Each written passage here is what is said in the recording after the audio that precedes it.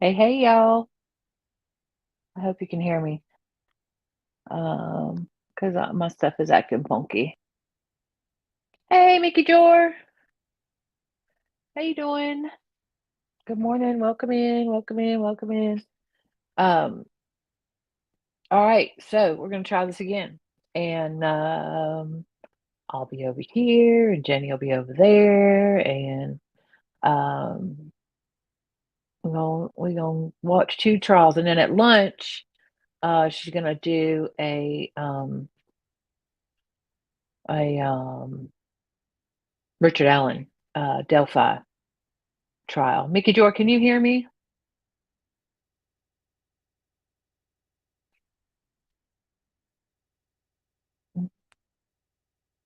It looks like everything's feeding through okay. So I assume y'all can hear me. Oh, yay, Mickey Jor. Hi, good morning. Thanks for coming.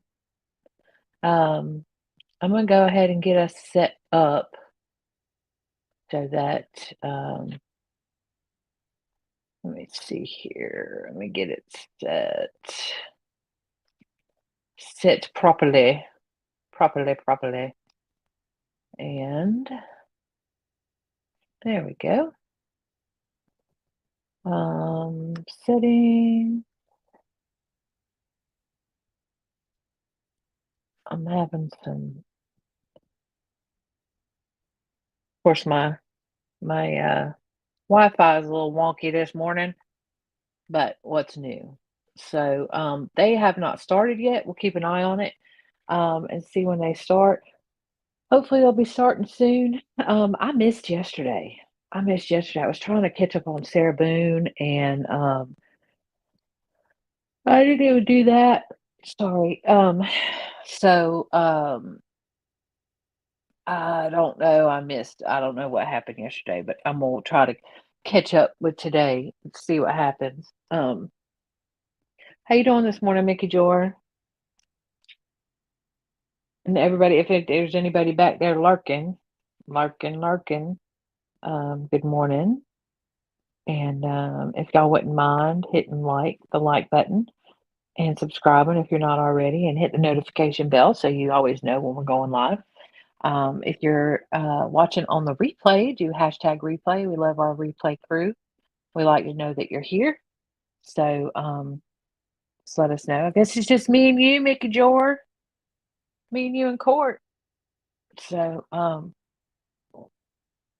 we'll see. We'll see what they got for us today. I don't know. I think Amanda,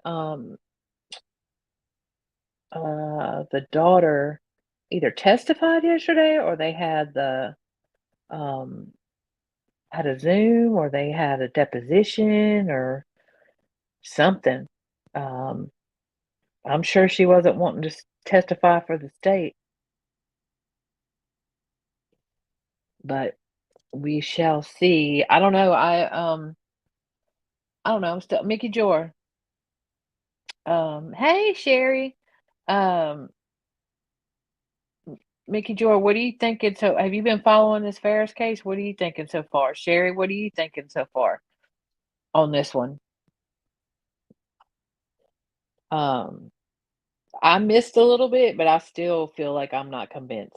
I'm not convinced. I have questions. I has questions. Um, so yeah, I was trying to watch. I watched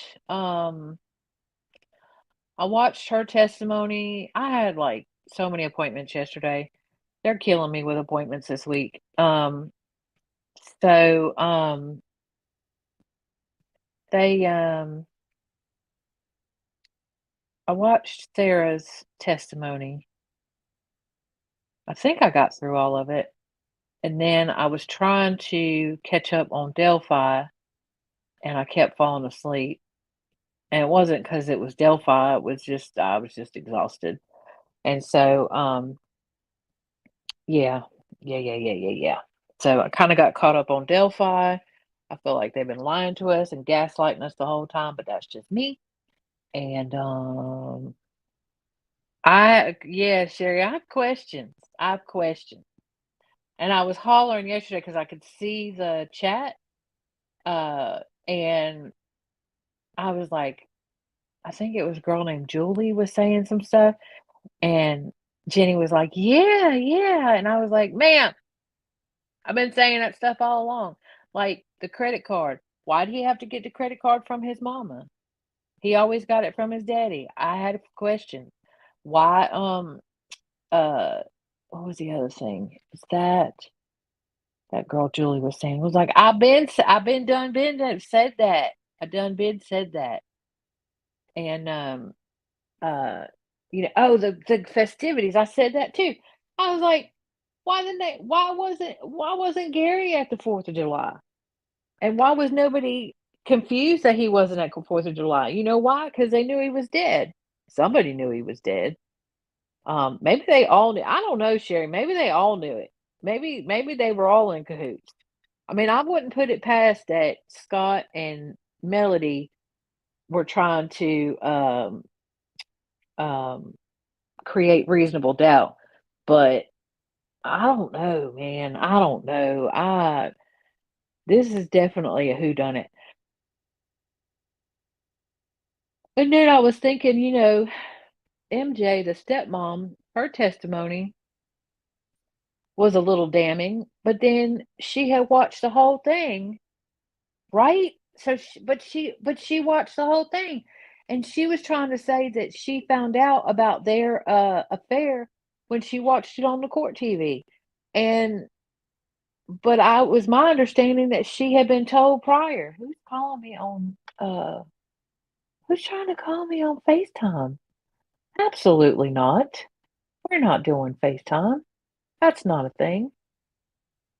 No, absolutely not. Um, yeah, Rusty's stepmom. I don't know. And why is she just coming out now? She been known that that gun was missing. Why is she coming out now? Because she found out about the affair and she's mad? I don't know. I have questions. I have questions. Um, and so yeah, I don't know. That's a whole lot. And I'm gonna need this judge to get to getting. Come on now. Um, I wanna see all the things. So I don't know, like, I need to check with Jenny what we're gonna do at lunch. Like, if we're just gonna let it sit or stop the stream and then start a new stream because she's gonna do a thing on Delphi, and I definitely wanna see that. Um, so, and I need to see Sarah Boone, but I'm gonna have to catch up on I guess I'm gonna have to catch up on Sarah Boone tonight. Um And if they're over here listening to jailhouse calls again, I'm gonna lose my ever loving mind. I cannot do a whole day of that again. That's crazy talk. Crazy talk. So Sherry, who do you think done it? Who do you think done it? Let me text Jenny and see.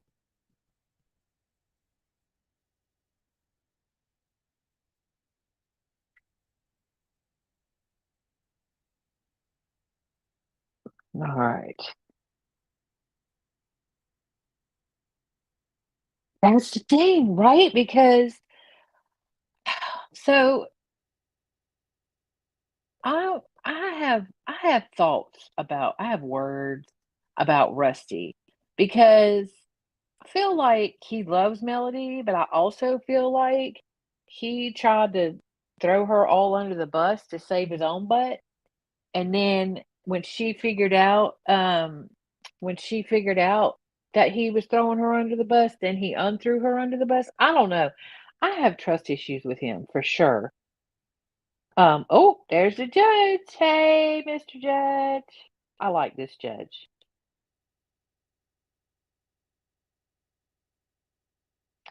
I like this judge a lot. Some people have been saying he's unprofessional and stuff like that. I like him because he's like a man of the people, so as it should be.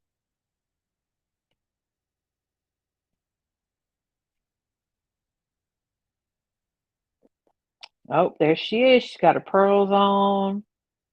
Um,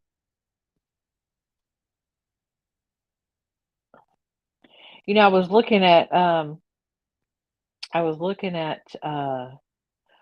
her jailhouse pictures. Hey, Renee, welcome in.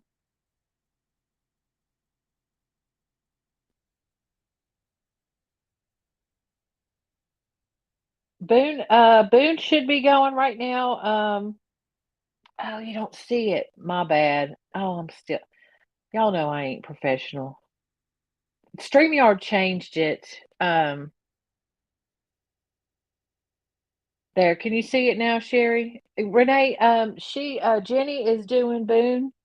Um, on if you go under the Crime Cafe, you should be able to see. Let me pull the feed. There, copy. I'll give you the link so you can go over there. If you want. Okay, cool, cool, cool. I'm sorry. Um, StreamYard changed it, and there's an extra button that you have to push, and I always forget it. So I apologize. I'm glad. Thanks for telling me. So yeah, so I was looking at her jail, like her, like what's it called? Um, mugshot, and like when she went to court, and she had brown hair, and I'll be honest with you, I like the gray much better, for sure, for sure, for sure. So I guess what we're gonna do is we will put this one on intermission. Oh, here comes the jury. We'll put this one on intermission when we do Delphi, and I'll run over and hang with Jenny on Delphi, and then we'll come back over to this one when they're back from lunch. Um, I don't know if why is that attorney not standing up? Sir, stand up. Melody, stand up. I don't like that. I mean, the other people might be standing up just because they're standing up ahead of time, but they need to stand up. You're welcome, Renee. Have fun. Say hi to Jenny. Um, okay, why don't we have sound? Why don't we have sound? Uh-oh. Now we're back to the exit.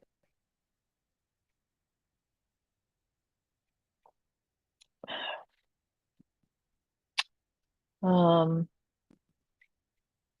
I've got it up all the way. I don't know why we don't have sound. But I guess they put it back. So y'all just have to hang with me for a little bit. Um, yeah, so we'll put this one on intermission and then we'll go do Delphi update.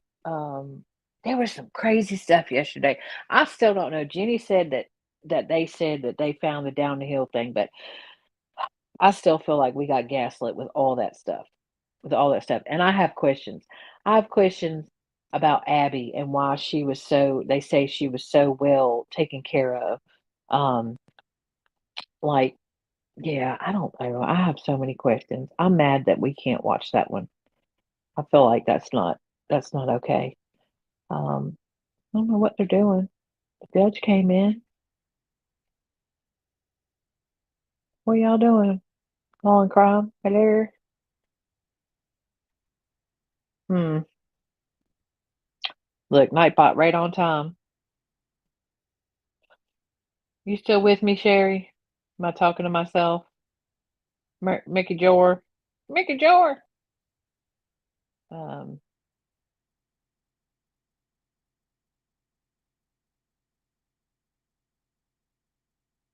oh, yeah, I had so much fun with M. Okay, hey, I see that. She has not been diamond painting. Her health has been a little bit, uh, not great. Um, and then I don't get to go over and hang out with her as much because of all my stuff going on.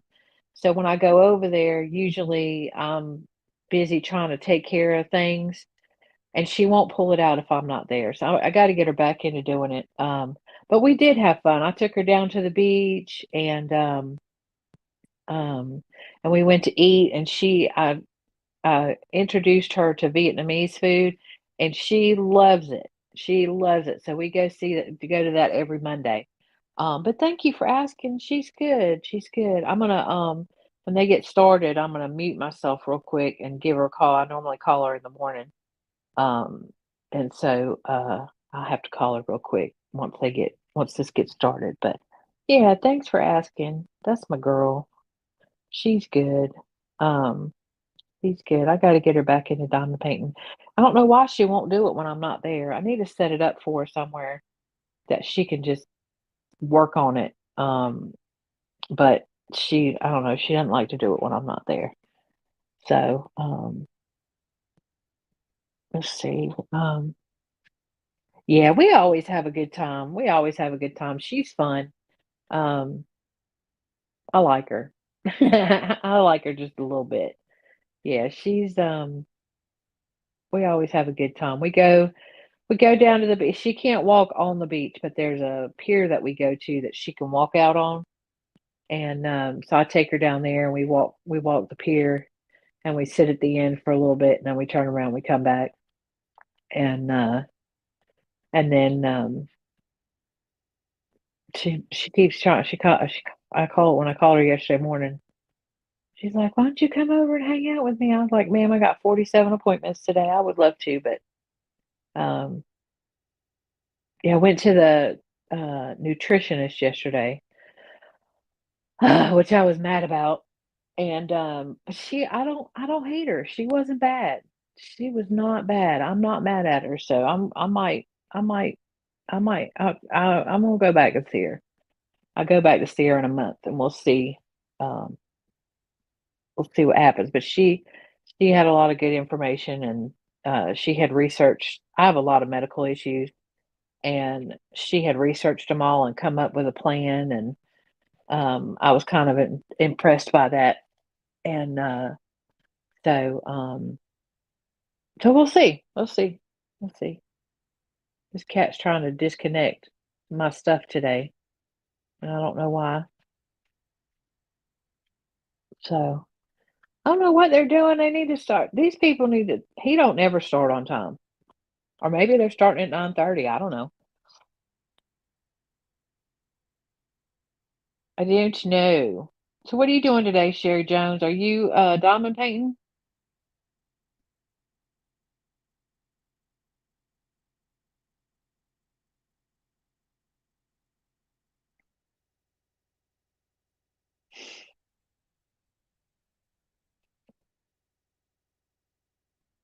Try to wait because there's like a delay. Oh, there they are.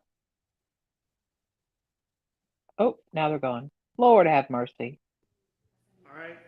Oh, Ms. Francis, you ready to resume the audio recording Yes, Your Honor. yesterday? All right, go ahead. 1:42:01. I went back about 7 seconds just to make sure. oh Oh, yeah. Oh, yeah.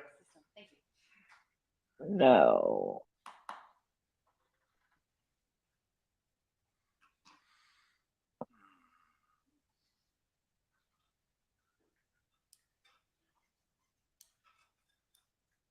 Are we doing recordings again today? I'm gonna die. All right, should be good. And did my thing this morning and then brought it back to the house. And I left it parked in the first parking path, furthest away from the house. Just pulled it in there. Why'd you go and get it and bring it back? Just because I didn't want to walk from the barn and I had brought a feed bucket back to the house.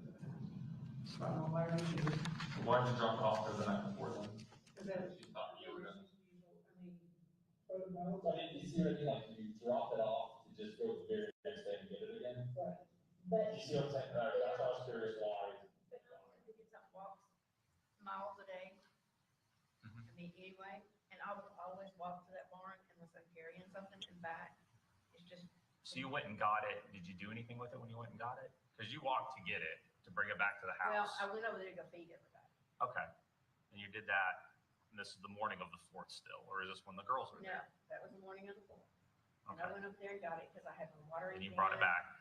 and a feed bucket and some other stuff. I had just gathered up, like, that kind of stuff. you Okay. know. So when Went you back to had, the RTV, came back over to the house and did my usual, but Miracle Grow out on the plants. Yeah. I mean, stuff works miracles. yeah, It really just does. that kind of stuff, fiddled around, got to blow it back, that blower blew off the driveway. And this is all on the 4th. So once you got the girls and Addison came over, how long did Chris stay when he dropped Addison off? Once you and Cameron got I back? got Cameron inside. told her, I said, just take it to Ellen Eddie's room. Okay, so So- she did, So wait, what does that mean? I'm sorry, like where did she go? upstairs. Oh, okay. So like in that upstairs bedroom where their stuff is. Right. Okay. So she went up there, did it. I said, I'm gonna go to the barn and feed. I said, and you can just do whatever you want to. Okay. So you left Cameron in the house. Yeah. And then you went back to the And I went barn. to the barn. Did you walk to the barn or take the ATV that No, was I took the outside? RTV. Okay. So you drove the But- RTV to the barn. I did, but when I pulled in to the house, I said, great, all the goats are out. So we don't leave them out unattended because they will get in and eat all, everything. So I called Scott and I said, have you been here? Because the RTV was not parked where I had left it. But this is all the way once Cameron got there. Yes, Okay. different thing. The RTV was parked in the next parking pad. There's two Like in the driveway. in the driveway. So you parked it in one, you leave, you come Yeah. back and it's been And it's in moved. another. Still didn't think anything about it. I mean, it's in a different But line. Scott what'd Scott say? I said, have you been here to the house? Well, no. What makes you think that I've been to the house? Well, the goats, the pigs, everything's out. Hmm. And I said, And the RT and who all drives the RTV? me and Scott and Gary and whoever's there. Okay. You'll leave just the key in it? Yeah. Was it weird that it had been moved? I just thought Gary had moved it. Okay.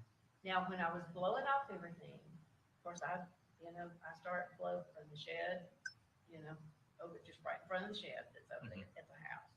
Just blow that off and then do the driveway and then down part, of the driveway, there's two parking pads, keep them kind of, done off. And blew the top deck off and then went down and just blew like the stairs that went down. Just kind of blew it. How often do you do that? Every day. Sometimes twice a day, just to keep it off my driveway. Mhm. Because all those nuts and stuff fall on it. Mhm. And it had not been that long ago that we pressure washed it, Okay. Pressure wash like everything? just the driveway. Okay. And then I did not use the pressure washer on the sidewalk that went into the house. Has that I ever, just sprayed it. with the Stuff. hose? Well, I've got one of those things that hooks up to the end of the hose Mhm. that we spray it pretty frequently with. Okay. It's that Clorox. Like the little hand? Yeah. Okay. yeah. And, When was the last time you sprayed kind of the, like under the deck? that was right after the fire getting. How long ago was that? Talking days, weeks, months? It was still cold outside. Oh, so we're talking months ago is the last time it was really It was sprayed in down with the spring, yeah, it Clorox was in the spray. spring. Okay. Chad So a came little over. while ago. Yeah, Chad So, came over, When because you, they had brought red mud and stuff up when they were working on it. yeah, and just made And it so dirty. we pressure washed it then, And that was really the last time it got a good cleaning. and that was the last time I got a good clean. Okay. So when you were taking after you called Scott about the goats, Cameron's inside upstairs, Well, she was in the car with me when I called Scott. because you figured out, did you see the goats were out when you were Yeah. pulling in? Yeah. Okay, so you And have the that pigs call. are running and everything's out and, Yeah, everybody's out. They don't need Everybody's to be. out. Okay, so you call Scott. Yeah. Mention that to him. He says he hadn't been there. I said, have you been here? Because, it was like, everything was open. Mhm. And he said, no, I haven't been there. Why? I said, everything looks like it's been, I said, and we mentioned, right, he's left goats at the end, but that's not unusual either. I mean, you know, for him to go and do that. And so anyway, I came in and told her, I said, I'm gonna go to the barn and feed, get the goats back in, because all we have to do is put feed in a feed bucket and holler, hey goats, and they come running. Well, as soon as I got to the barn, Chris pulled in. So I just hopped back on the RTV, went back over to the house and talked to Patty. She brought food in from Wendy's. How long was Chris there? Maybe 15 minutes. So not a terribly, Not a pretty terribly pretty long short time. amount of time. Pretty short amount of time. We had a discussion about where's Ella, and she's still at Emma's. So she was at that sleepover still. Yeah, she was still over there. And I said, Okay. why are you? She just came into town. Why are you leaving her there that long? Mm-hmm. You know, she came in on Tuesday. You dropped her off on Tuesday. You know, why are you leaving her there that long? And then he left. And this is about 7 o'clock. He leaves. So you go and put all the animals up from the time you and Cameron got home before Well- Chris gets there. All the animals are put up. No, I never did get them put up. Okay. So did you go and try to do it? Because Cameron was inside and you went back outside. Well, in the meantime, as soon as I got over to the barn, Addison pulled up with Chris. Okay. So I just hopped back on the RTV, went back to the house, talked to Addison. You know, she had a salad and some stuff from Wendy's. Mhm. She sat there and ate it. We chatted about what you do today, just the usual, you know, that kind of stuff. And I said, How long from the time you got home to the time Addison and Chris got there? not long. Less than an hour? Oh, yeah. I mean, just literally for me to get pulled Did in. you drive that ATV anywhere then? I took it back to the barn. And you parked it there? Well, no, because I went over to the barn and was going to, I had put the feed in the feed bucket and realized that Addison and Chris were pulling in. So I just hopped back on the RTV, went back to the house, got busy with them, just kind of doing Mhm. and stuff. And Addison had salad and I don't know what else from Wendy's. And I said, look, and she said, I'm not, whatever, I'm going to not eat all of it. And I said, we'll take it, put the top back on it, put it back in the refrigerator, put the bag in the garbage. I mean, you know, typical stuff you tell an 11-year-old. I mean, you know. And they want to go over to the barn. And Cameron, or I guess it's Cameron, they poured orange juice in the kitchen. And I said, oh, somebody spilled orange juice in the kitchen. And, you know, when I said something, I'm sorry, or something like that. So I, you know, cleaned it up. And, you know, they went over to the barn. And I said, do y'all want to feed that little baby goat while y'all were over there? And Addison just, well, I don't know. You know, and I'm sure she didn't know how to mix up the bottles and, you know, that kind of stuff. And I went back to the barn, fed the baby goat, and took the feed out to the thing and trying to get the goats back in. And the pigs were everywhere and doing, and I did not have, I just had on flip-flops at the time. And I thought, I need to go back and get my boots Mhm. and put them on. And so I went back and got my boots. I was going to get the boots and stuff, but by that time, the girls were wanting to ride the RTV. And I said, please don't do that tonight. It's getting late. Everybody's tired. I've been hot today. You know, let's get wound down. Everybody get a shower. We'll ride the RTV tomorrow. Mhm. And I got busy with them, trying to get them in bed and that kind of stuff. What time did they get in bed? I know that I was in bed by 8:30. Okay. And because I talked to Scott again, and I said, I thought you were coming home. When did y'all look for Gary? That was not till yesterday. What about Addison and Cameron? Well, they said something about where's Big Daddy? And I said, well, I'm sure it's down there in the basement. And that was the only discussion, you know, and then that was, I said, why? And they said, well, we want to ride the RTV. Well, actually, we had the discussion about, no, let's not ride the RTV tonight. It's getting, Did they ask where he was? well, they just said, you know, they said, I mean, they did, where's Big Daddy? I said, well, I'm assuming he's down there in the basement. Did you not see him? Well, I mean, and that was just kind of the end of the discussion, because I said, why? Did they want you to, did they make any efforts to go look at the barn for them? Did they make any efforts to call them? No. I mean, that was just, it was dropped at that point in time, because I said, well, why? And this is when we want to write the RTV. And I said, look, let's get cleaned up, let's whatever, you got all day tomorrow. And you didn't help them look for him at all? Not that, I mean, no.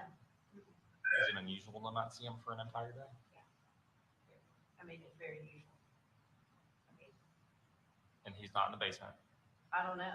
I mean, because nobody ever went and looked or did anything from that point in time on. When was the last time you had actually gone in the basement yourself? Did you ever do anything down there or go down there at all? I will one time a week. We'll go down there, change the sheets, gather up towels or dishes, and that kind of stuff. And what day was it you broke the plate? You said it was I think it was on Monday. why were y'all down there then? I was outside and I walked in his office to get scissors to cut tags off Over plants. of blankets.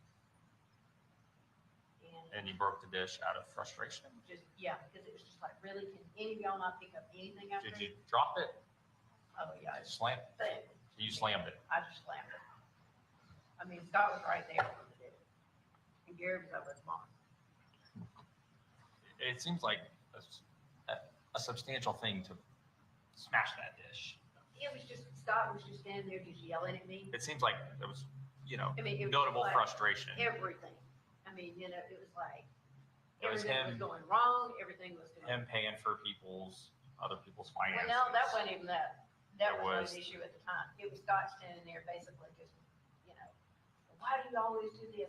Why do you all, I mean, it was you all. It wasn't, I said, Scott, this is not your place. I can do whatever I want to here. I can dig up bushes, I can do replant, I can put in fire pit, I can do whatever I want to here. Your daddy and I can do whatever we want to.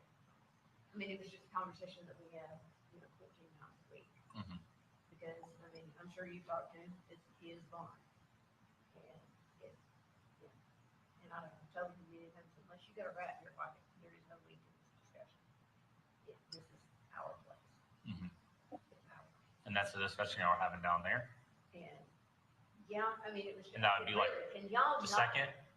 Yeah, I mean, it was just like everything at that point in time. It gone just haywire. I mean, it was just everything. Like what? Just normal, everyday stuff. I mean, Scott was yelling at me because I didn't have dinner done. Well, why don't you have dinner done? Scott, give me a minute.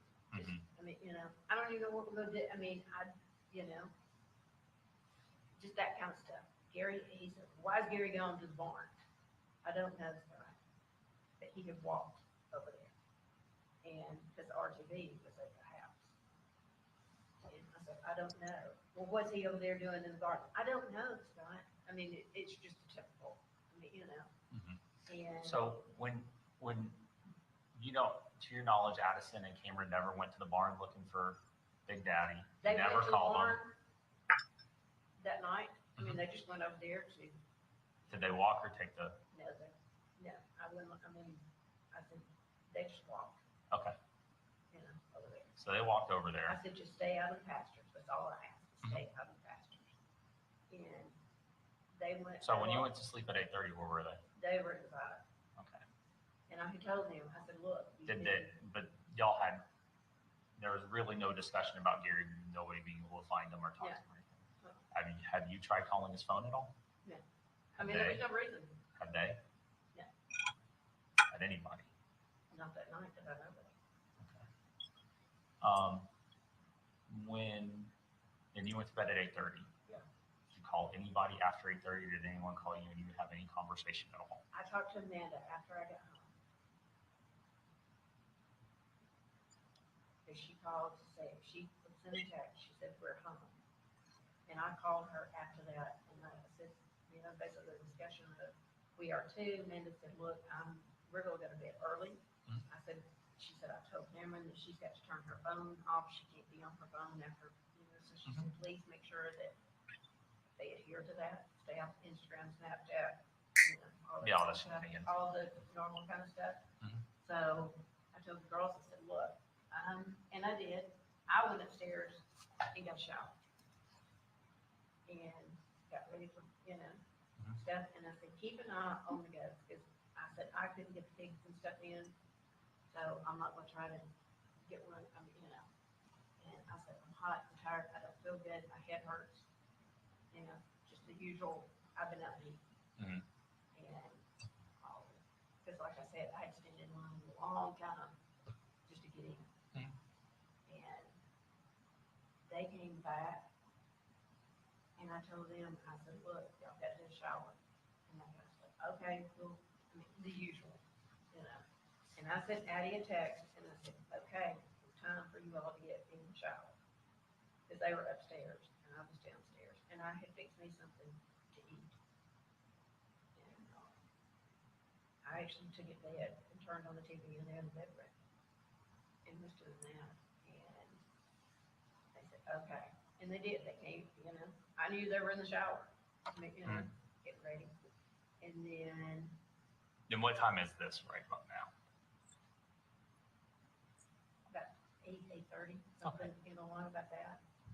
And Scott came in after that Okay. and was belligerent because the goats were out. I said, Scott, they're fine. They're not doing anything. I couldn't get them in. He came in because he was upset about it. He was upset about it. And that point. And he came in the house and talked to you when you were in your bedroom? Yeah. He came to my bedroom door. And there was a discussion about, oh, well, I guess they've been on something about the RTVs. I said, no, I didn't, because they want to write it tomorrow. So get over it. And I said, so do not take it back up to the barn. So then that way we can get on it, they can get on it in the morning and write it. And of course he was in his truck. Mhm. And he came in and something about, well, the eggs, there's a hen sitting on the eggs up at the house. I said, I know that. So don't get those eggs and give them to you. Okay, not going to. You need to calm down. Mhm. And that was, he was just in there screaming. Mhm. And said, you need to calm down. And then, and this is a little bit after 8 at this point. Yeah. 8:39. Yeah, somewhere the 8:30 range. Okay. Something And like then he that. leaves. And then he leaves. And he gets back in his truck and drives to his barn. I don't know where he went.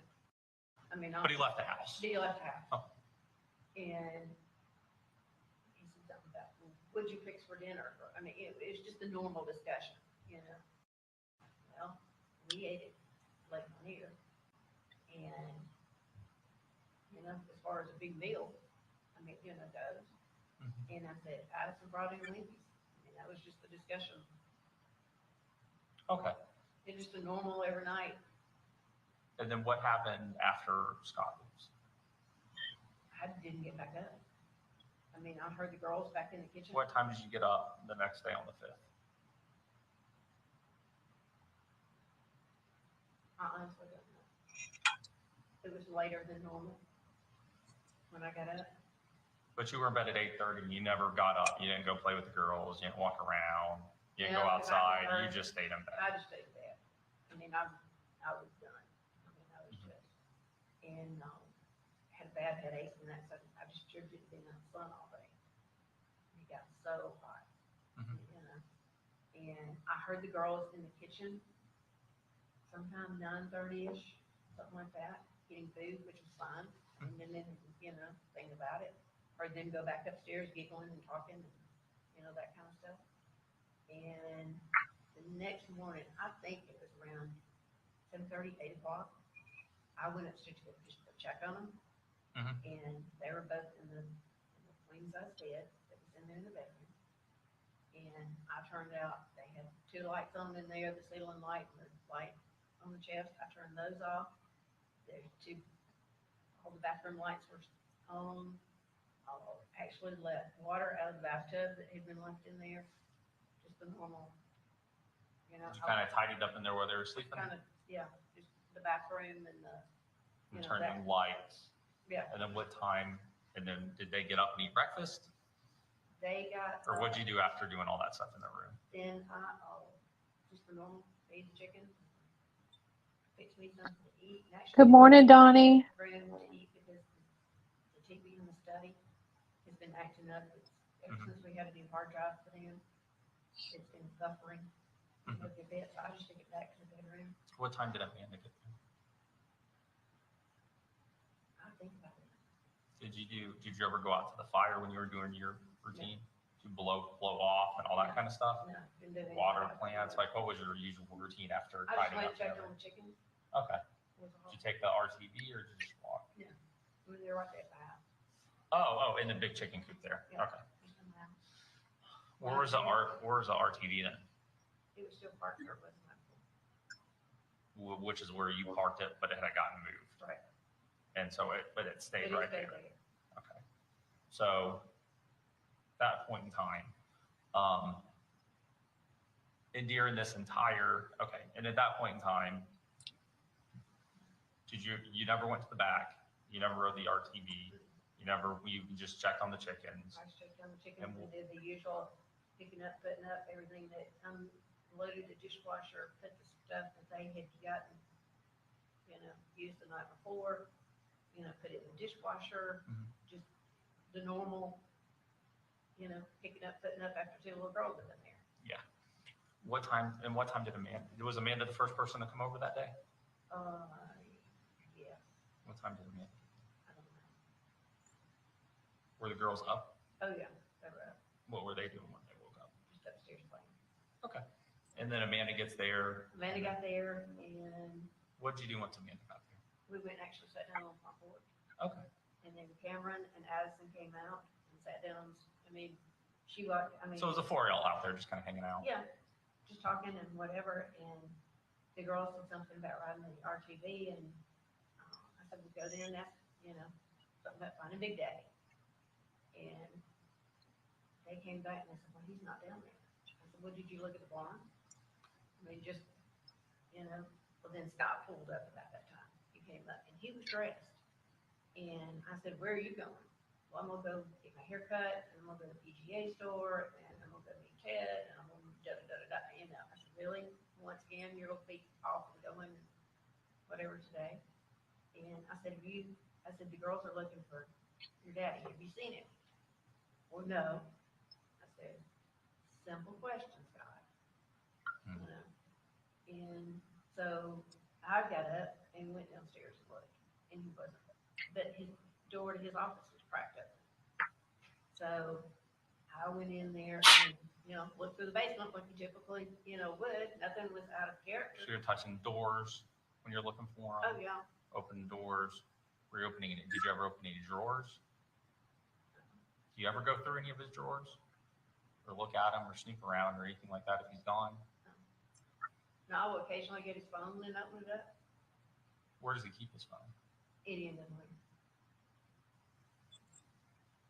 I mean, like just sitting out on countertops, Well, basically? Yeah. He'll look at like laying on the kitchen countertop or in the bedroom on the Chester drawers. Or most of the time it's in his office. Okay. What about his wallet? Yeah. If on a work week, he will usually leave it either on top of the dresser or leave it in the drawer. But then on the weekends a lot, if he doesn't keep it on him, so he'll just put it in his car. For going back and forth, that kind of stuff. Going back and forth on the weekends? Back and forth to what? He'll go to Cherokee, Tractor Supply, go get cigarettes, Mountain Dew, just that kind of stuff. Okay. So So I went back out there and do you looked. ever like go through his drawers in his basement or anything? No. In his area? So there's no reason, just for example, we'd find on any of the drawers and any of the furniture, we're gonna find where, you would open it. Oh, yeah. I've touched everything in the house. When was the last time you were going through any of the drawers down there? I have no idea. Would it have been a long time ago? Well, Scott and I were actually looking, Scott had said that there was a remote control missing. And I actually went down there and looked for it. When was that? Oh, a couple weeks ago. Okay. Where all did you look for it? Well, I had just thought, well, it got put in the cabinet where the TV is, in one of those, and opened it up. And we never did find it. I mean, I didn't, Did you go look at any other furniture down there, or just the one that the TV sits on? actually got, at some point in time, got a picture frame out of the chest, over in the corner, By the sliding door? a sliding door in the back corner. Got a picture frame out. When was that? I have no idea. How long ago was it? It's been in the last few weeks. Did you find anything of note there? Did you see anything interesting in the chest, in that chest of drawers? No, I just pulled the picture frame out. Which drawer?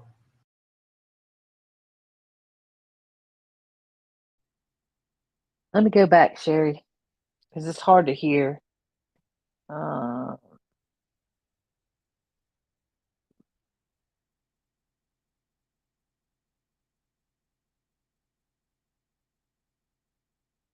Usually leave it either on top of the dresser or leave it in the drawer.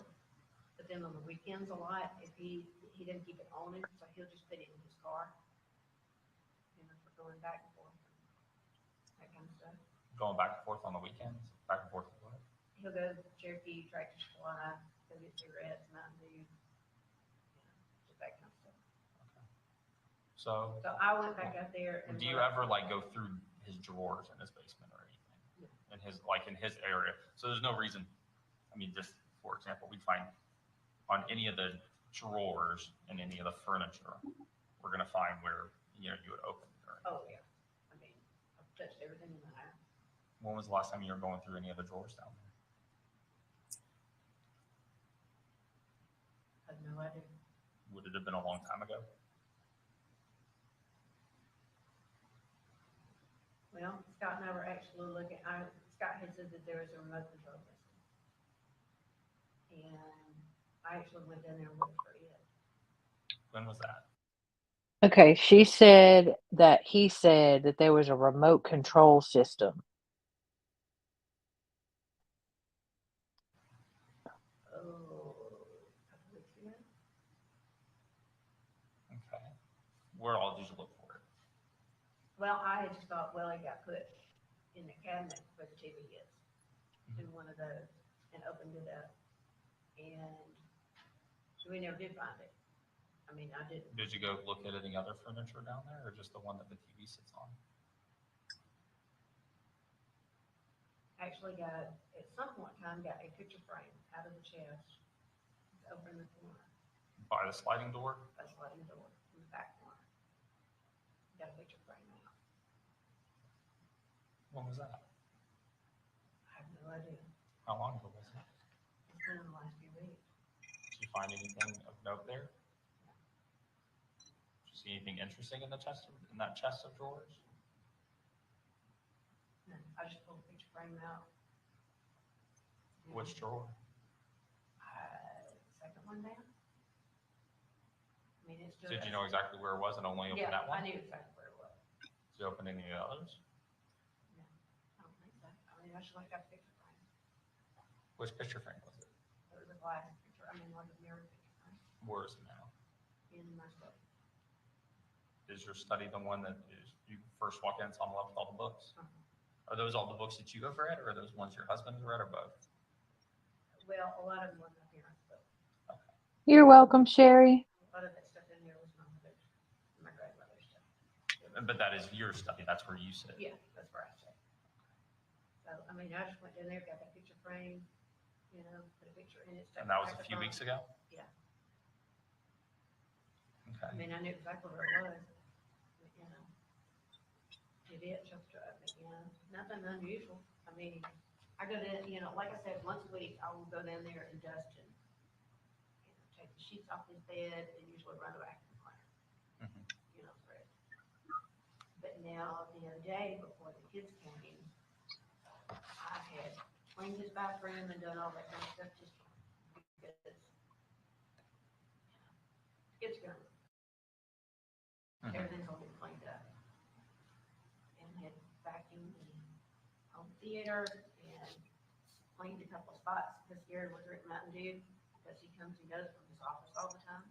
Mhm. Put the remote controls back in, plugged in. There's one that you have to plug it in. Okay.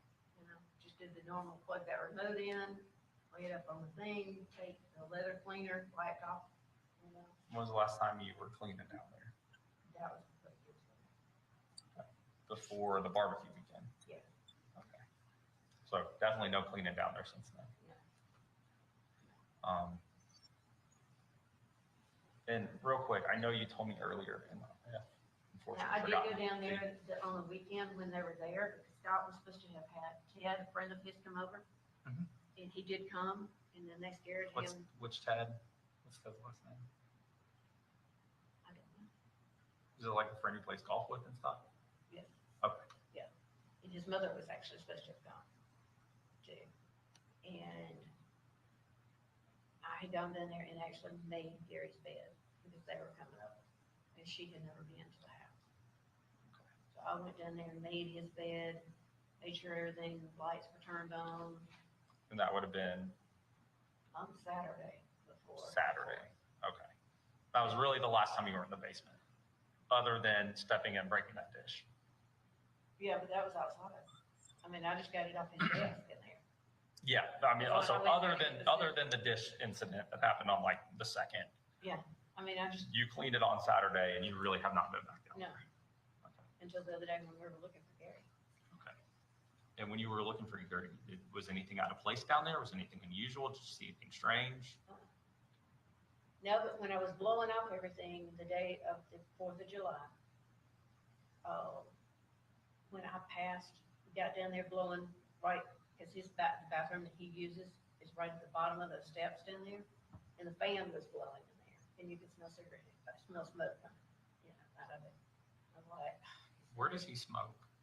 Just all over down here? mainly in the bathroom or in that electrical room. If you go kind of down that hall, Does he smoke in like the theater room? he's not supposed to. Does but he he smoke when he's sitting on the couch watching the other television? He usually goes in that home theater.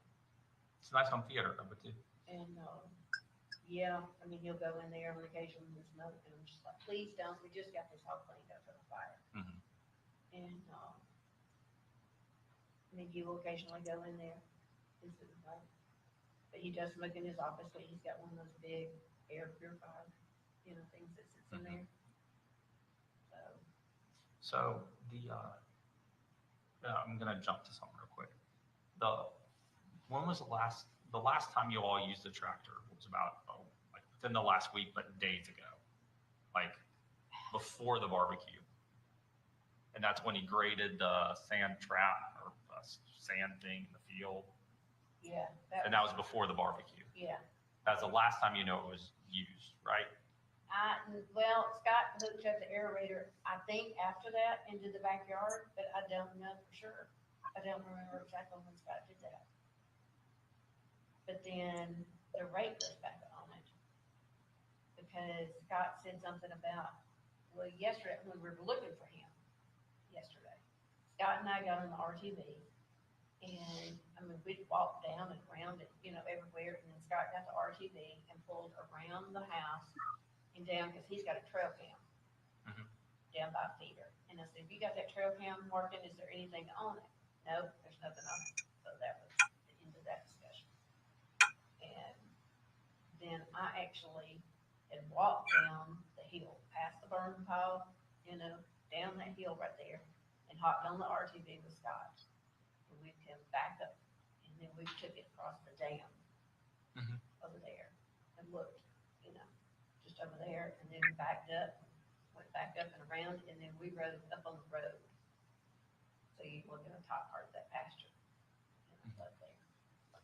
Okay. And we So, did, and I rode with him up there. And we rode. shall I go up look to- around the tractor at all? Well, we made the mention then, because, yeah, I mean, we went back over there to the shed and the barn, and I looked for the barn, and I even crawled up to in the hayloft up there and looked up there, and stuff. I've looked everywhere. Okay, I'm gonna look. End of story, you know? And Scott said, and you took the tractor back here and put it not where we usually park it under the covered part, and it was down back behind. So when y'all saw it, it was parked not in the covered spot. No, in the covered. But the last time you had seen it, it was in the covered spot, right? Yeah, When was the last time you saw it parked? Like, when was the last time you, before seeing it there, when was the last time you actually laid eyes on that tractor? I think that, yeah, it was there when I went over to go take care of the goats that night and stuff. But like I said, That was there where? it was under the shed. What night was that? That would have been on Tuesday. So somebody has moved it between Tuesday night Yeah, and July 4th. yeah, but it was down on the back side of that shed, down where there's a bunch of pumpkins and stuff coming up down there, and then we keep a. Is that where you shavings saw and it? That kind of stuff, and I said something about, I said, did you bring that down here, you know? And he said, no, and I said, what, is it stuck? And he said, I don't think so, because Gary's taken it and it got stuck before, and we had to pull it out. Mhm. He's got, the last time we had to pull it out, he had to hook his truck up at the top. in So the you saw it driveway. parked under the shed on Tuesday night though? Yeah, About, is that when you were feeding? but that was just when I was. What time was feeding- that? Well, when I went to go put the goats up and that kind of stuff. I mean, Was that the it dusk when you were on the ATV riding around? It was dusk and everything? Yeah, and I just went, made sure. So that would have been, You know, made sure everything was locked, the goat pen was locked up, okay. and we usually keep a So- couple logs sitting in front of it too. So the tractor has been moved between Tuesday night. Yeah. And then when y'all. Yeah. Went back there, somebody has moved it. But I didn't know anything about it. I mean, we But what do you just think thought, about it now? Tuesday night. I mean, I just assumed that he had done it on Wednesday. Well, I know. What do you think about it now? I don't know. I mean, The tractor was moved between Tuesday Well, yeah. night. I know that. You didn't move it. No, I didn't move it. All day long, Scott was gone, right? He left and he was not back till 8. I don't know that. Well, we can, that's something we can verify very Right. easily. So that leaves. Yeah. Tuesday night, Right. I just and that assumed leaves, that, and that I mean, leaves Wednesday That morning. was our assumption that Gary had done it because Correct, that's an The assumption. call had been moved. What's your thoughts now? I don't know. Gary did not move it. How did that tractor get moved? I don't Why know. did the tractor get moved? I don't know. I didn't move it. Any guess? No. I mean, like I said, I just assumed that Gary had done it that day. I mean, did you see what I'm like? I do feel it. Tuesday night, when you're feeding the goats, it's dusk. The fire is going. You're saying that tractor was parked underneath that shed. Yeah. Where it's normally parked, Yeah. underneath the shed. It's a nice tractor. You don't want to leave it out in the Right. rain. And then when y'all went looking for him, it had been moved. It had been moved. And that was That was when Scott. July 5th, when y'all were Yeah. all, of course, looking for him. Right. So how did the tractor get moved? I don't know. When did the tractor get moved? I don't know. Do you have any idea? You don't even seem, do you think it's strange that the tractor's been moved? No. Why? Because, I mean, it's not unusual for it to be moved. It's not unusual to be moved when your husband is alive. Right. But we don't know when. I did not know, still don't know. I don't know. I'll tell you, I don't know.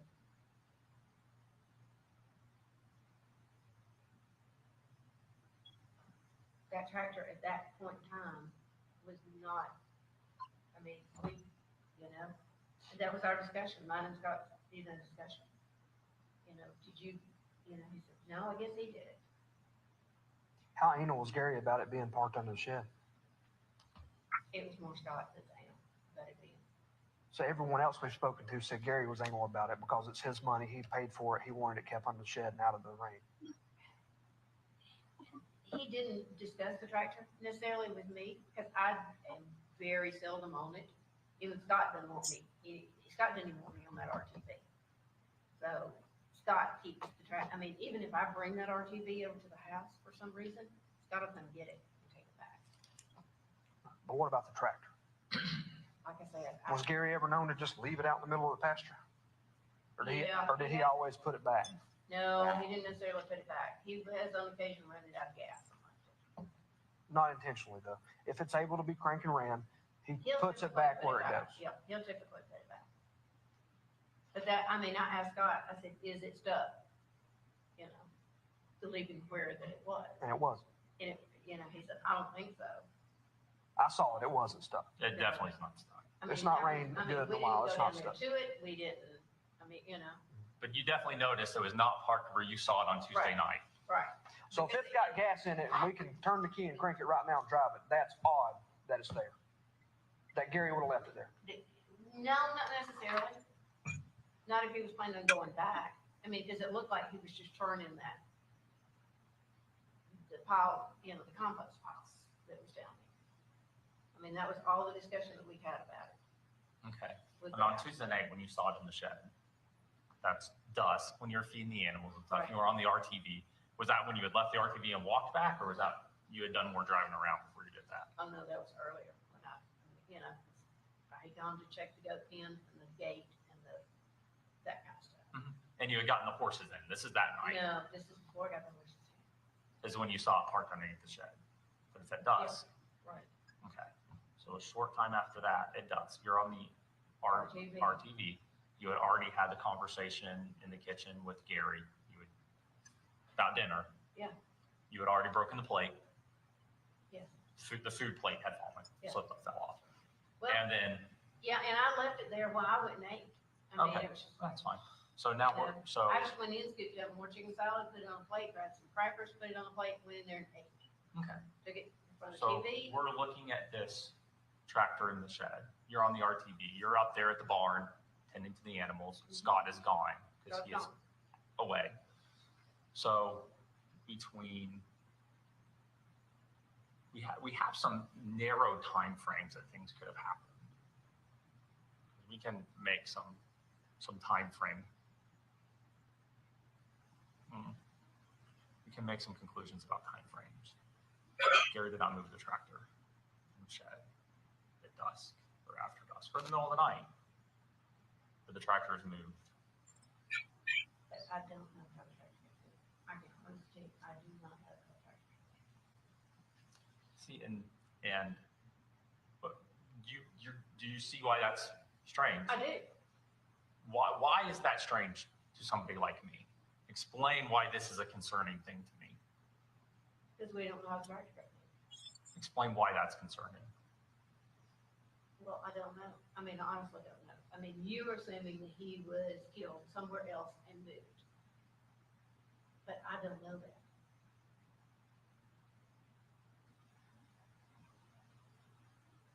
I know nothing about anything. I mean, I don't. Do you understand what we make our assumptions off of? I do. What? Just by what everybody else is saying, or what you're saying. I mean, there's two broken plates. So we make our assumptions because we can't have our feelings involved in these cases. Our job is to find evidence and follow it. Right. Our assumptions are based off of evidence. Right. I've spoken to you several times and your family, and I've told you about the science part of all this that our Right. crime scene technicians are doing and how Right. science is involved in this to tell us things. Right. Our assumptions are based off of evidence. Right. So when you say he's assuming he was killed somewhere else and moved, his assumption is based off of something. Right. But I'm. It's not like I just pulled that idea, I know the that. idea that But I didn't. I'm not pulling it out of a hat. Just not. So there's only so many ways, and you're the only person there, the only person at the house. But now that tractor, I mean, I didn't go to the back of the barn. I didn't go back to the back of the shed. Anything that morning. You know, I didn't, that's not something I typically do. I mean, I just go to the barn feed, come back out. You know, I don't go check to see if there's a tractor there. He stays in it all the time. I mean, there was no reason for me to go and look. It was only when we were looking for Gary that I said something to Scott. I said, why is the tractor parked where it is? Correct. Is it stuck? And why is that? Why would that? Can you explain why something like that would be concerning to me? Because it was still stuck into the pile. And because obviously, excuse me. Because I asked Scott, I said, did you move the tractor? And what Scott said. He said, no. He said, I'm sure he did it doing, you know. messing stuff up. Does anyone in your family, does anyone who is not in your family drive the tractor?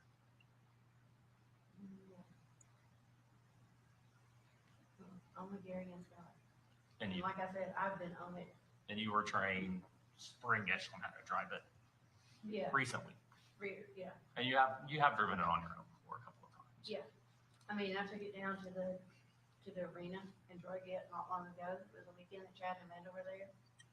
And I just took it in the, around through there. Do you see the logical, common sense thing that I'm kind of, the picture that's kind of before us? Is to why that I did the arena. I don't get what you're getting at, The night of the 3rd. but all I know, No, I'm saying the night of the 3rd. I don't get what you're at. There's only so many ways certain things can happen. I did not. Okay. I'm not necessarily saying that you did. So please don't misunderstand what I'm saying. You're riding around on the ATV. You see the tractor parked underneath the shed. Your husband was burning earlier. You know because I have told you that he was shot. Right. You know because I have told you that that fire cannot have consumed his body the level it was consumed naturally without people attending to it, without people helping it along, without it happening a bunch over time. So like I said, this is not a and done instant thing. It's not somebody shot in a room and left. This is not that situation. This is not something that could have happened while you were walking out to the, or you going to the end of your driveway. Did This- not. This is just not something that could have happened. You can't just walk to the end of your driveway. Someone has shot him and we found him in the basement. Everything that happened took time, it took energy, it took effort. It All right. probably took, Answer me this. Do you think he was shot in that basement? where do you think he was shot? I know what the Up evidence, until last night? I know what the evidence says. I know who's at the house. I can tell you the tractor and the Komodo are getting put on a thing and going to a crime lab to be fully processed.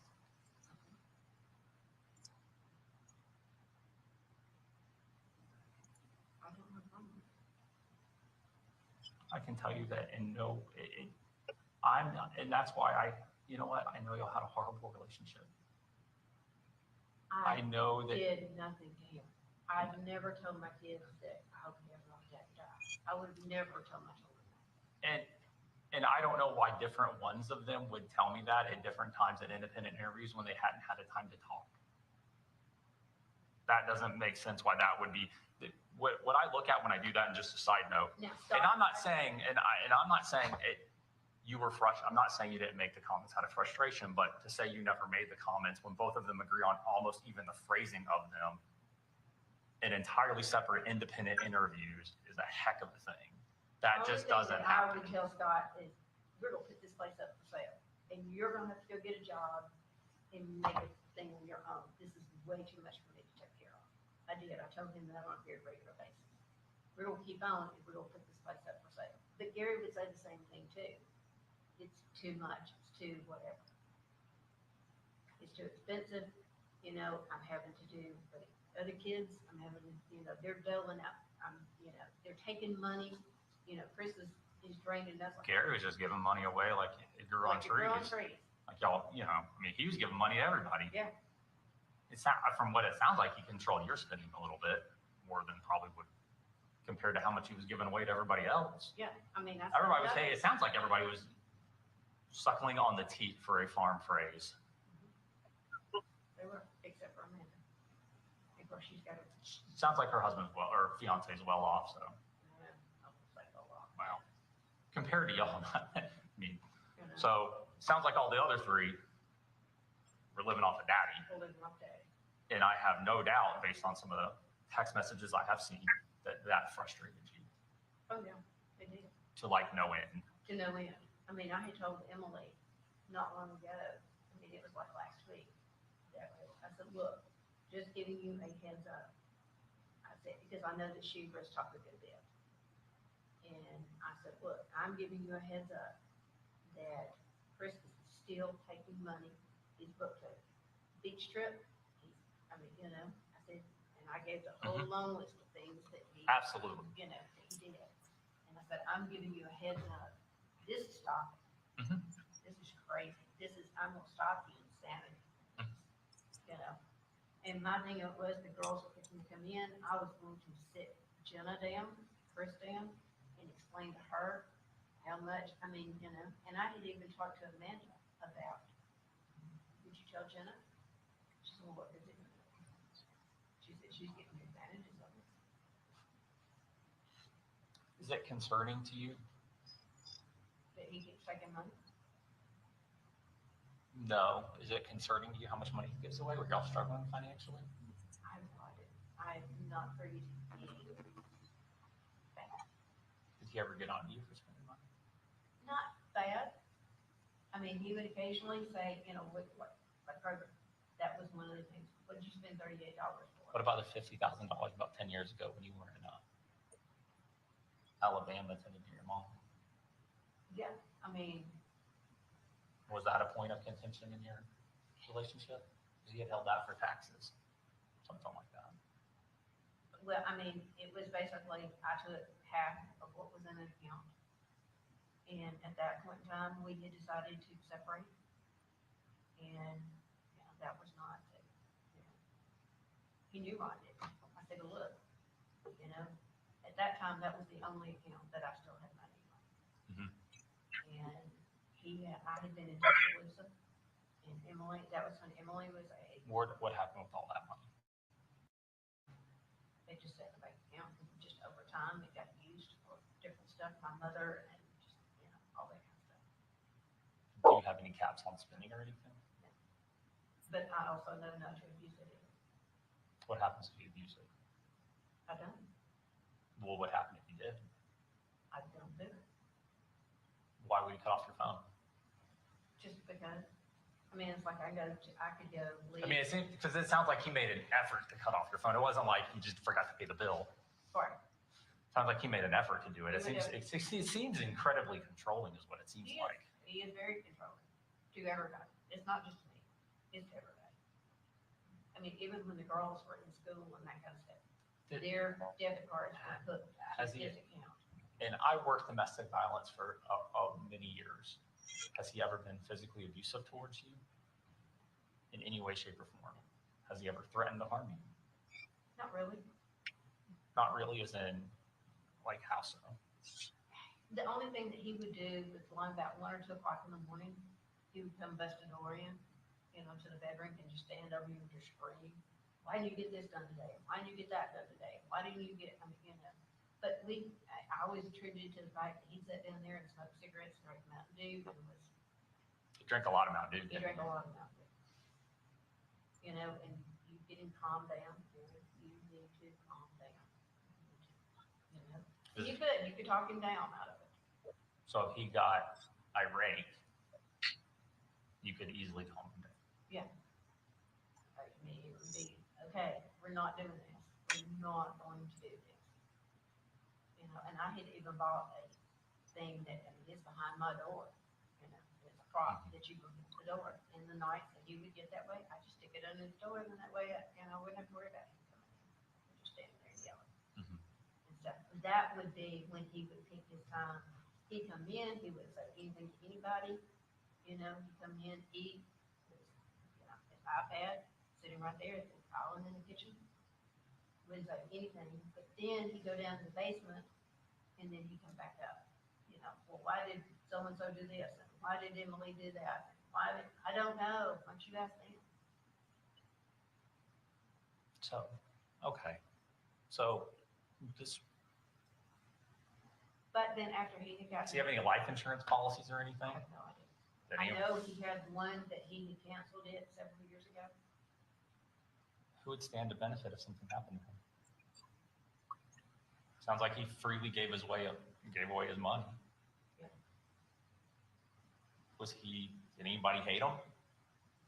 No, Did anybody not like him? oh, I can say probably all the kids, they loved him, they didn't necessarily like him. I mean, that's what I have always said, I love him. How do you feel about him? Oh, I love him to death, I don't necessarily like him. I did not like the person that he had become.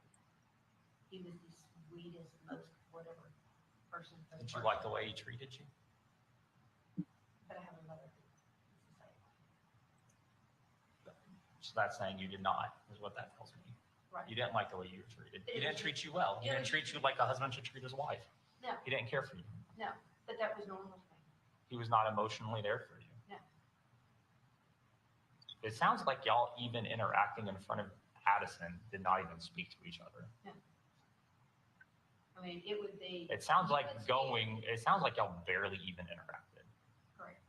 Y'all were going to lunch at the same restaurant at different times and passing each other without speaking.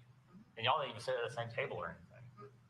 But he was sitting at a booth that has one chair to it, you know. Mhm. But Scott and I were there together. He walked by both of us, never said a word to either one of us. Walked out the door. But that's not unusual. That's not the first time that's ever happened. Sure, it's not. You know, Scott and I just looked at each other and went, you know. So, I mean, because there's so many things that would make sense to me. There's so many things that would make common sense. Something that I could go to my supervisors and explain. My biggest fear, I mean, I can honestly tell you, and I have said that, and I've told the kids, my biggest fear, especially after he was in the hospital, Mhm. is you went, okay, I know that he is physically kind of a train wreck. Mhm. And I had talked to him, I had talked to the kids, you know, and I said, look, my biggest fear is something will happen to him, and I will be left with nothing. Because I mean, Amanda and I have had a conversation about it after, you know, especially in the last couple of years, since his name was on the mortgage Mhm. of Emily's house. And we have a condo in Tuscaloosa that she lived in, which made sense to buy a condo there at the time. And we kept it because the tornado went through there, we kept it rented, except for one short period of time that he did not do the homeowners association thing on it. So for a semester, it was not rented. Mhm. And, you know, he said it was just an oversight on his part and there was a miscommunication. I said, well, if you pick up the phone and actually talk to somebody, it probably would be a problem. Well, he let me worry about it. So, don't worry about it. What's your biggest fear now? What's your number one fear? Is that now somebody, it was bad enough yesterday that he's dead. Now it appears that somebody has killed him.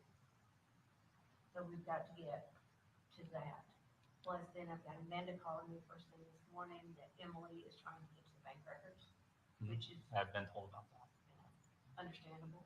I mean, you know, that Amanda was worried about that. My biggest fear was that Chris would clean out the account. Emily's husband. No, my Chris, Oh, you're Chris. my Chris would do it. Does anyone have access to the banks? The bank records or anything like that? We- Because what I heard Chris Payne was trying to get after the bank account information stemming from the law firm. Emily. Why would they even remotely in any way, shape, or form ever get access to that? Matter of fact, well, Amanda said yesterday, she said, well, can we find out the last transaction that he had made?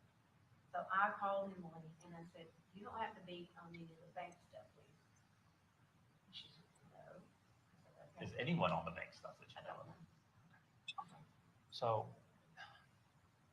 I mean, There's- when I tell you he kept that on lock and key, and I will say this, there are so many things. Just like I said, right now what we do is we paint a picture. We paint a picture based on interviews, paint a picture based on evidence we collect, based on observations we make, based on tangible things we can put our hands on, or we can photograph, or we can swab, or we can see. we have,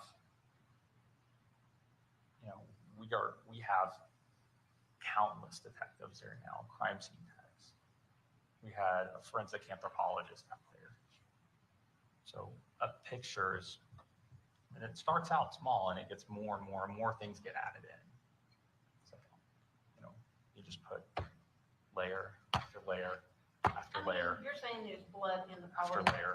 When we went through there yesterday, not any of us, I mean, me and Amanda and Chris and Scott and Cameron and Addison, we were all in that basement. Okay.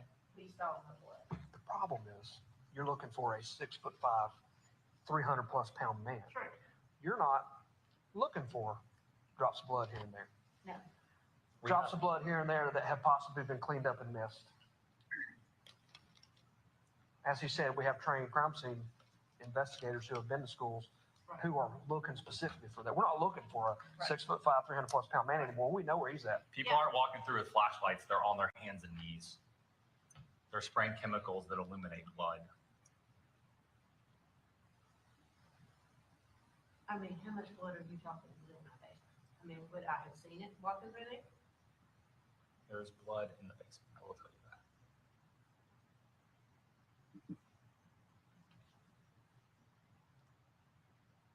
I don't We know. found other things in the basement. Like, Other things in the basement that are significant. We know how long it took. We know lengths of time things took. We know that moving somebody that's 300 pounds and 6'4", that's bigger than I am, that is a significant feat. We are putting layer upon layer upon layer upon layer on this picture.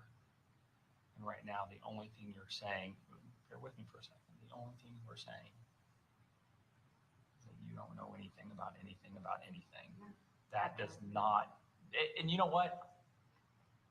That, I will tell you, that does not make sense to me from a very just simply based on the information that I know. That does just simply not make logical sense in any way, shape, or form. And I'm not saying that you maliciously went down there and did something to him in any way, shape, or form. Please don't misunderstand me. Given y'all's relationship and his temper, if he came after you and you defended yourselves, now is the time that we need to talk about that, because if we prove that something happened later, it's more difficult to make that argument. But you know what? I'm not saying that didn't happen. So I'm not accusing you. What I'm saying is something happened in that house and on that property when you were there. Something that did not happen in the blink of an eye, something that took time, something that took people, something that took moving. The tractor was moved from Tuesday night, and Gary could not have done it. The RTV was moved in the middle of the night, and Gary could not have done it. Things were done. Things happened. what are you saying? There- Our there- children was moved in the middle of the night. You said Hold on. you parked it in one spot and woke Yeah, up but and that it was was during the day. That was the next. But the tractor wasn't. And here's the thing, even But At the end of the day, stuff what- are out too. I just assumed that Scott had come in. you Or did Gary had then, and done- I'm telling you you know. that we can find evidence to prove that that is not how it went down, Okay, and that is but not what still, happened now. I don't know. I mean, I was with Amanda and Chad and Cameron. Okay, but the night of the 3rd, the only person there until 11:30, Was me. yes. And then after that, you were still there. His body was burned in that fire pit. It was unquestionable, you saw it with your own 2 eyes. 11:30, that fire is still going. I mean, In Scott that and I time both- frame, you don't have, But Scott was nobody- there from that time on. nobody You know? snuck, came through the woods and was sitting there tending to this fire for time. But Scott was on that property at that point in time too. After 11:30, absolutely Yeah. it was. Yeah. But what I'm saying is that fire was going then. you were in your house after he got there. Nothing happened in your house after Scott got home that you didn't hear is absolutely unequivocally impossible that you did not hear it and that you heard nothing going on in your house that night.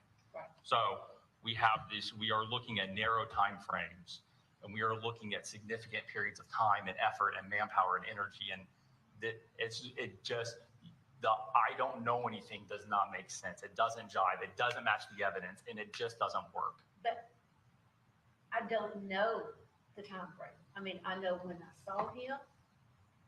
You realize, though, this makes no sense to I you, do. right?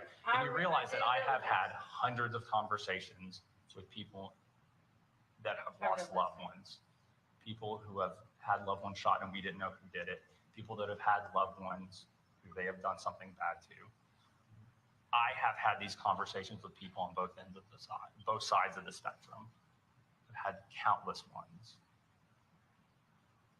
People tend to act certain ways, whether they want to or not. But I'm honestly telling you, I don't know. And the problem is that just doesn't fit. It's absolutely impossible that you don't know. I'm saying it is the evidence we have, it is absolutely impossible.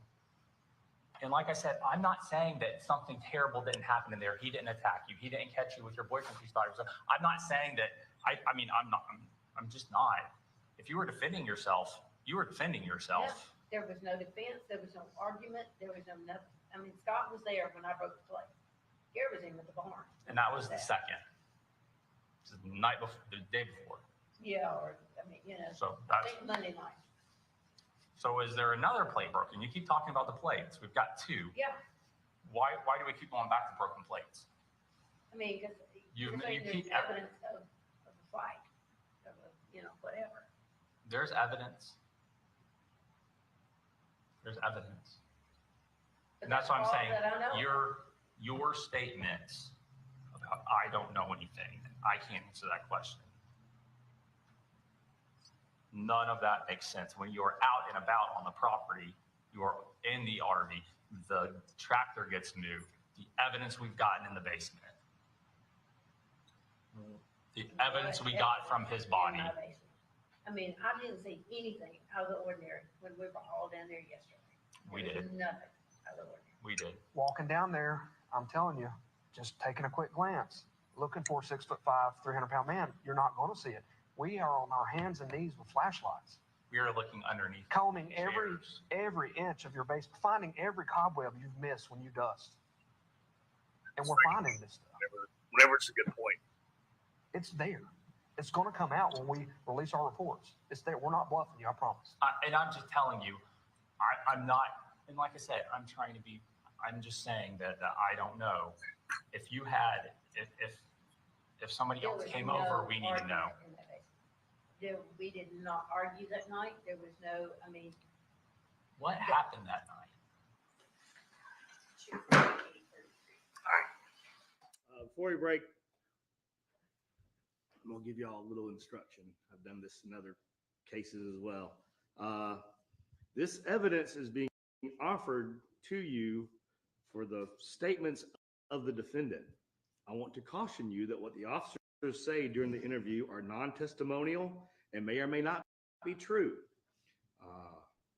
And they may merely be being made to elicit a response from the defendant. You should not consider anything stated by the officers as being true unless it is supported by the evidence. All right. We'll take a break. We'll try to start back at 15 till.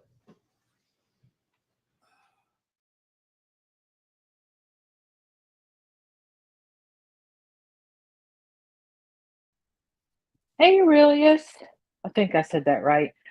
I don't know. I think she thought that she didn't need a lawyer at that point. I don't know either. I'm so I don't know. I'm so confused by this thing. I think we're a little bit behind. Let's see. Oh, sorry, y'all. I don't know. I guess she didn't think she needed a lawyer. I don't know. But I mean, sounds like she should have probably got one.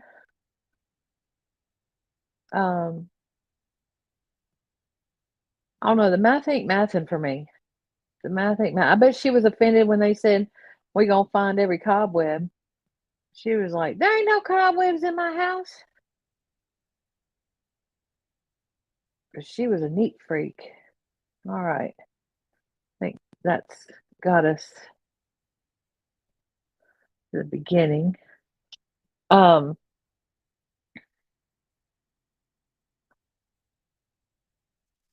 I'm glad that judge came on and said that their stuff isn't that's not testimony, because they can say whatever they want. And they always do that. They're like, if something happened, if you were defending yourself, we would understand that. We would get it. And we can work things out. So yeah. Y'all look, if y'all have learned nothing, if you're innocent, you probably need an attorney more than if you're not innocent. I'm just saying. So I guess they'll be back. They should be back in a few minutes. I don't know. I don't know. I keep going back and forth with this one. I'm like, oh, Scott did it. Oh, Melody did it with Scott. Oh, Scott and Chris did it. Oh, Rusty did it. I don't know. But somebody did it. It is weird.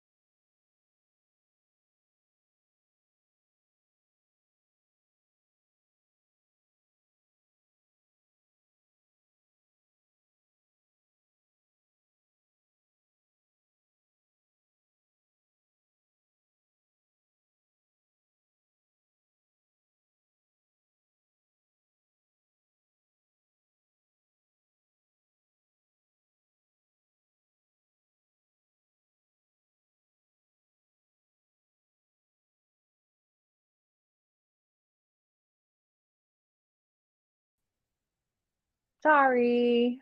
I didn't see it drop down. um, I don't know if we have proof that he didn't come home at 11:30.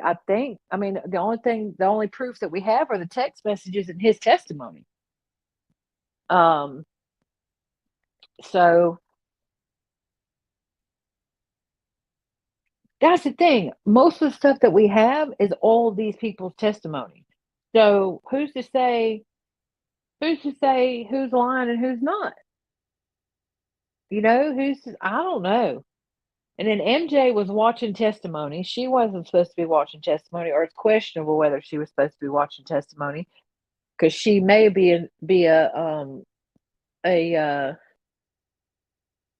a witness, but not necessarily a witness. I don't know. I don't know. This case got me twisted. I mean, they got me twisted. Normally, I got some idea. But this case, I ain't got no idea. I don't have no idea. I know Aurelia? Tell me how to say your name again. I'm sorry. I'm terrible. I apologize.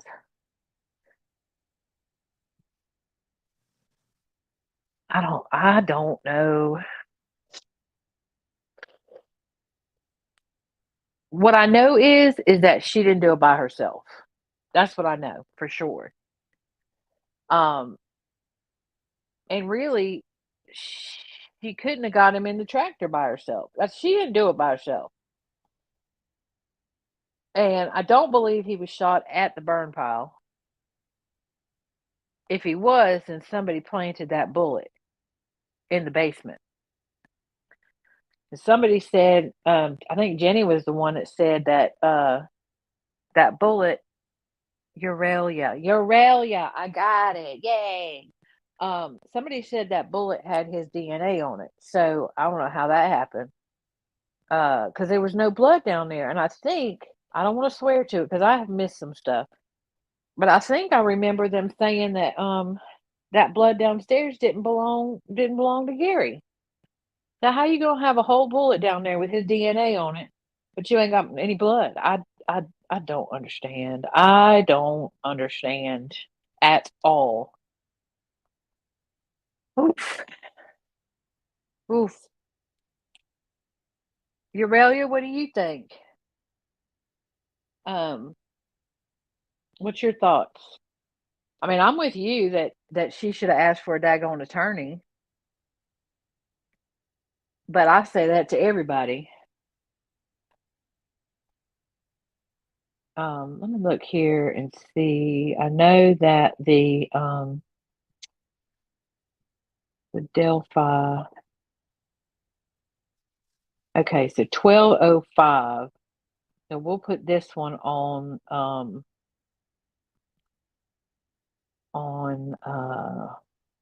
what you call it?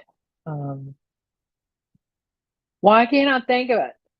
Intermission. Yay, I got it. We'll put this one on intermission, and then we'll go over to Delphi if y'all want. Otherwise, you can just hang. What'd you get? You get a good snack? Did you get some Pop Tarts? We got Pop Tarts up in the corner.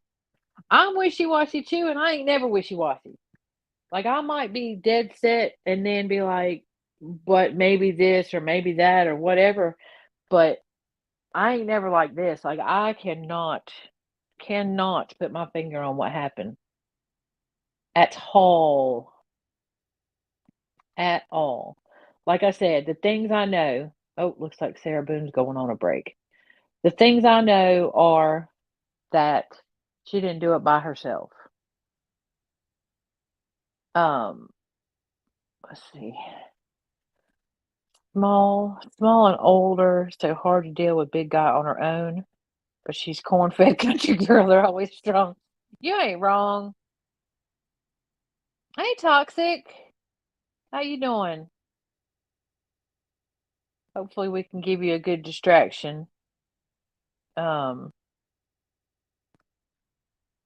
Yeah, it's interesting you said that, Aurelia, that about the autism or something like that, because she is really like no affect, right? She's got no yeah, she doesn't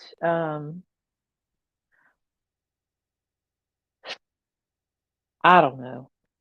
Yeah, she doesn't act guilty or innocent, which is a problem. I mean, you would think she would have one or the other. Multi-seed, low-carb bread. Is it good? Oh, you're rolling your eyes. I was gonna say, are you being sarcastic? What kind is it? Is it Dave's? Is that what it's called? Dave's? I think it's Dave. Um, Dave's Killer Bread or something like that. I need some low carb bread. I had to go to the nutritionist yesterday. It's a whole long story. But I learned something yesterday. Yeah, there's some of them that are good. I learned something yesterday. You always have to pair a protein with your carb.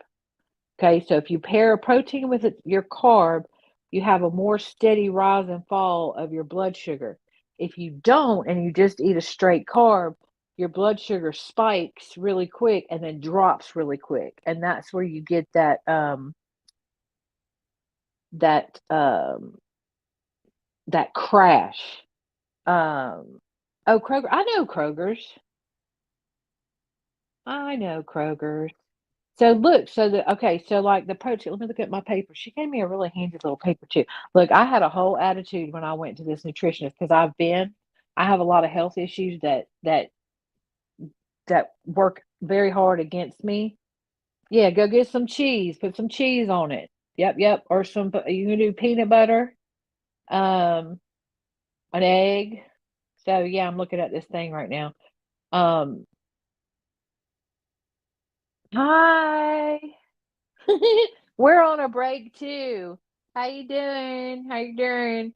Um, we're talking about carbs and my nutritionist right now. I can't hear you because I can't listen to both at the same time. I sure can't listen to myself talk. Oh, Jesse Weber, he got you. He got you.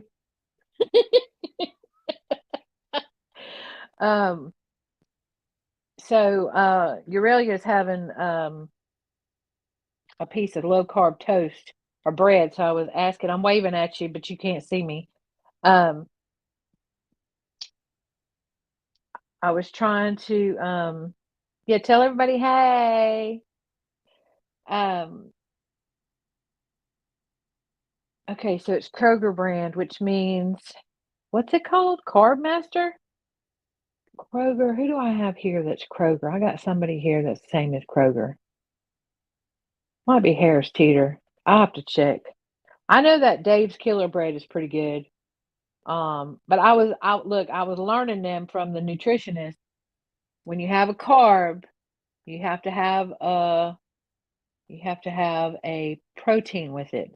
And if you have a protein with it, then it makes you have a more even rise and fall of your blood sugar. You don't spike. I don't know if you turned me off. I can't tell because let me turn this up. I'm gonna try to listen. This is gonna be interesting. This is gonna be interesting. Oh, she's telling everybody hi. Oh, they're talking about a fall carnival. Let's go back to carbs. Anyways, yeah, I forgot about that. I totally forgot about that. And I always forget that like your milk and your cottage cheese and all those things and your cheese, all that counts as protein. I don't know why I always think of those as fats and not a protein. So and I forget that beans are protein. Um Oh yeah, so you got to watch it. See, I have PCOS and I have Hashimoto's. So I got a double whammy. And I am insulin resistant. I'm not considered diabetic. My body likes to attack itself. It hates me. So I don't process things the same as everybody else. That's why they sent me to the nutritionist, which this is the third time I've been to a nutritionist. Because it's very hard like with PCOS and Hashimoto's, it changes daily. So I can do something, make a, not even a diet, make a lifestyle change, and I'll lose weight, and then I won't make any changes, and I'll start gaining weight. It's ridiculous. And so, but the cool thing about this nutritionist yesterday, I told her when I got there, I said, I'm gonna tell you, I don't want to be here. I don't want to be here and I have kind of an attitude and here's why. And so I told her why. And she said, that she understood that it's very frustrating because all of this stuff is out of my control. Along with, I've got the, gastroparesis. Oh, yeah. That's hard. So, along with that, I've had my injury and then they pumped me full of steroids, so that didn't help. So I'm fighting a losing battle over here. But the cool thing is that when I got there, she said, look, I did a lot of research on Hashimoto's and PCOS and what we can do nutritionally to try to help you. And I was like, Wait, what? You did what? And so, I thought that was cool. That was definitely cool. So, I don't know. I'm gonna go back I already set an appointment. I'm gonna go back in a month. And she gave me. I have 3 goals. My biggest problem is I actually don't eat, which is really bad. It's really really bad. And so that's one of my goals is to eat every 2 to 3 hours and snack throughout the day. And ask me how I've done today. I have not done well. I have not done well. I got to do better. So I need to do some shopping and get some stuff um, to have on hand uh, to make it a little bit easier. So but then see, I get on here and I get sidetracked, and then I'm like, oh look, it's 5 o'clock. Yeah, it's bad. I have a problem. Um, uh, it really, yeah, they really do. That's why I liked her because I was like, okay, she's actually listening to me. She's actually looking at it. She actually understands. I mean, she was like, literally, none of this stuff is your fault. And I told her, I said, I'm not gonna lie to you. I mean, I don't eat well. I don't eat barely at all. And then when I do, it's usually crap. It's not crap, but it's processed, and because it's quick and easy and I can do it with my injury, and also it's frustrating because if I'm gonna do, you know, make these choices and not eat the things I want to eat and I'm still gonna gain weight, well, what's the point? What is the actual point? So, anyways, that's where I am. I'm very frustrated. I'm very frustrated.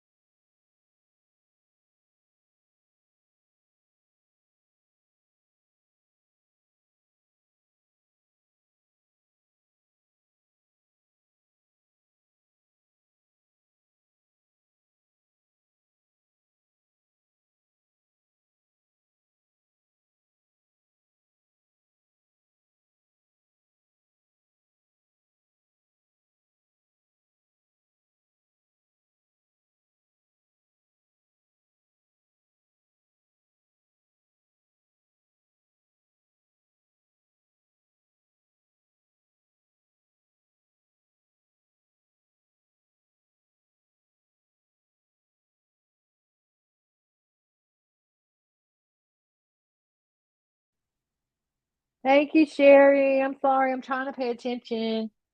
Um, she gave me a whole meal plan for a week, and it's not like, oh, you need to go spend $300 on groceries for 2 days. It's actually attainable. And that's what I told her too. I said, all these people, always say, well, it don't cost no more to eat healthy than it does to eat uh crap. And I'm like, but does it? But does it? Because like we were talking about my coffee, okay? And I don't have any problem with oh, they're back. Okay. All right, let me be quiet. 2:48:33. Pressing play. Nothing. I mean, there was only discussion, are you cooking? No, there's no point in me cooking a big meal when I've got all this thing still in my refrigerator that we need to eat. Okay, that was it. That was a discussion about food. That was it. That was it. And you realize that that doesn't make sense. I Does that realize. concern you? Yeah, I mean, it does, because I don't know, I can't imagine what's in that basement. There was no argument, there was nothing in that basement. Your house is immaculately decorated. Everything's in its place. Yeah. Every wall's decorated. There's pictures everywhere. There's a bare spot where a picture obviously was in your basement. Yeah, because we took it down and put it, you talking about right there as you go up the basement stairs? Mhm. it's now hanging in the, what they consider the wine cellar room. Scott and I finished that, put the shiplap on the wall. I painted a piece of furniture, put in there. We moved the 2 chairs. They used to be in my other house in the, what was the one upstairs? And then that room, up until this year, was just a storage room that we just shoved everything in at the end. Scott and I got down there, put the shiplap up, stuck up the walls, painted it. The hutch in there was my mother's, and I painted So it that picture was moved how long ago? when Scott and I finished that room, Which would have been? first part of this year. So your house is that well decorated, and you removed that picture and left holes in the wall where the anchors are. Yeah. You don't seem like the type to leave it that way.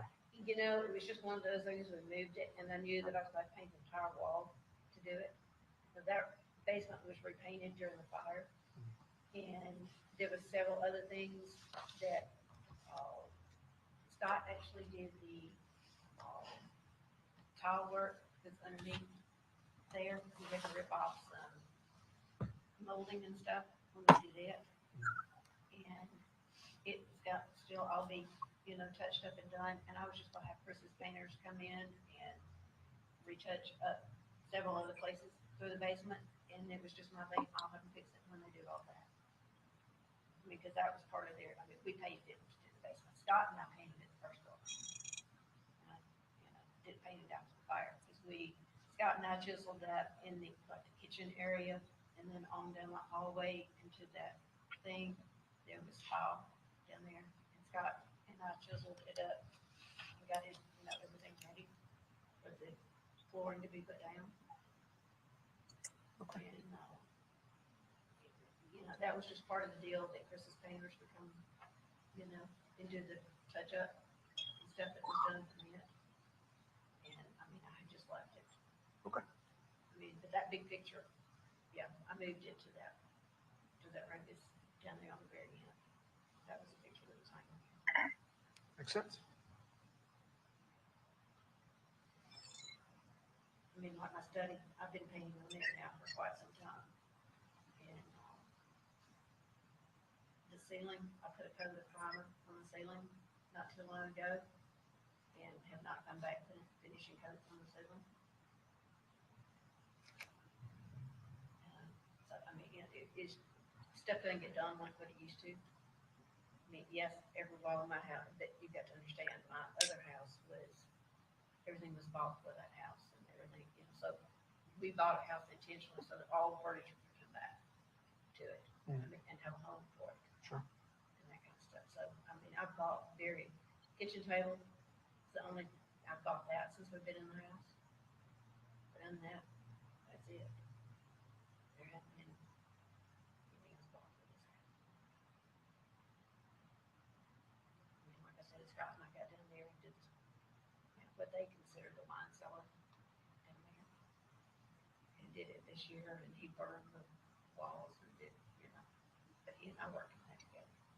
Okay. And he did the title work and stuff. It's just one of those things we noticed and said, we need to find out, get an answer for this. And that's a perfectly logical answer.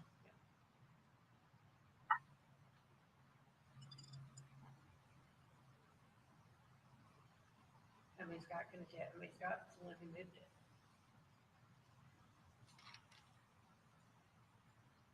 And that's why I wrote a note, because next time I speak with Scott, I'll have him verify it, and then we can completely move past that, because it's a verified statement. Make sense? Thank you. But yeah, I do, give it, my house is always clean, it just is. Did you see it the night of the 3rd? Did anything suspicious happen? Anything at all? Anything that caught your attention? Anything that was strange? Anything that was out of the ordinary? No, except that the horses were out. But I just attributed to the fact that there was fireworks. And did you see the tractor underneath the shed before or after you put up the horses? If you don't remember, it's okay. It was around the same time though. You were out, you were attending to them, you were catching the horses, you saw the tractor, dusk. Yeah, because can I say that it was there? No, yes, I don't know. I guess it was there. No, it was there. No, I'm not saying that. I'm saying just Right. the time frame of of that. That was all Yeah, kind because of I went, and during that time, yeah, dusk-ish. 'cause I went back over there, made sure that the goats were locked up, and actually moved a log that keeps over there, put it in front of that door too. And that's Like when I said, all the animals, and the tractor was underneath the shed. I would say yes.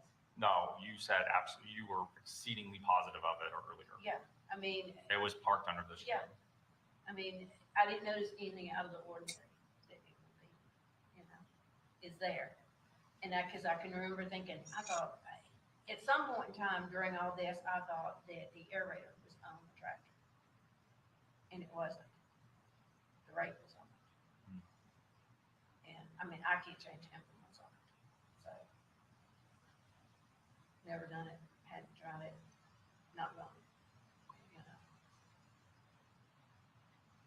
I mean, like I said, I rarely use that tractor because How big is the aerator? Is that like punch holes, or do you like fill it up with water and it just runs over the ground? it's sitting up there underneath the shed. I mean, it's new, we hadn't had it for a few weeks. Okay. Scott and Gary went over and picked it up at the FedEx place over in Cuba or somewhere like that. Mhm. So, and they kind of had to rig it in order to make it heavy. And that's what I was curious, what gave it the weight? to Right. punch the ground? Right, it's got two big tubs. Now, whether they came on it or not, I don't know, or if that's something that's got rigged Mhm. to put weight in it. Honestly, don't know what's in it. What's in it. Okay. So, Tuesday night, nothing other than the horses being out. Because it's been out. But I just Caught your determined it to, you know, fireworks are going off everywhere, you know. You're just like, really? Can y'all please not shoot these fireworks? I mean, you know, because they're just running them up. Mhm. And I mean, you know, and I had thought, did he leave the gate open or did they bust a gate through? I mean, you know, because they will do that on occasion. Were you able to, could you tell when you went and actually put them up, could you tell what had happened? No. But you locked them back, so they But I were, locked them back. they were secure. They were secure. And then around that time is when you saw the tractor, you were on the Ford The RTV. Yeah. I'll get that name right one of these days. But yeah, I mean, I had to go back up, open up the gate, you know, at the front entrance, put it back, you know, that kind of stuff, knowing Scott's gonna come in, you know, so, I mean, we just don't leave that gate shut. Mhm. Now, we will occasionally come in and it will be shut. And it's like, how'd that gate get shut? You know, we don't, I've never thought that much about it. Mhm. I mean, it's been quite a couple of years ago that Gary was gone to his mom. Well, no, actually, it had been a year ago, this last February, when his mom was ill. He was gone, and I got up one morning and my garage door was open. And I am adamant about shutting that garage door. Mhm. And my garage door was up. And I just tripped to the fact, I mean, there's a keypad there. And Scott can come over there, all the kids have access to it. And I thought, man, it just, you know, Scott's been over here on the garage door up. Didn't think that much about it. But still, it was just about, you know, it's up. Does anyone have guns at the house? Scott doesn't very good. What kind of guns does Gary have? He's got that vanilla Beretta, whatever, shotgun. Mhm. Oh, I think it's downstairs in the closet. And then there is I think a 22. And it was in Gary's closet. Now, whether it's still there or not, I don't know. Gary's closet being like the one in y'all's, like the master In bathroom? the master bathroom, area? it's the one to the right. Okay, And it was in there, but I don't know whether it's still in there or not. okay. Because basically his laundry, I just open up that door and hang up his dry cleaning. And then when I actually physically do his laundry, I put it in a laundry basket and put it sitting on my bed. And he puts it away. So I mean, I'll just go in there and grab his thing that I'll be starting closing. It's a rolling thing. I just grab it, roll it out, shut the door. Okay. And no, any handguns or anything that you've ever seen? Scott's got a handgun. I do know. There were several handguns of my dad's, but Scott, when he was in Those Columbus, got lost or stolen? he said they got stolen. Mhm. But I know that there's been one gone. Because I had got on Scott a while ago about, we don't need guns loaded, not with kids. What it look like? Pistol. 15. I thought. Are you familiar with like revolvers versus semi-automatic handguns or anything like that? Well, like, did it look like one of those that has the thing on the top that goes back, or did it look like it had one of the things that spin? Like when you fire the gun, it spins in the middle. You like flip it out like the old timey guns. It looks like an old timey gun. Was it an old timey gun though, or did it look newer? Just that No, style? because I remember, I think he and I had a conversation about it being rusty or something like that. Okay. Was it in a case or was it No. just sitting out in the open? It was just up there, it was in the tool room where he's got all the guns hanging on the wall. In the tool room over there, there's like an open up cabinet and it was laying up there. And that was at some point in time when the girls were here, and that may have even been last summer. And I actually took it and put it in the tack room up, to where that they could, either one of the What color was it? Silver, maybe, because I had said And something. how long ago was this that you saw it? Oh, I think this was last summer when the girls were here. So like a year So ago. it's been a year. Yeah, because I got on to it before even done. And where did you see it when you left? I took it in there and put it up, I think, above in my grandmother's kitchen cabinet that's in there in the tack room, and I put it up there. But now I know Scott's had it since then, because he asked me where I had put it. And that was the last you'd seen it. And that's the last I seen it. Have you ever seen any other handguns that Gary would have had? Yeah. Now, I know at one time he had some of my dad's handguns, but I never did see what he had, I know he used to keep one in the top of his closet, but I don't really get up there in his closet or anything.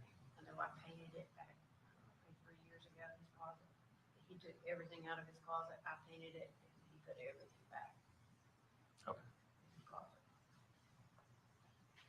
And, matter of fact, he got rid of a bunch of clothes.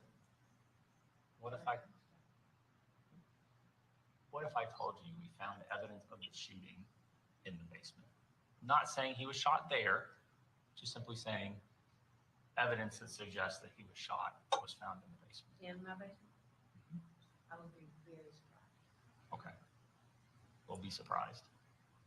Because like I said, I mean, you would think if there was a shooting in my basement, I would have seen evidence of that when I went walking through there. As many times as we walked through that basement. Well, we found the evidence. Like I said, I'm just saying there's evidence of a shooting in the basement. Phrasing it very specifically. Inside my house. Yes, ma'am. Absolutely, 100%. So yeah, I just. As real as I am right here before you. There's blood on both levels. There's blood in your kitchen. In my kitchen? Absolutely. No, that I haven't seen. Not at all.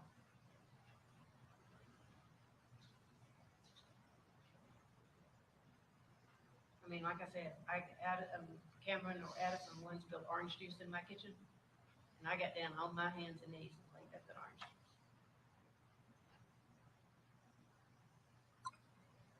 I mean, I'm adamant about, my kitchen floor, with anybody coming in and out. So no, I saw nothing. I mean, like I said, when, Motley bit him the other day, but I didn't think he knew about it. It wasn't that significant of a bite. It wasn't. It maybe left a mark, but it wasn't like he was bleeding. Well, I mean, like I said, on Sunday, Amanda made the remark about what happened to your ankle, kind of thing. And he just Motley bit me, which I knew that he bit at him, but I didn't, I looked down and saw it, and it was, it was like he had like scrape marks on this side of one ankle, and then on the other one, he had, right in the very back of his, leg. Mhm. But I still didn't, I thought, that's probably what he's just telling her. That Motley And did it. blood by itself, okay. Blood with other evidence of a gun being fired is different. Right. And you see why evidence, and more evidence see why the answer of I don't know is I getting do. progressively more difficult I for do. me I do. to be able to, you see, right? I Like, do see. I don't know if I'm explaining it very well.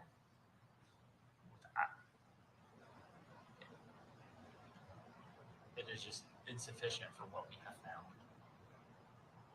I understand none of this makes sense. It doesn't make sense to me. I mean, it does not make sense to me. I mean, I'll be honest with you, it does not make sense to me. Well, what does make sense to you? There is nothing about any of this that makes sense to me. I mean, my world yesterday got turned, literally upside down. Literally.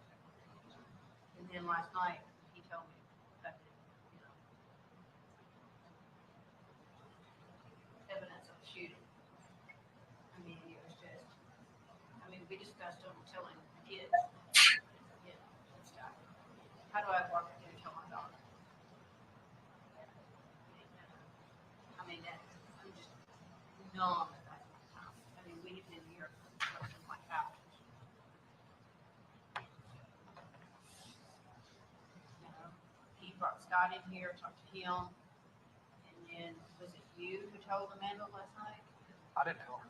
I told you and Scott were the only two. I told somebody else told Amanda, I guess. And I talked to Chris. Chris was begging me to find out who shot his. So was Scott. Oh, well, I mean, don't get me wrong, I want you to find out. But I will tell you, honestly, you know, I did not do it. I don't know who did it, but I did not. I would have never taken my children's daddy away.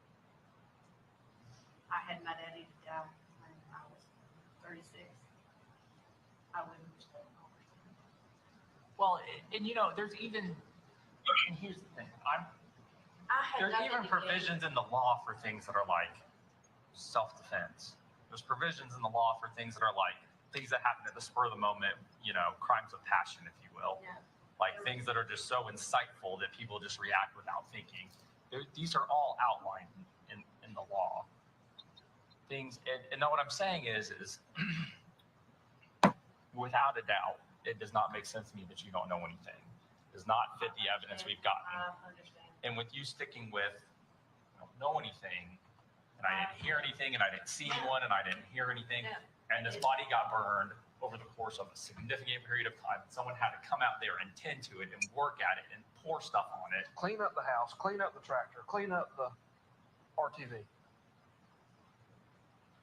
And we're looking at all of these things together and the entire amount of things to move a 300-pound, 6'4" man. And you are just saying, I was literally like 10 feet away the whole time and I can't tell you nothing. That does not, it just doesn't jive. I mean, and you have to see why that doesn't jive. Like it has to make sense. I guess at this point in time, with this, I'm gonna do like what, you know, one of my husband's partners said, get an attorney at this time. I mean, because I'm telling you, I don't know, and you're standing here telling me, basically, you do know, and I don't know. I do not know. I would have never, ever done what you're explaining to me. God, I would have never, ever have done that. Never. Never in a million years.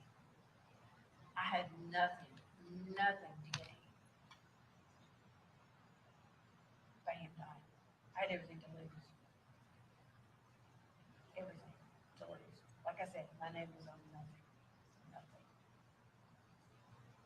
I mean, I don't know that, I know when we bought that house, my name was on the house. It's not on the mortgage, but it was on the house. But I have a feeling, given the amount of money that I know that he has doled out to the kids and they have taken, I would probably say that house is mortgaged to deal. I don't know that, because he doesn't have to have my signature to do any of that. But I would just about bet my life that it is. So I would have nothing to gain. Matter of fact, I mean, I would be 1,000 times worse off. Nothing to gain. said, I know that his life insurance was canceled. I mean, he canceled it. I think it was a term policy that he had taken out before I think we ever moved here, that was in '95. And I think it turned, and given his health and stuff, he just couldn't keep it up. It'd been like, I think, several $1,000s a month to keep it up. So, I mean, like his 401k. All right, y'all, I have a question. Sarah Boone is on, let's see. Sarah Boone is on a break, so Jenny is going to do the Delphi update at 11:30. Do y'all want to put this one on pause and intermission, and we'll go over and do the Delphi update? Do you want me to keep it playing? What do y'all want to do? You let me know. Whatever y'all want. We can put this one, we can pause this one and put it on intermission and go over to the Delphi stream if you want. Or we can stay here. Make sure y'all can hear me. Because I never know. Oh yeah, yay. Okay. Yeah, Delphi. I think Delphi too, but okay, let's pause and let me see how I'm gonna do this. All right, y'all just hang on a minute. I'm gonna put the Delphi in chat. Hi, ma'am. Hey, hi. You want We were just you want me to discussing. do the intermission thing for you, so you I because I think know where it's at. I think I can do it. Let me see if I paused that, and then let me go down here. No background. Hi, chat.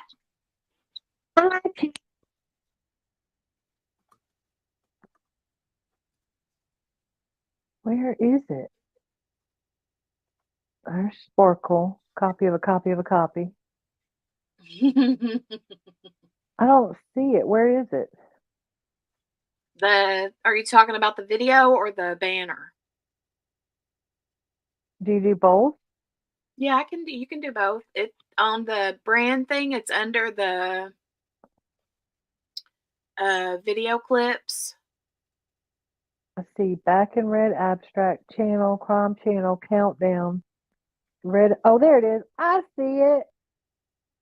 Yeah, just make sure you put it on loop at the above that. Okay, loop. And then you do background music? Yeah, you can do some background music. Just loop it. I usually do feeding the ducks or not driving. Okay, I need to hear it. Hold on. Oh, that's nice. Look at me doing the things. Yeah, it's not playing the video though. Oh, hang on. Why is it not playing the video? Let me stop sharing. Remove that. There you go. All right, now it's doing it, right? Yep. Okay, I'm gonna drop the link for Delphi in the chat, and QB's losing her ever-loving mind. Hey, Donnie again. Okay, there's the link for Delphi, and then do you want me to come up, or you just want me to come over? No, I want you to come up. Okay, so let me go find the link for that. We're doing all the things today. Girl, and then I called M said hi to the people in the computer.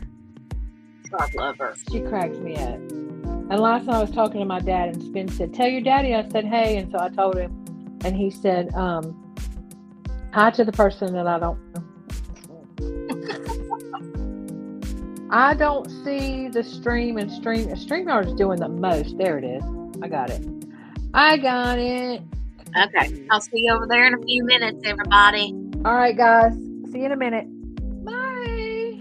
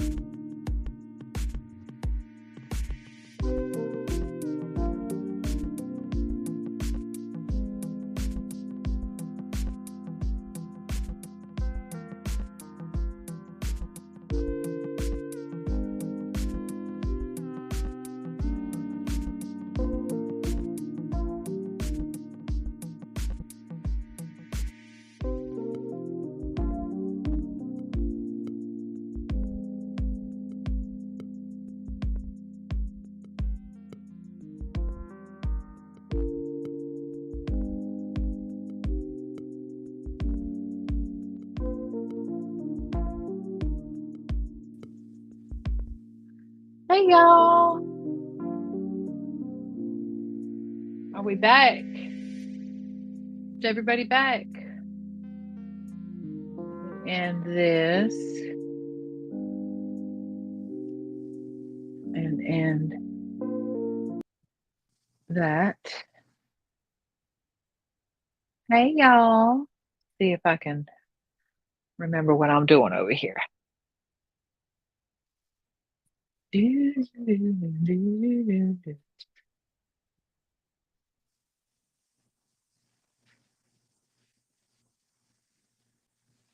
All right. And StreamYard. Okay, y'all, let's see. There we go. Woo woo. I did it. Yay. All right. We ready to get going? Now we're probably gonna run right into a lunch. And then I think we'll speed through it, and then hopefully we'll be like right on time.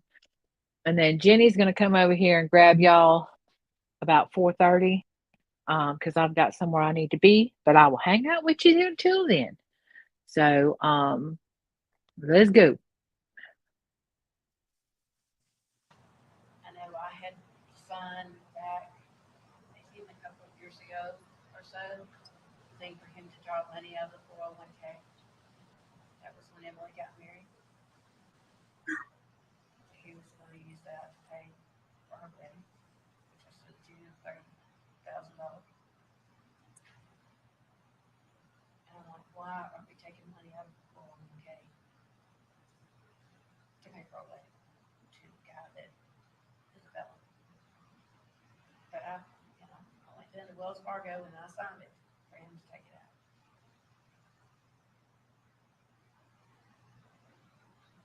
So that made me think, I said, Gary, are we in trouble financially? Are we in trouble? No, just right now, I just have, this money. But he got 12 draws a year, plus that, and then 4 draws to pay taxes. But then November and December, and sometimes October, he would get 2 draws. And then at the very end of the the last straw. That, like I said, I was never privy to any of that.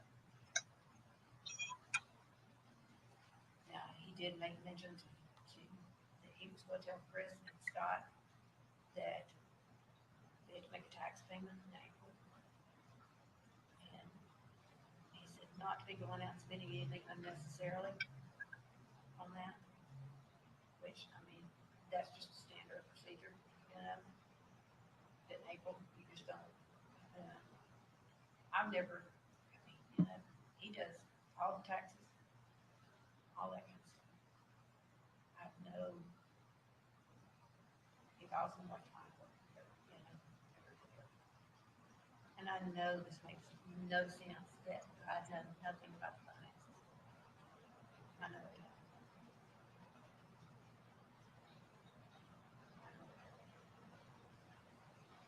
It doesn't, I mean, I've had, you know, several conversations with, especially since Gary was in the hospital with kids. So it scares me to death that something happens to Daddy.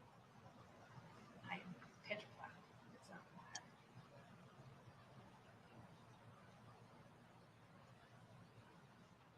Because I'm gonna be left. Probably nothing. I said, but I came from nothing.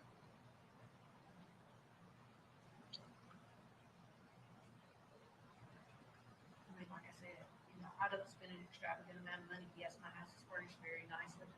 But Gary and I have basically done that together over 38 years. I know he went over to Terra Jewelry where Amanda works this last December. He bought some jewelry for his mom, and he bought me a ring over there. And he gave it to me. You know, he said, Amanda just kind of pushed me into buying this. I said, you can take it back. Take it back. He said, no, I'm not going to do that.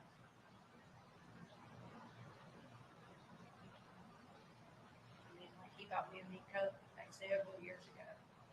And he gave it to me, but I can't have my wife being the only one not showing up neat coat. She thinks, you know, so I don't believe me. Girls can have it. I'm not saying I don't have, you know, third closets full of it.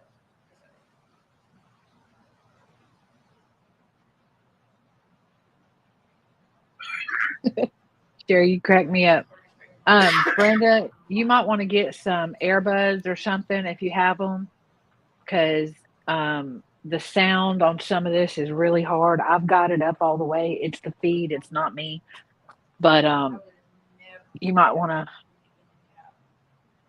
try to maybe get some earbuds or something. Share your checks in the mail. Amanda's getting married next year. You know, in the process of putting into, you know, she deserved to have her daddy walk her down, just like Amanda did. I mean, Emily. We've got a brand new baby, grandbaby, and I begged him to go and get, you know, see what's wrong with you. We've got Olivia, she's precious. I want you to live to see her. And you just really refused to go. And that was my ultimate, I mean, scared to death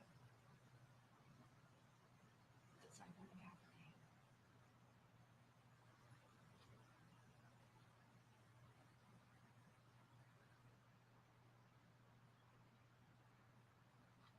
I mean, I had told, you know, especially Amanda, you know, it terrifies me that something will happen to Daddy. And because she had said the other day, you know, they were talking about how much money that Chris was taking out and stuff. And I said, you know, now he's put this beach trip. And, you know, what? And she said, Chad's dad was pistol whipped not long ago. And I was talking to her about having to take care of him. You know, look, you get the family, and you do. And I said, she said, yeah, but I wasn't bargaining for that. And I said, but that's what you do when you get to, you know, in her marriage, his family. you know, I didn't think I was gonna have a mother-in-law who is in a memory care facility either. And I said, but I do. And his dad was sick for a long time, had Parkinson's.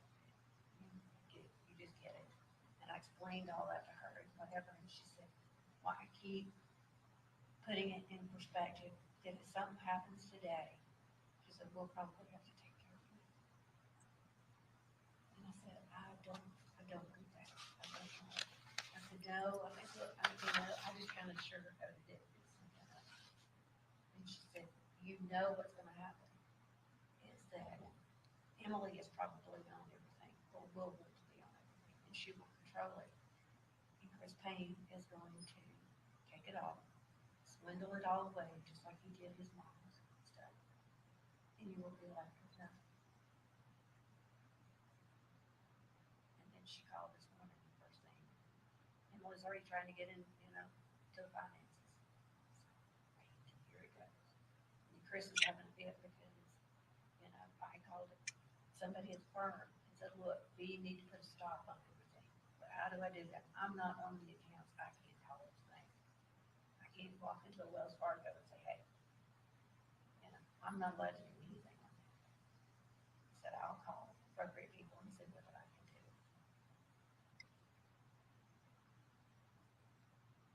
I mean, like I said, nothing is in the name. I mean, one of the other detectives this morning said, is there a will? I said, I have no idea. No idea. None whatsoever. I said, he keeps everything in his law office. I said, he's on the floor. That, I mean, I can't walk in that law firm and just walk in. I would have to be escorted into his office. But that's probably wrong for everybody. You know, nobody's just allowed here.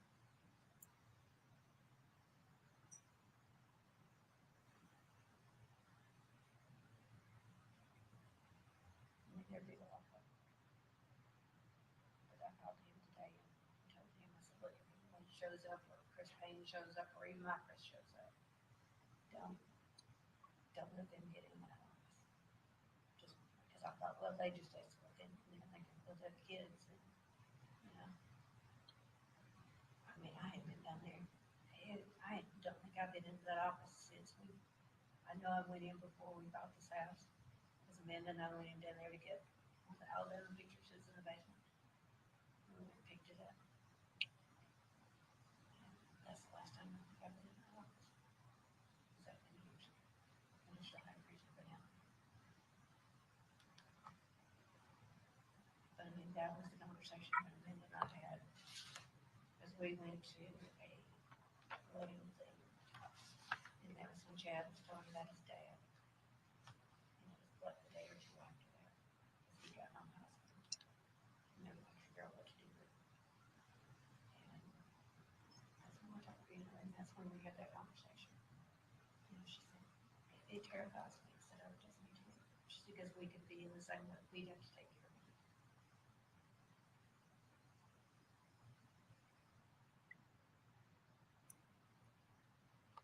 I mean, like I had a friend who her husband died back several years ago, and she was kind of left in the same boat, except she found out that he had mortgaged everything to him. She couldn't go to the grocery store. In fact, groceries. And she was basically left destitute. And I said, that's my biggest fear, is to find out something like that. So I said, he makes great money. I didn't understand that. To a normal person, he makes an astronomical amount of money. But I couldn't give you a certain amount of what he didn't make. I'm not ready to do that.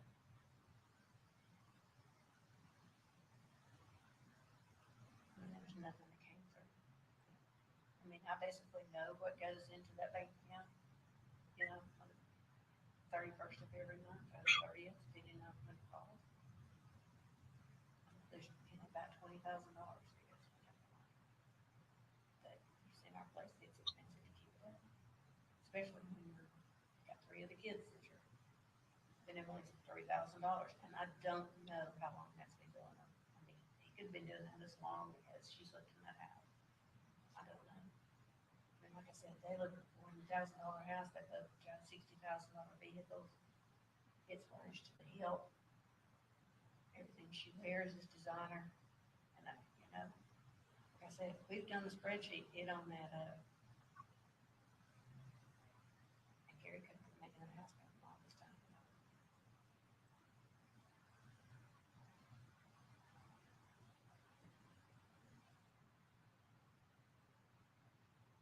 But like I said, right now, I could probably go to an ATM machine and take out money.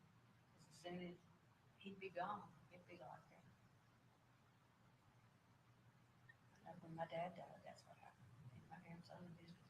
As soon as he died, everything was locked down.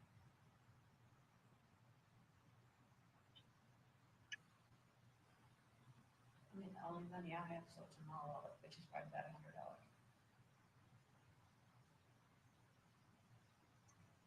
And that wouldn't be enough to.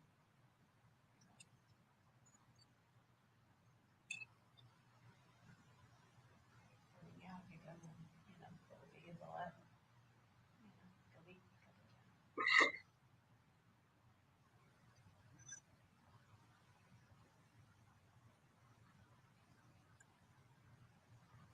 I mean, my world is literally falling apart in the last 25 years.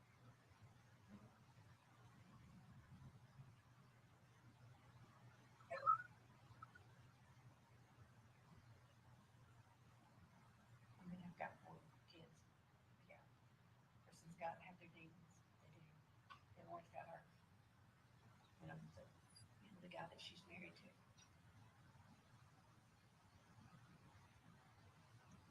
Which is hard enough on a day-to-day basis going by. Elle and Addie were coming. I knew that was going to be an uphill fight with him because of how last summer that he standing in my driveway. I would beat you beyond recognition. And the next time I see you is when they put you in the grave and bottom. Okay? And then get off my property. And he just kept on. And I did. I threatened to call the cops. I even called Gary home. I mean, it got that bad that he was just standing there just, And I said, Scott, I said, Gary, Scott, Chris, you've obviously been drinking. You were obviously, the girls have told me that they have found cocaine at your house. And your mom will take these girls. They're my girls, they're whatever. And Gary let him take them. When he got home, he said, you don't need to fight that fight. I said, Gary, you've heard what Ella had reported of how he talks to them. You've heard it. It's horrible. It's beyond horrible. I said, we've had to go in there and pick them up.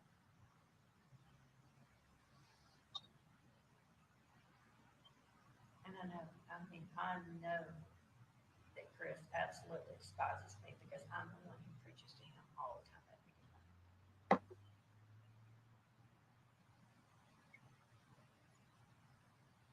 I said, Chris, you're leaving us no thing but to go after you legally. And he said, if I have to tell, I said, Jenna down and talk to her. What am I going to do to get you to stop this? I said, it's not fair to the other kids. I can't do all the kids this way. But that's what I said when, we bought Emily's house. I mean, I told her, I said, Emily, it's not fair. I can't buy them all for $100,000.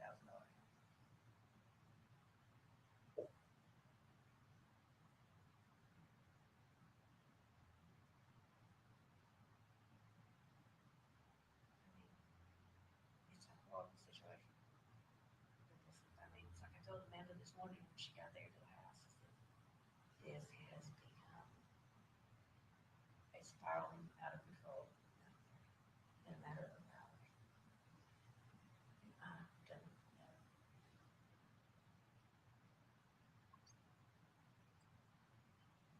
I mean, like Amanda said today, she said, do you think Chris Payne could have had it arranged, thinking that his money train, I said, when his money train runs out, he'll be gone.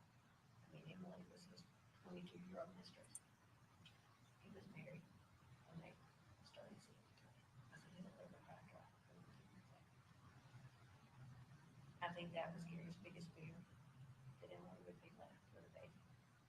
And that's why he doubled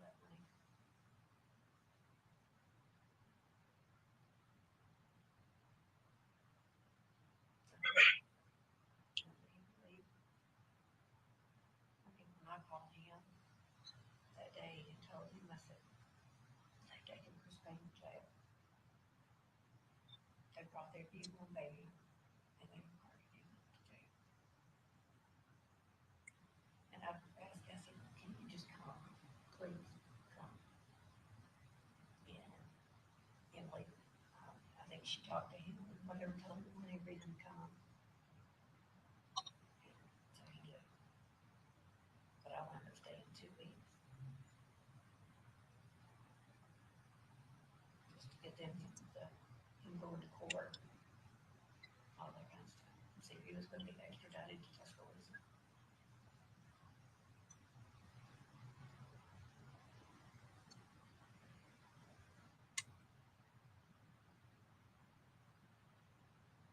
I'm like the rest of them. I don't know what to say at this point.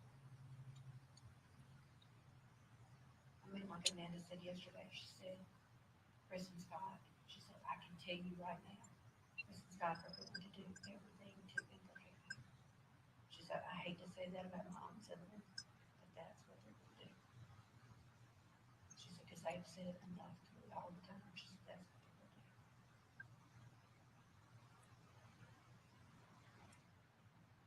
I said, she said, I know you would never hurt my dad. I said, no, I would never. You know, I said, I stayed up there with him at the hospital, you know, the entire time thinking, I've watched my daddy die, I've watched my mother have a heart attack, you know, and I told him, I mean, after all the kids left, I moved there one day, I sat there and begged him, I said, Gary, I can't watch anybody else die. I can't, especially not with heart trouble. It seems like a horrible death. You smoke 3 packs a day. You've got to quit. You've got to quit. And I quit buying Mountain Dew. So he kept him driving this far. He would take one by one, that he'd take one after another. We knew that's what he was doing.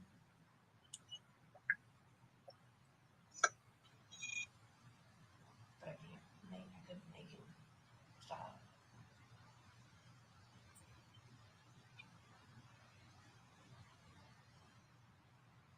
And I know to the outside world that the way that we lived was strange. I do know that. But it worked for us. And he basically lived his life. I lived mine, and we met, and so we still had a home. To the outside world, it looked great. Yeah, all the kids knew it didn't. But, you know, like Amanda said, we're used to it.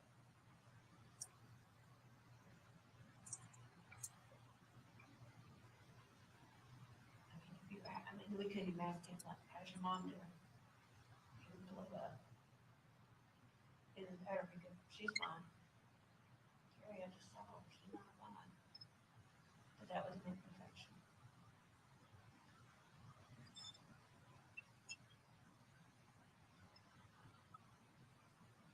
But I did not kill her man.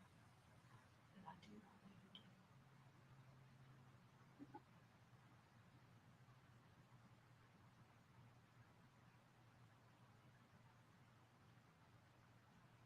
I mean, I would not have stayed with him for this long. I mean, I knew when we separated back, 2 years ago, that, I mean, I'm the one who called him back up. We met in Birmingham. And I said, we can't do this. We can't part ways. We can't. We just can't. We got 4 kids together. We can't. We got 2 babies. Ellen and Hattie were just babies then. And I said, we got to figure out a way to work it. No matter how we live, that's how we do. So we basically, in my other house, and we had 2 separate staircases. And everybody kind of, kitchen was common ground, and there was a bonus room upstairs, and that's where I'd watch TV and hung out and stuff. And he stayed downstairs in the den. But he liked it that way. I mean, he's got a brother and 2 sisters that are that way. And the sister that's married, her and her husband, he lives upstairs, she lives downstairs.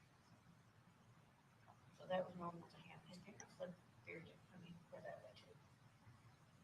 So just, his brother, I think, and his wife, pretty much, John's very quiet, very reserved, very. it was normal for us. I know it doesn't seem normal to the outside world, but it was hard. I mean, we talked about what you had to talk about, and that was, daily chores. Yeah, you might do it once a week, twice a week, This has got to be done, that's got to be done. I'm having the gutters cleaned out, this is broke, so I'm calling to have that fixed. Okay? And that's what Scott and I did every day. That's work.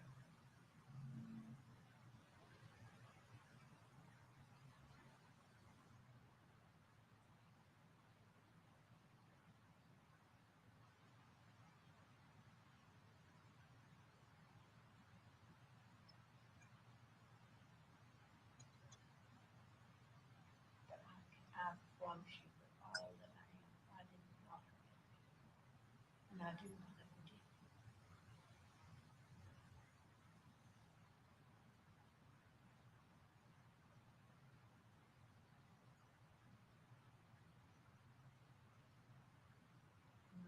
We all just kind of left him alone. It was just easier that way. So yeah, you open the door, make sure that the wood's not on fire, you shut it. Okay. I mean, like I told him yesterday, he slept with a CPAP machine. He slept with the door locked. But there's two windows that look into that bedroom, so you could look over and, that he's still breathing. But it was not, he would have, as we call them, the infamous Farris spells, because his mother had spells like it. He would sleep, for hours and hours and hours. I mean, it wouldn't be unusual for him to sleep 16, 18, 24 hours, to get through these spells. I got used to him not being up, but that was not unusual for him not to be up at the meeting.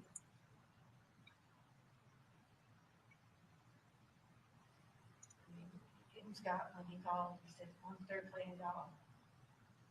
He said, what's Daddy doing? Hey y'all.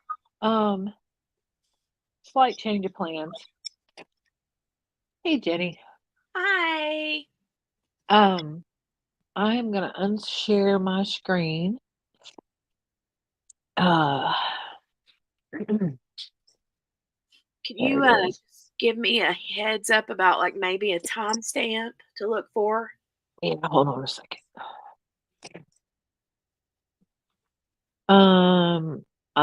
We are 154 in.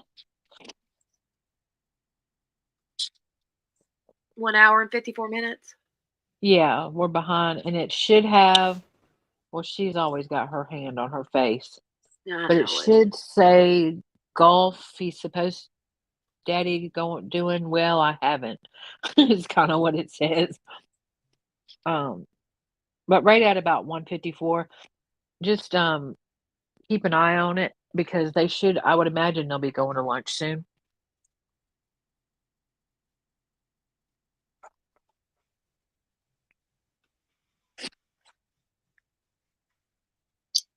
Okay, hold on just a second.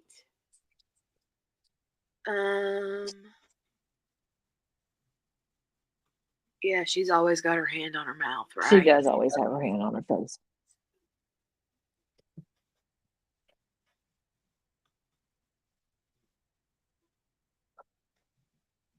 Okay, hold on. Let me present, share screen.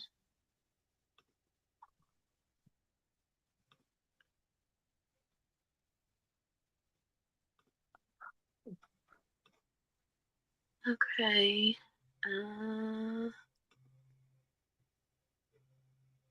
Okay, I don't know. The timestamp is going to be weird because yours is forwards and mine's backwards. So, is it? Why isn't it? You should be, unless they. Like when I'm scrolling, it's. Oh wait, if I go to 154, that would be like. Yeah, 154. Okay. Right there. Yep. Okay. Good. All right. Yeah. Awesome. Yeah, Brenda, I'm okay. I just need to take care of some stuff. So thank you, ma'am. Sorry. You are welcome. I love you. I love you. I'll talk with you later. All right. All right. Love you. Bye. Bye, Bye. y'all. Love you. Thanks for Thank hanging you. out with me. Bye. Thank you. QB's so awesome. I love her so much.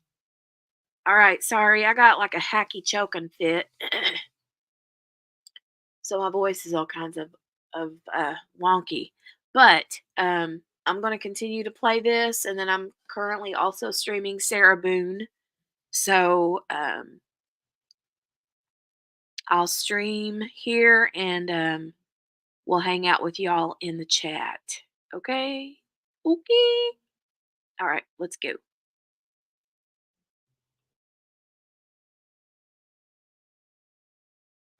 Dad's got a letter out. We were on our way down to the hospital and he called his secretary to move some money from one account to the other. I said, you mean she can move money and I can? He said, she's there in the bank building. Okay. But did we not find another one?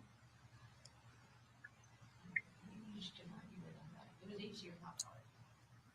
Because he wasn't going to change. But you're thinking, I mean, on the flip side of that is, I'm sitting here paying on the house and furnished and lights. I have everything that I could want.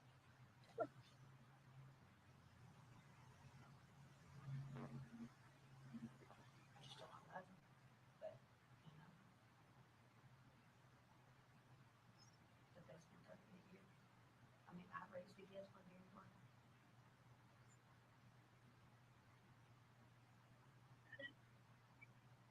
But it worked for us. We did all out brawls and there's nothing. I mean, you blow in and you get your tongue licensed and, out you go. But I could pretty much talk him down. And Amanda gave me a book several years ago about some sort of personality disorder thing, and I read it and I said, really, describes better to it too. But I read the book and actually went to a seminar that they kind of had on it. And you learned how to talk to him. It wasn't, for instance, it was like, hey, you need to put a coat on the skull outside. You didn't say something like that. It would be, that coat would probably look very nice on you today once you wear it. That's how you just, did it. You didn't say, hey, you left all the dishes out on the, kitchen counter. Did I say that? Yeah. But it would be, could you please help me out? I've had this, that, all this kind of stuff to do. Could you help? And you would usually get the good help. After you kind of talk into it. But his sister and I talked not long ago. And about the mental issues that were in their family. The sister had electric shock treatments and bipolar and schizophrenia and that kind of stuff. And his mother and dad both had some mental issues. His mother had been on lithium. And now she's on an antipsychotic drug, but she's in a memory care facility and gets very agitated and Sunday. And Gary had tried to kill himself twice before we got married. And she said, well, did you ever really know what happened? And I said, no, not really. I said, I know one time they took Bible pills and the only time he said his wrist. She said, Mom and Daddy always blamed you because you were threatened to break up with him. You would do something. And I said, but I was not privy to any of that. I was never told any of that. So I said, I really never. So she kind of enlightened me a little more, but she was only 12 at the time, so she didn't know that too much, about it. And she said, and she just kind of laughed it off and said, Prozac and bottled liquor will cure anything. I said, no, that's not curing anything. And I said, I'm scared that Gary's getting, make sure your mom and dad, I said, he sits and wrings his hands a lot, just, like this. And I said, I'm hoping he's not getting Parkinson's like today. I said, but he does seem to have memory problems. I said, but that's only when he has these spells. And she said, well, is he having mini strokes and stuff? And I said, I don't know. I said, he would not go back to the doctor to follow up. And I was just kind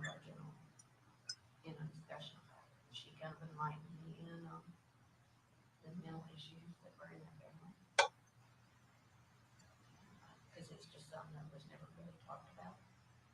And his dad would go in and they put him in the hospital to pull the breast. And then I found out that they used to take him in and get him off pills, alcohol. So, I mean, there was a lot of dysfunction on that. So you just attributed a lot of that to just, that's just what he is. I mean, he and I had, discussions about, what did you and I used to talk about on the telephone? And I could talk to him more on the phone than I could person to person. Or if you really wanted to, it would be a text message. I mean, like Amanda emailed me yesterday. She said, I'm gonna send him an email, see if he'll respond to that. A typical response for him was, I'm driving right now, I can't talk. So everybody got that, but, Chad called me one day, he said, well, I tried to call, Mr. Farris, and I got the usual response, because he was downtown and lost in his office, and he was supposed to call it. He said, I got a typical response for driving right now. He said, where he's going, that's just, that's everything. Don't take it personal, that's his response. I mean, he didn't off Chad at all, he made no bones about the fact he didn't like Chad. I said, I don't understand why you don't like Chad. He seems like a very nice, respectful, guy, but yet Christine, he thinks there's things that's sliced right bread. He's got rap shit all along.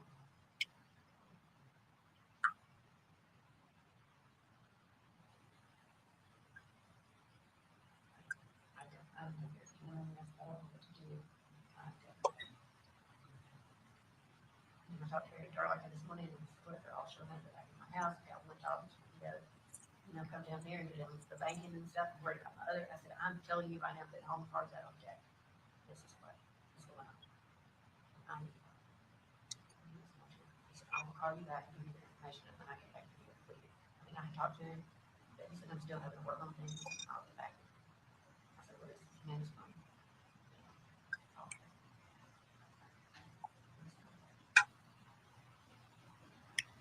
And he told me, he said, if you feel uncomfortable, if you feel whatever, then tell him you want representation. And that's what happens in made to feel because I have nothing to hide. I have nothing to do things. He said, yeah, but you still need kind of cover your ass.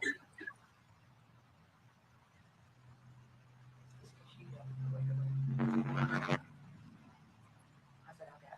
Amanda telling me that my two boys are going to implicate me. And she said, yeah, she said, this family of God just staying together. You can't be sticking knives in anybody. You can't be anybody trying to one up. She said, you're the only parent that we've got, at this point. She said, you're my mother. And I'm not letting her know. I'm not going to. And she said this last week, she was going to basically, clean everybody's spot.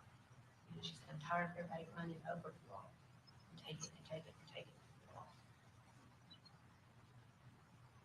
But, there was nothing else said. Everybody seemed to have a good time. Everybody, Chris came in and she told he was supposed to put dog meat and stuff, and he didn't. This guy, he barbecued everything, but I'm a smoker. And it was fine. And one said she was going to pick sides for everybody and that kind of stuff she did. That was fine. It was fine.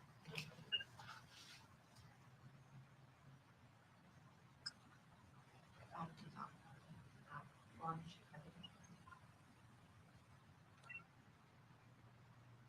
I told him last night, I'm not going to sit here. We talked about covering for my children. He said, is there anything that you know of that you helped with that you cleaned up? No, I didn't. No. I mean, I told him, I told Tommy this morning when we were talking to me, we walked over to the barn and Scott just looking at me and he said, hey, you are not going to disrespect your brother. He said, you're not going to do it for me, you're not going to do it for me. And we walked out and I said, thank you. He said, well, yeah, you shouldn't watch me. I said, that's rock in the bucket. He usually is. I said, he's very aggressive, very anger. I mean, he's got severe anger issues.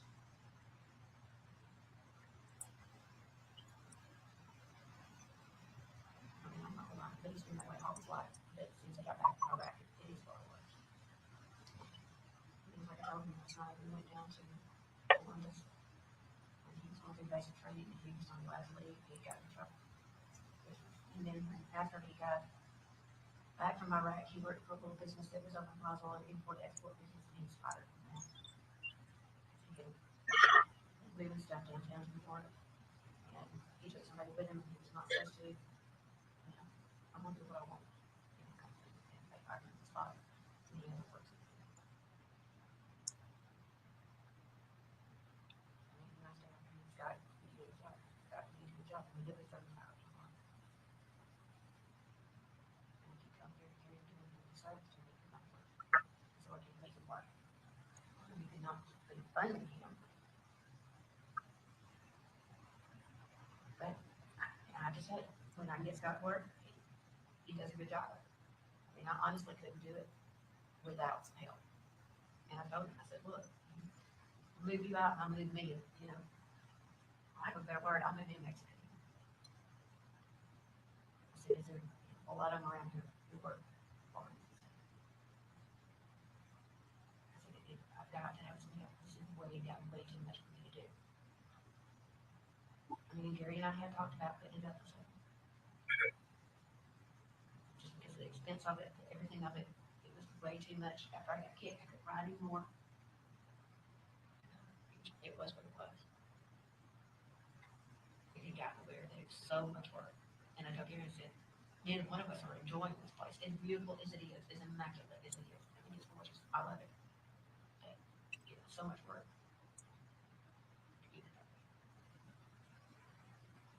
And what if the kids got where they didn't want to come? Up here. And certainly after this, they're not going to come.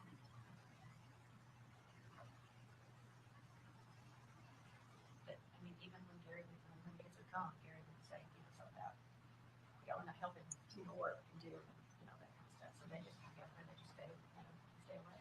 Of course, Scott was just as bad. I mean, Scott was legit just belligerent anytime that anybody was on the topic. He'd get angry because of the people.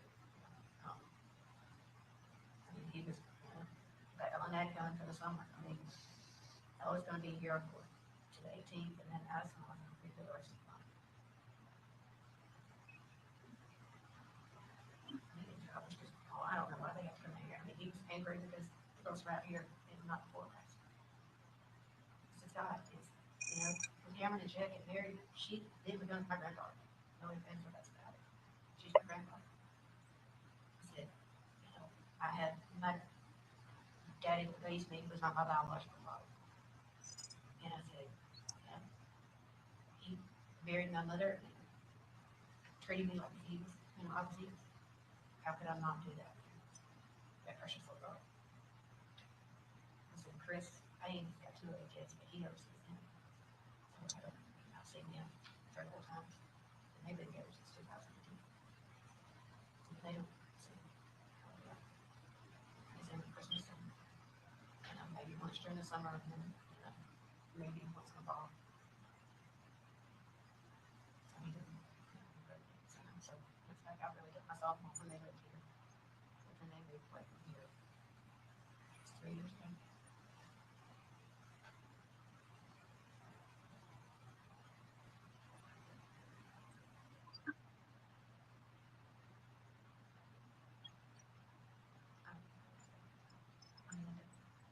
I know I did not hurt him.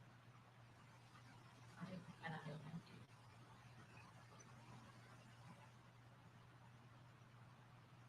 And I understand you when I say I don't know. You don't understand. And I know that you don't understand the separate life that we live. I know you don't because of it. I know Amanda, her last boyfriend that she had, we went and moved her out of that bad situation. He was bad in drugs and that kind of stuff. And it was, I don't think he ever physically abused her. It was stole from her, you know, that kind of stuff. We moved her out of that situation and got her into another apartment. You know, we had several discussions about that. She said, I was angry at you at the time, you all, you and Daddy for doing that. Then I met Chad and I found out that it was to have a good relationship with somebody. So she didn't take her long. Thank you. You know,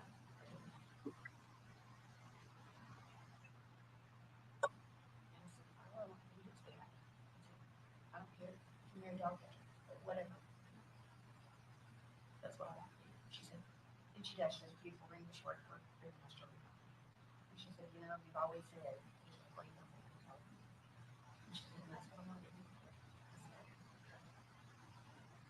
because remember, it's not about this.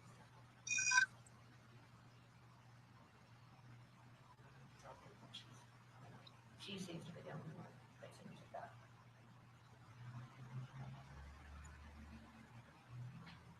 And I'm so very fond of you. I would never, ever, ever. And I'm not, you know, I'm not to my neighbors. Last night, it's good night because I had dogs. And she and I sat there, everybody calling me. And I said, this is not, it is a night. I can't even go. I said, literally, we went from looking for Gary, trying to find out where he was, to I can't go in my home. And I don't know what happened. I mean, it's all, I said, it's a nightmare. It literally. I said, I'm like Amanda. And she said, I keep thinking I'll wake up. Just be over. But I said, the worst part is I'm the only one there, you know, with the exception of, you know, Scott coming in and out. I'm the only one there. And I should have gone and checked on him. I should have. I mean, Emily said the other day when we were looking for him, you didn't go down and check on Emily. You know, we just leave him alone. Don't, now's not the time to go. Now's the time to find Gary. Amanda's calling him, I called him, Scott called him. And sending emails and text messages. But it also was unusual for us, you know, but Emily did say, she said it was unusual that he did not, she sent out pictures of Lydia and he didn't respond back to her. That was, I think.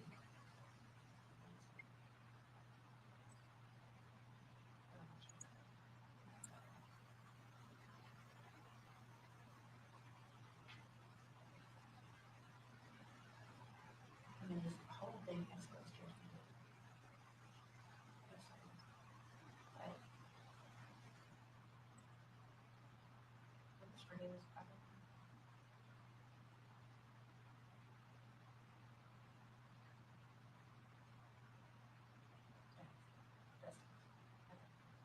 I mean, I would love to sit here and tell you that I would.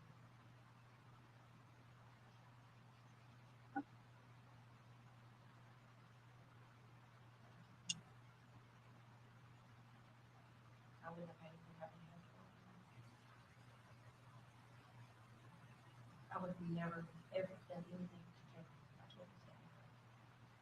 And like I said before, I had my baby. I lost him at an early age. He died at 65. And I would never do that. Daddy said, you can't get back. And I took it.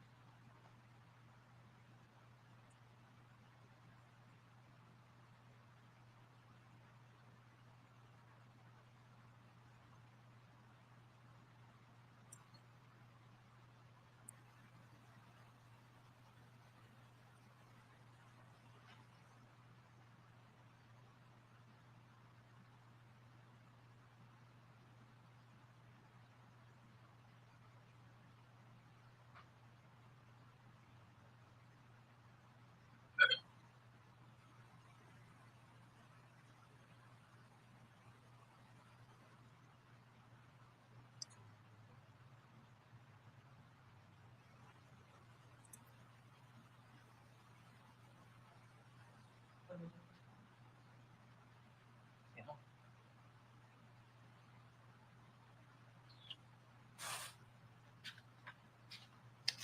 Told her daughters I would do that. That's the name of the attorney they gave me that they said has reached out to them.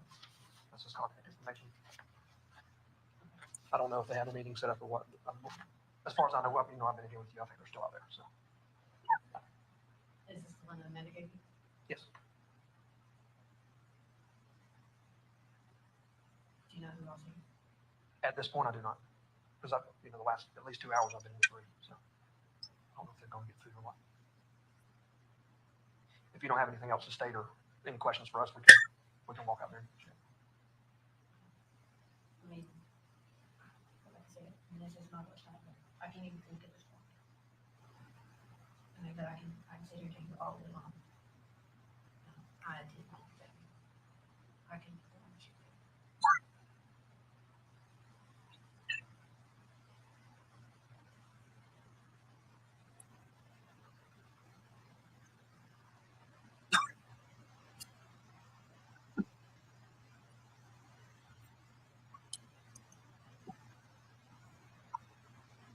I mean, this has been on for me. I'm sitting there thinking last night, good when I told him done it, which is the worst nightmare. Is the thinking that one of them done it. That's my worst nightmare.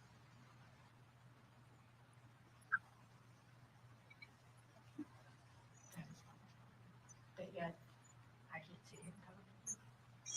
I mean, a grown man. But yet, I can't imagine them.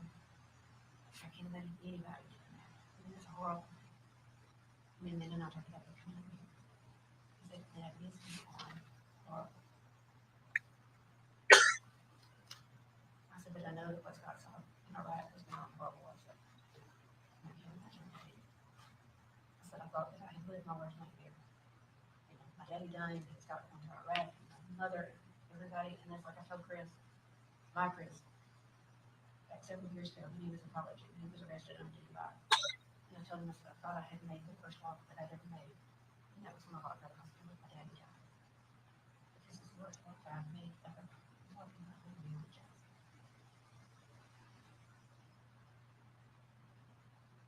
It's right here. It's not. In my mind, I keep thinking, didn't want to do this. Because I know I didn't do it.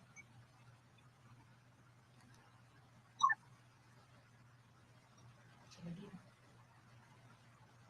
And why would my children sit and, I mean, that's what Amanda said, she said, I know Christmas got from the very get-go, they wanted to blame me for it. She said, but they've always blamed everybody for it. Everything. They've always blamed me. The worst part of it is,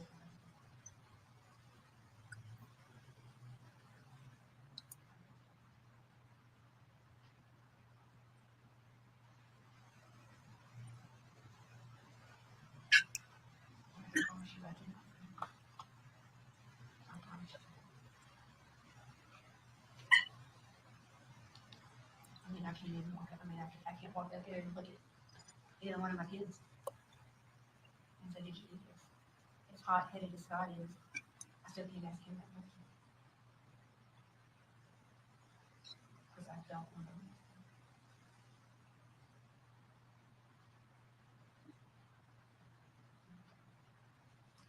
That would be a mother's worst nightmare.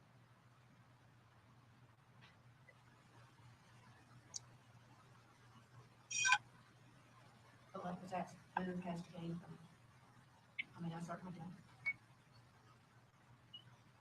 Chris gained from it, yeah, because he ultimately that's going to, that could be stopped pretty quick. But like, Amanda has said, and everybody has said, that place is being used. That's my barn. That's my tractor. That's my, no, it's not yours. But I did, I think Tommy, whatever his name is this morning, thank you for calling him name. I said, but that was nothing compared to what he did. He said, I wouldn't let my children to do that. I said, 6 or 7. I mean, Amanda, calls him down pretty regularly about talking the way that he does, but he does the same thing here. I'm just me. Tells you everything like that. I mean, it doesn't matter where we are. It's hot temper.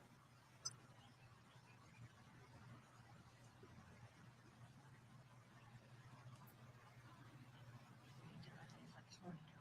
Well, I did this every morning. But you don't get up with me.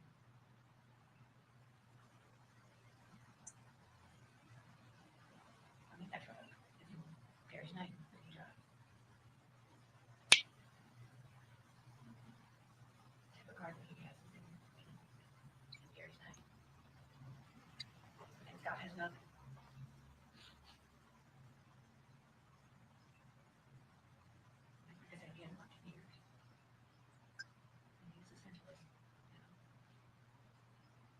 no, he has no desire to go get a job. I mean, I begged him, hey, go get a job at Tractor Supply, let's get a job. You know, then I'll get a job. Oh, I have to work right to do that. I mean, he does, as I said, he's like Randy Brixton, he does the complex crap.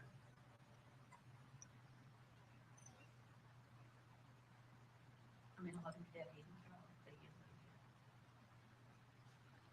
And like I said, this is horrible to have to put out all the secrets out on the table. I mean, I wouldn't dare have this. I wouldn't come to anybody in the outside world. First of all, I would pray. And I think that was part of it, that's why Gary and I never divorced. I would never want to go to court, put it all out. I mean, like I said, I thought we'd done a pretty good job of hiding it from the kids. I guess I wasn't even more than what I thought that they did. But like I said, it was going to be.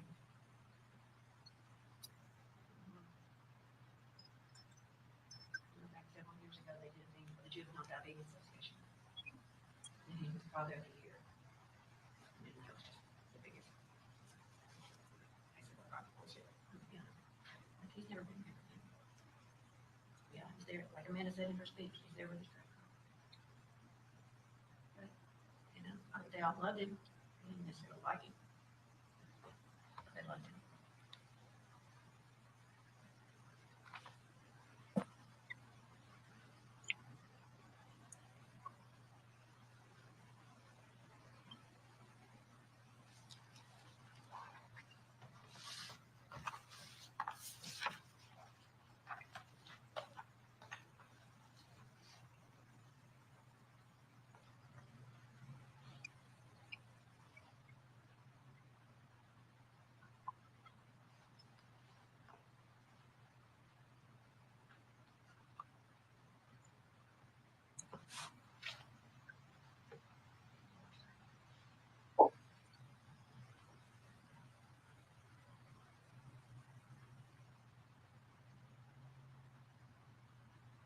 Really, like his father, very gone.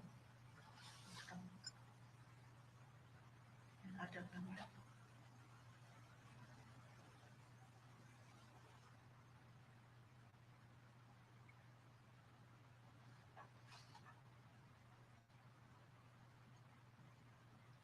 But the worst thing of it is finding out.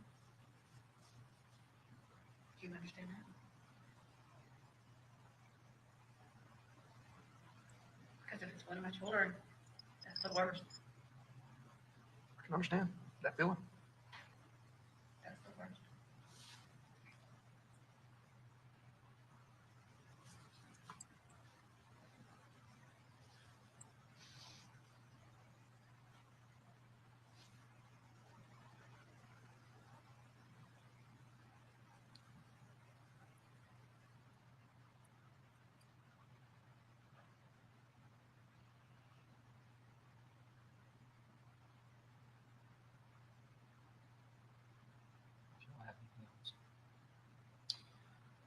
I think you probably need some water, fresh air. You're not home. I don't think I need that bucket of water.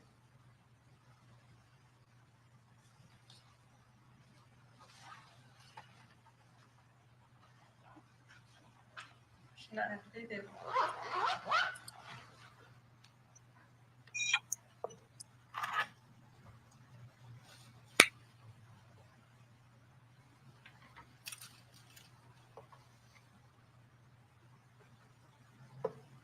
Let's go see her.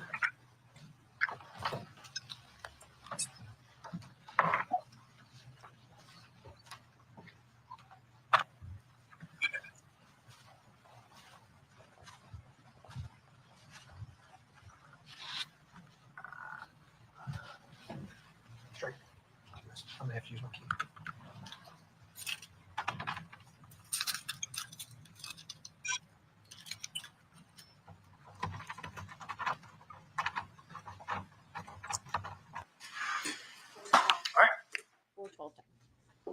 All right, lunch is here. Y'all can excuse the lunch. We'll start back in about an hour. And someone will take y'all on a walkabout somewhere.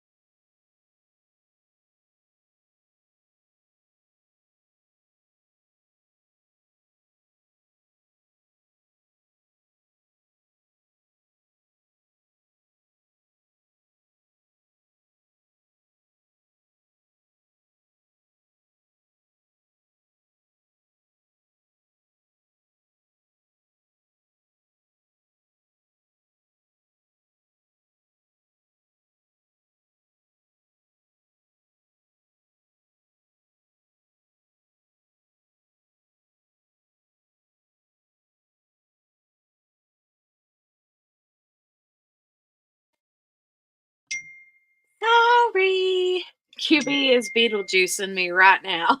She's like, okay.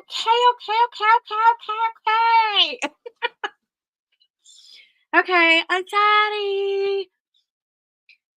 Let me go find it. I thought that I had a couple minutes. Big kiddo needed something, and so I had to run in there in the kitchen for him.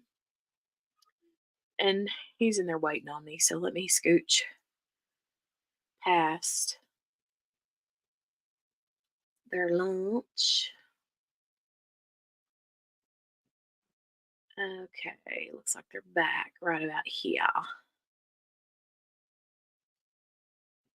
I love this judge so much. He's so handsy. And I say that lovingly. That he's handsy.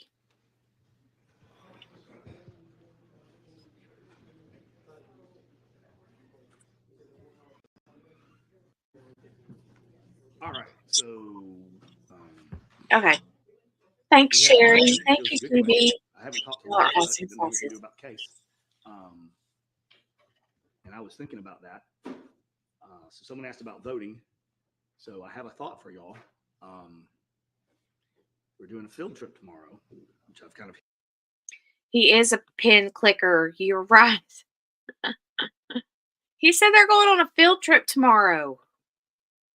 What? Hinted to y'all about, but haven't directly told you about yet. And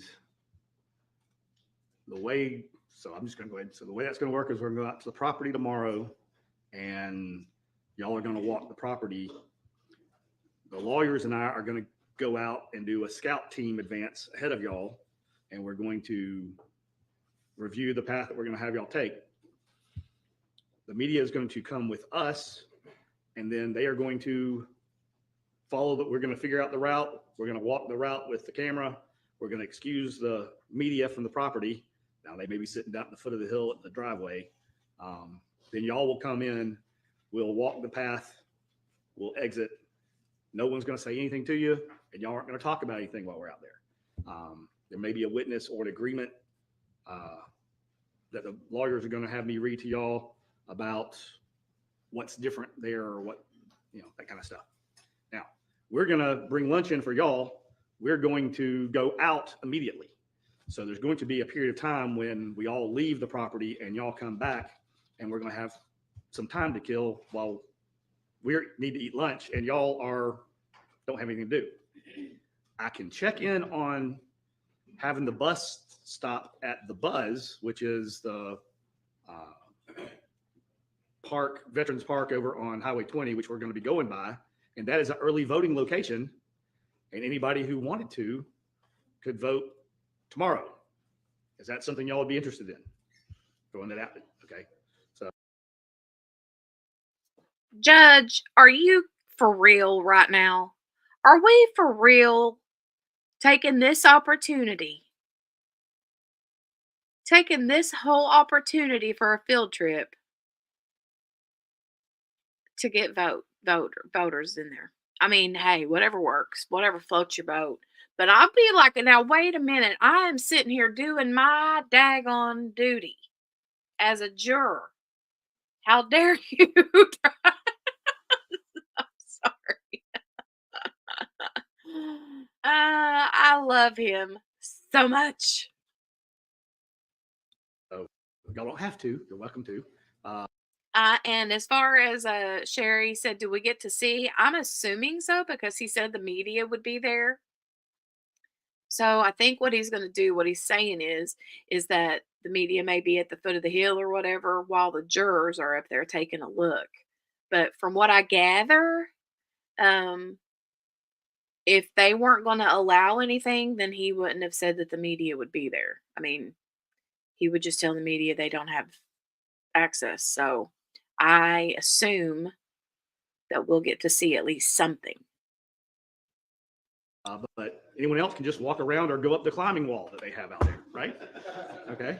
So I will check on that. I think we have the bus till about 2:00. So I'll see if that's something we can arrange. I think that would be a good, give y'all something to do, and then we don't have to worry about if we run into the election day with the deliberations or even the trial. And that will better use y'all's time and give us an opportunity to grab lunch. So, all right, I will check in on that. All right, now that we've finished talking logistics, Ms. Frankish, if you'll go ahead. Thank you. Sergeant Hayes, you're still under oath from, I think, like 2 days ago. So we just listened to several hours of an interview, and I want to talk with you about that interview of the defendant.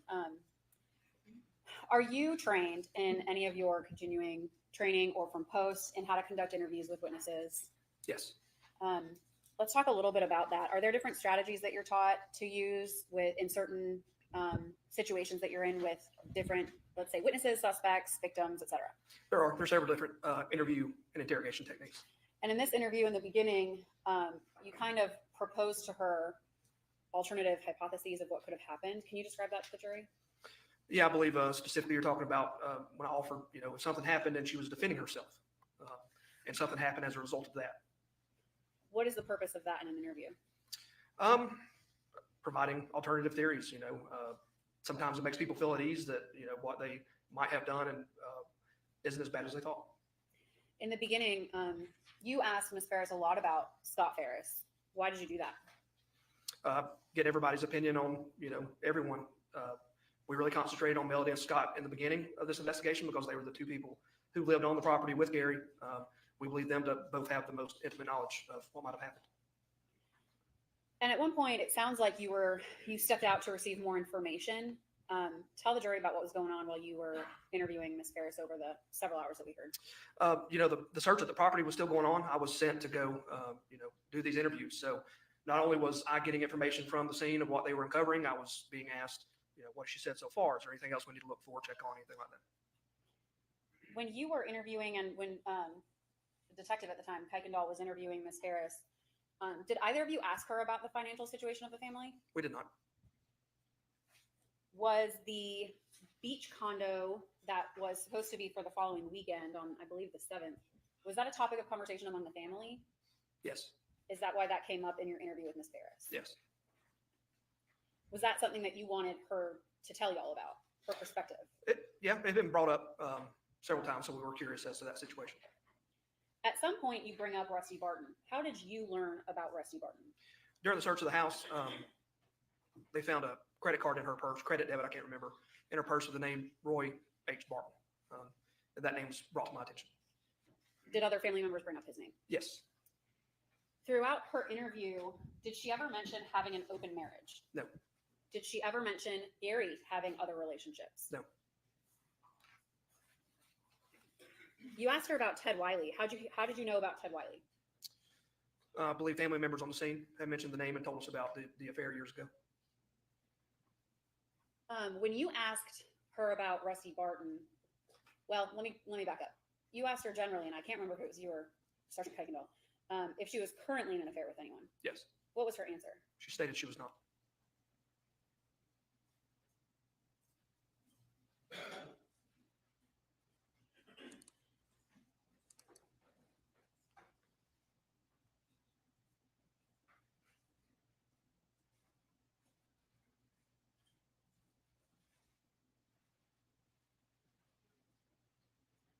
Judge, at this time, state moves to admit Pope 1.1. It's a portion of the report that's already been entered, but it's a voicemail that was within the report. All right, objections? No objection. I submit. Well, let me back up to Pope 1.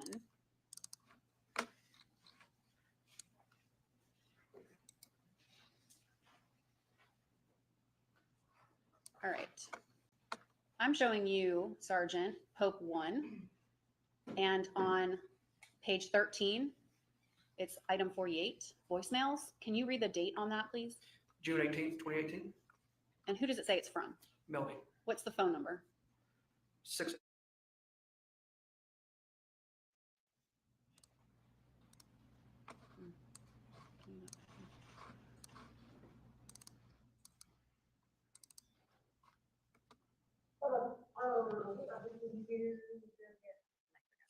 Anyway, it was easier for me just to leave you a voicemail message than it was a text message. So anyway, from there, I'm going to go get a room as opposed to, she said I could stay with her, but then that way I can talk to you.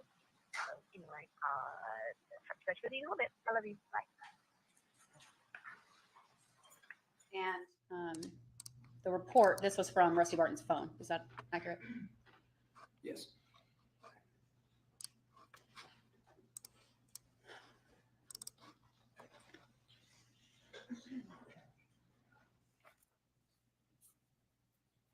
At that time when you were interviewing Ms. Farris, had the projectile been found in the home?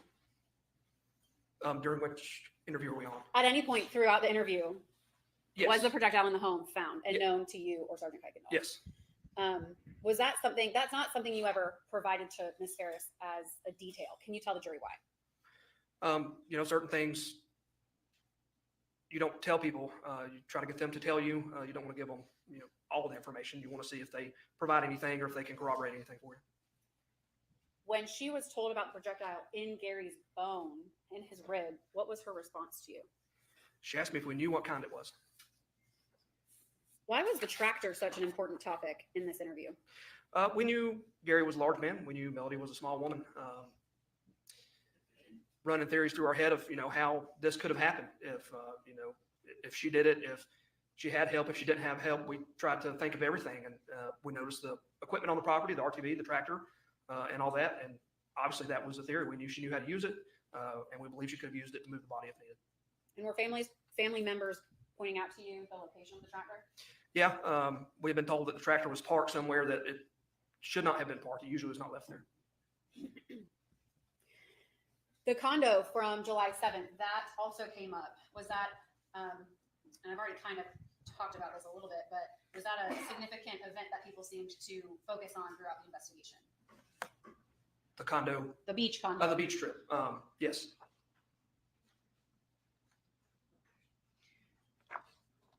At this time, Judge State moves to enter into evidence Hayes 55. All right. No objection. All right, Sergeant Hayes, we talked about how the sheriff's office was collecting phone records, extracting cell phones, and you had the opportunity to go through some of these phones and some of the records and the data, correct? I did. I'm showing you Hayes 55.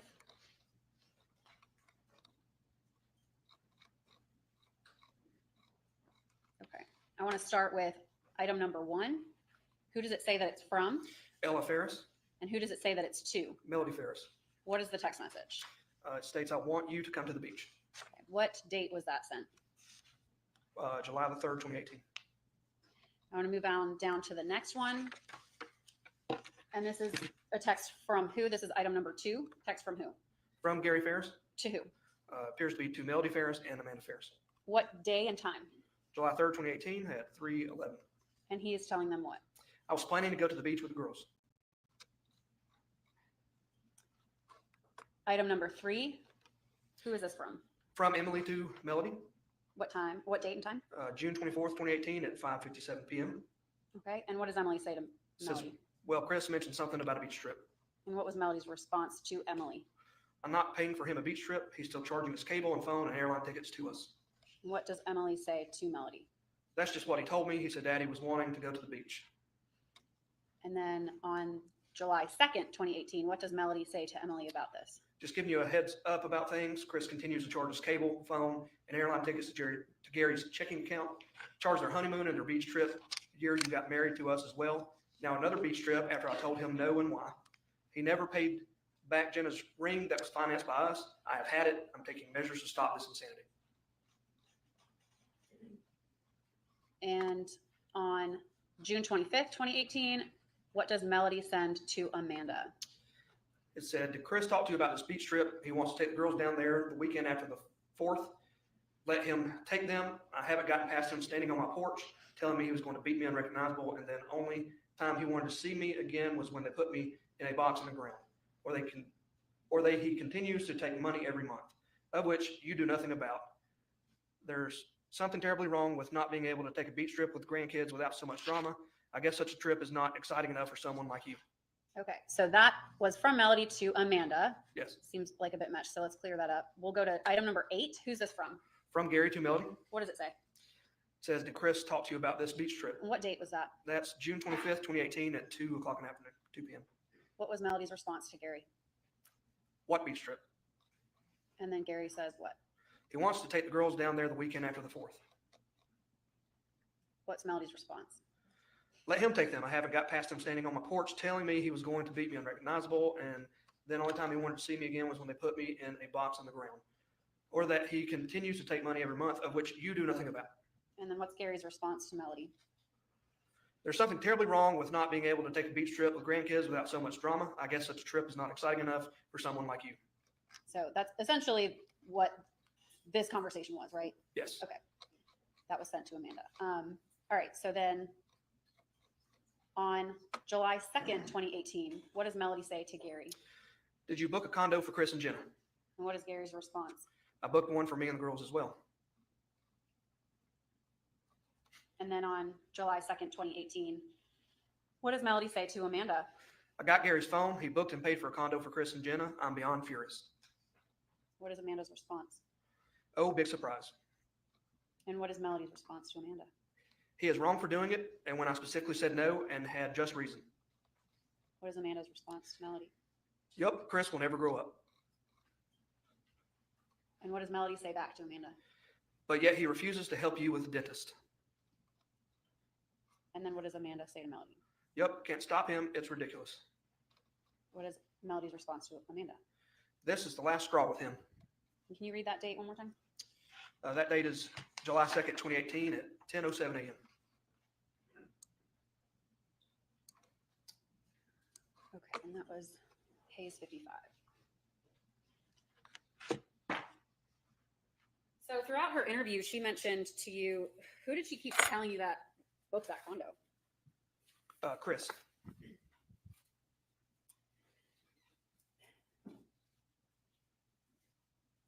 So there was a lot of discussion with Ms. Farris about plates being broken, multiple plates being broken. At any point, throughout getting returns for search warrants, did you find any videos or photos or anything like that about a plate being broken? I did. Can you tell the jury where that was located? We did a search warrant for Gary's Google Gmail account, and in those returns, there were several items of interest, but one being a video it appears that Gary took from his cell phone. Looks like his cell phone backed up to his Google account. At this time, the state would move to introduce Hayes 54. Objection. All right, Smith.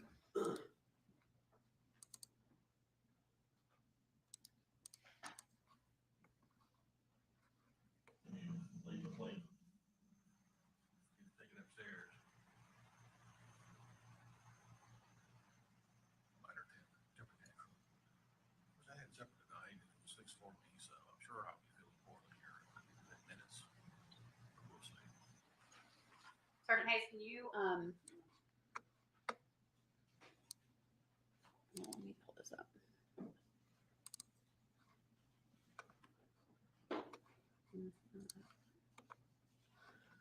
What is that?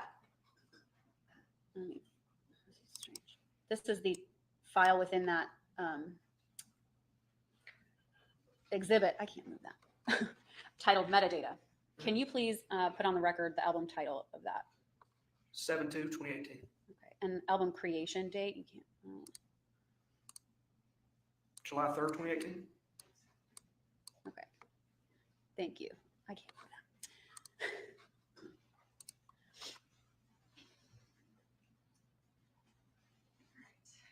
Eventually, she told you that she slammed that plate down. Yes. She also mentioned she cleaned that up, right? Yes.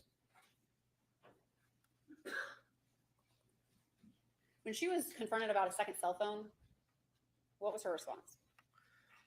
She told us she did not have a second cell phone at the time. When we asked her further about it, she told us that at some point Sherry Cooper had given her one. I believe she just described it as an iPhone in a black case, but stated she had given it back to Sherry some time ago.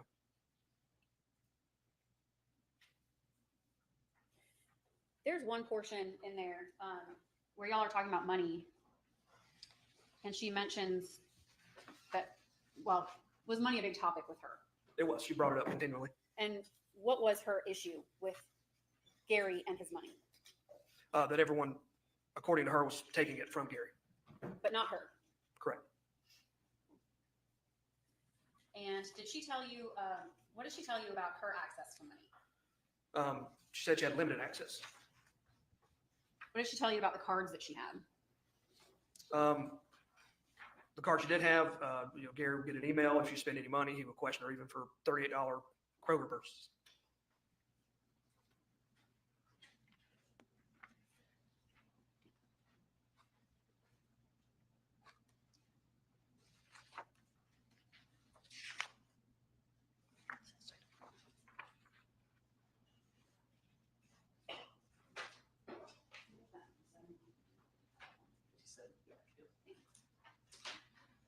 All right, at this time, state moves to enter into evidence Hayes 57.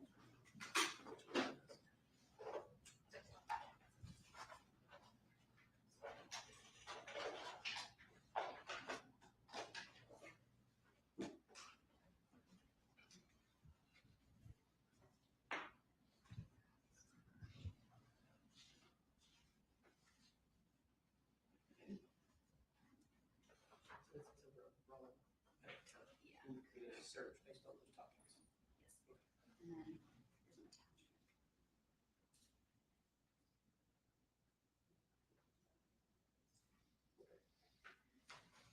All right, at this time, state moves into evidence Hayes 57. No objection. 57.1. Thank you, yes. And 57.1. And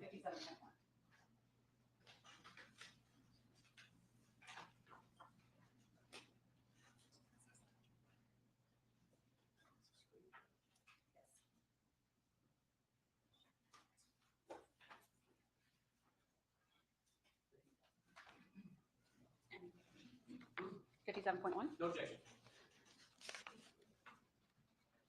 That's it. Go ahead.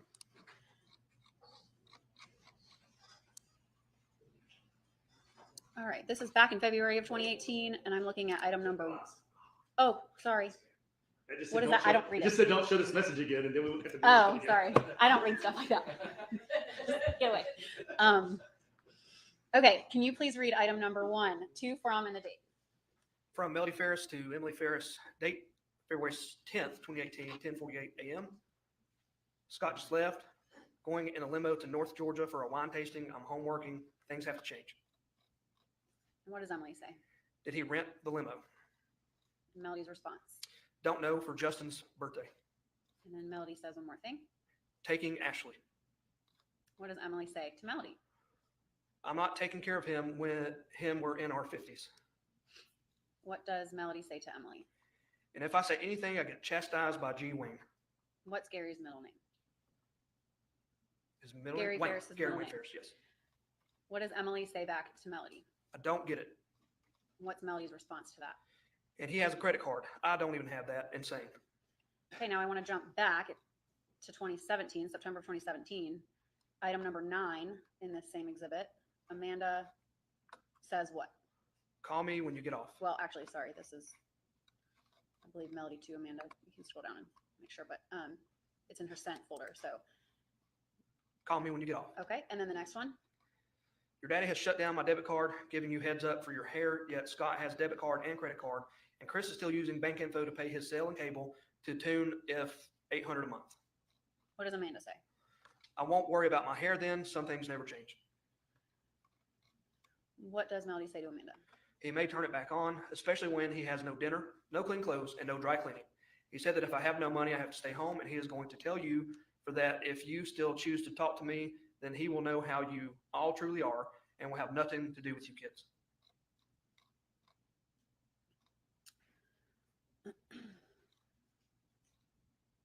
All right, let's scroll down to item number 15. This is, what kind of message is this? From who to who? It's an outgoing from Melody Farris to Scott Farris, What date? March 26, 2018. What does this appear to be? An attachment, a screenshot What is the body of that message?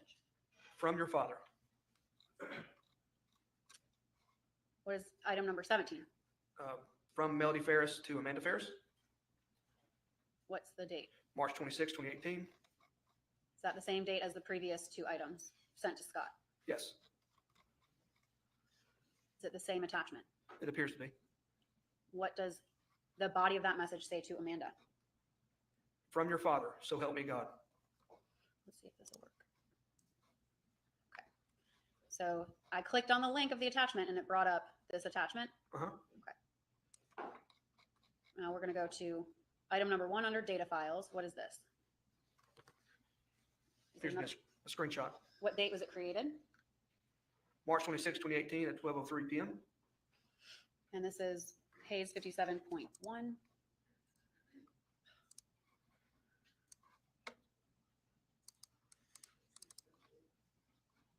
Can you please read that screenshot? I can't read the very top. It looks like it says dinner ready. Then it says, where did you go? I'm assuming that's supposed to be prolific profligate spending must stop. I work every day in between you and Scott and Chris. I cannot keep up. You treat me like I don't exist, which is offensive given how you repeatedly betray me.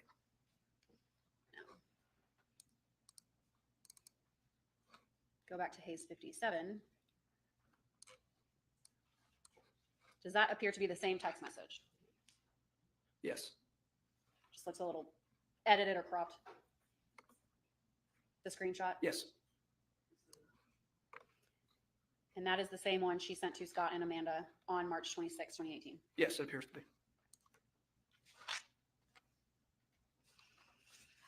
You mentioned you got returns back for Mr. Gary Farris's Gmail account. Yes. Would Gary Farris get financial notifications to his email? Yes.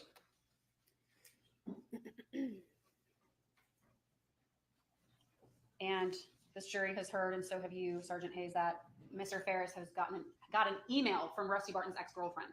Yes. Did you find that email in his Gmail returns? We did. At this time, the state moves to tender Hayes 6 and Hayes 56.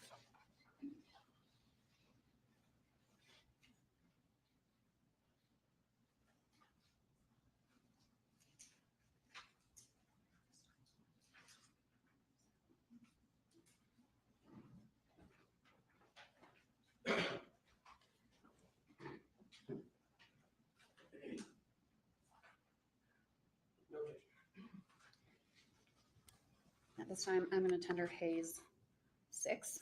All right, submitted to web. All right, what are we looking at here in Hayes 6? This is Gary Farris's email, his Gmail account. And can you, the date is in local time, can you tell the jury what date that appears to be? Appears to be October 19th, 2017. And going down to the bottom of that screen, who is it appeared like the email is from? From Christina Grant. Okay, and that date is the same, October 19th. What year? 2017. What's the subject? Your ex. And publishing Hayes 56. And we're going to start from the bottom of the document because we know emails print backwards. So can you please read the body of that email into the record? Just FYI, your wife and Rusty Barton have been lovers for 3 years. And who does that appear to be from? From Christina Grant. Same date, October 19, 2017? Yes. And what does Mr. Farris respond with? He asked, do I know you? And what does Ms. Grant say? You want to talk? What does Mr. Farris say? Not right now. What does Ms. Grant say to Mr. Farris? I understand. I'm pissed, beyond pissed. And that date of that last portion of the email was what date? October 20th of 2017.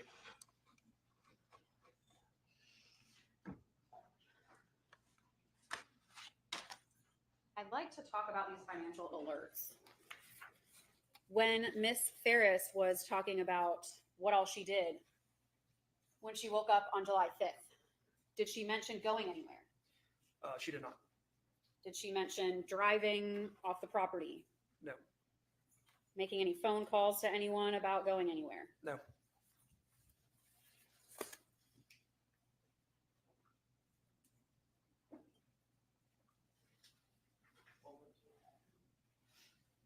At this time, state moves to enter into evidence state's exhibits Hayes 4 and Hayes 5.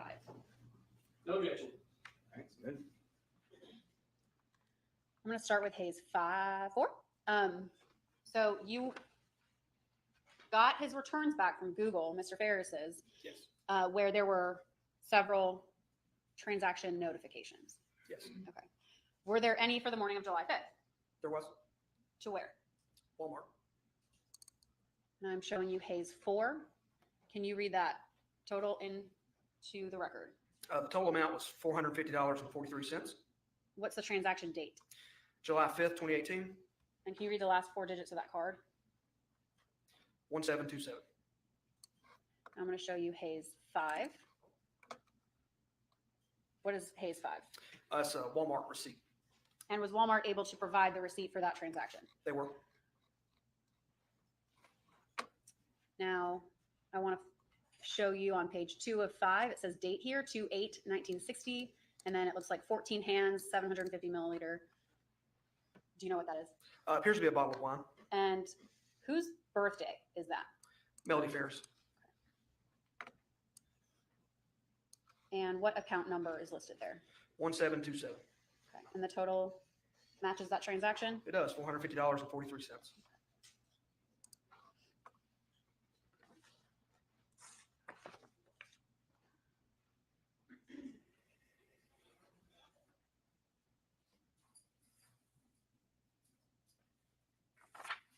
And yet she did not mention that visit to Walmart to you. She did not.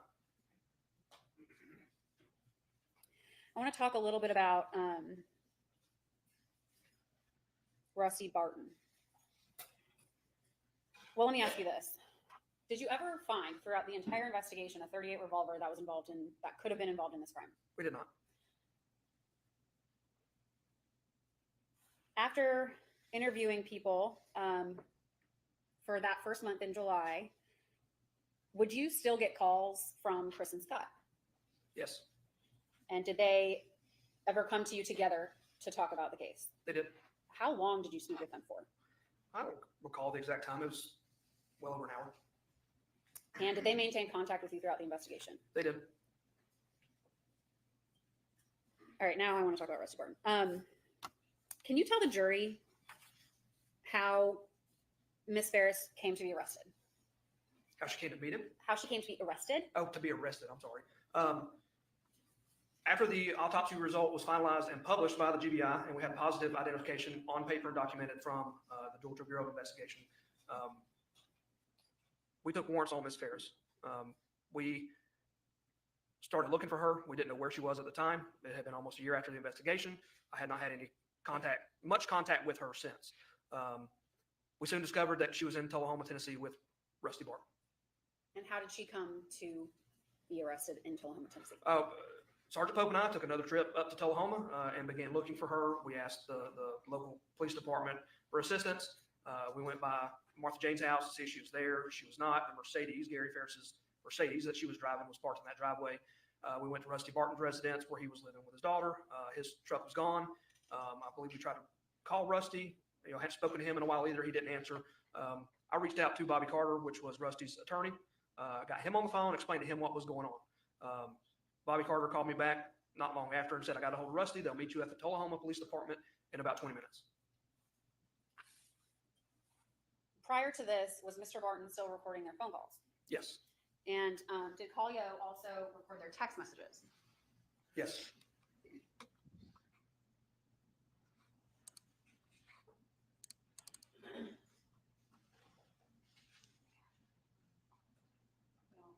I believe I may have already admitted the total of the Colliers, but at this time I'll move to admit the remainder.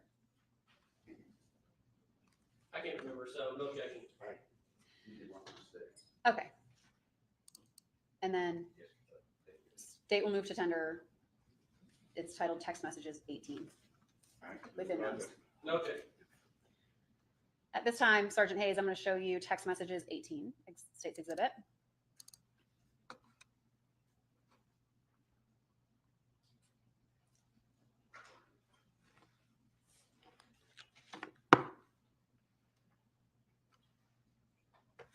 I'm just going to hit close on this one, Judge.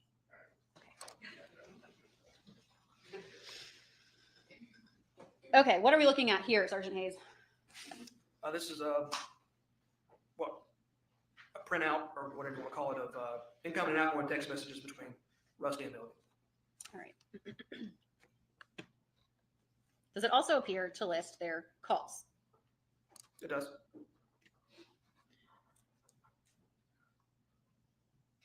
And this is, well, let's go to the top. What's the first date listed here? August 1st, 2018. What's the last date on this spreadsheet? August 31st, 2018. Don't make me expand that. I don't know how to do that.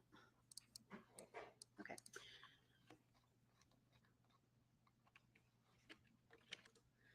All right.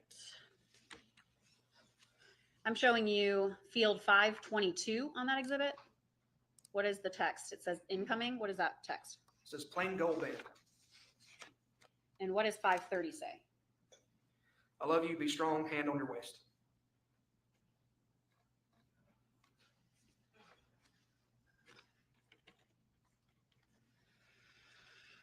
I'm directing you to field 807, and that says outgoing.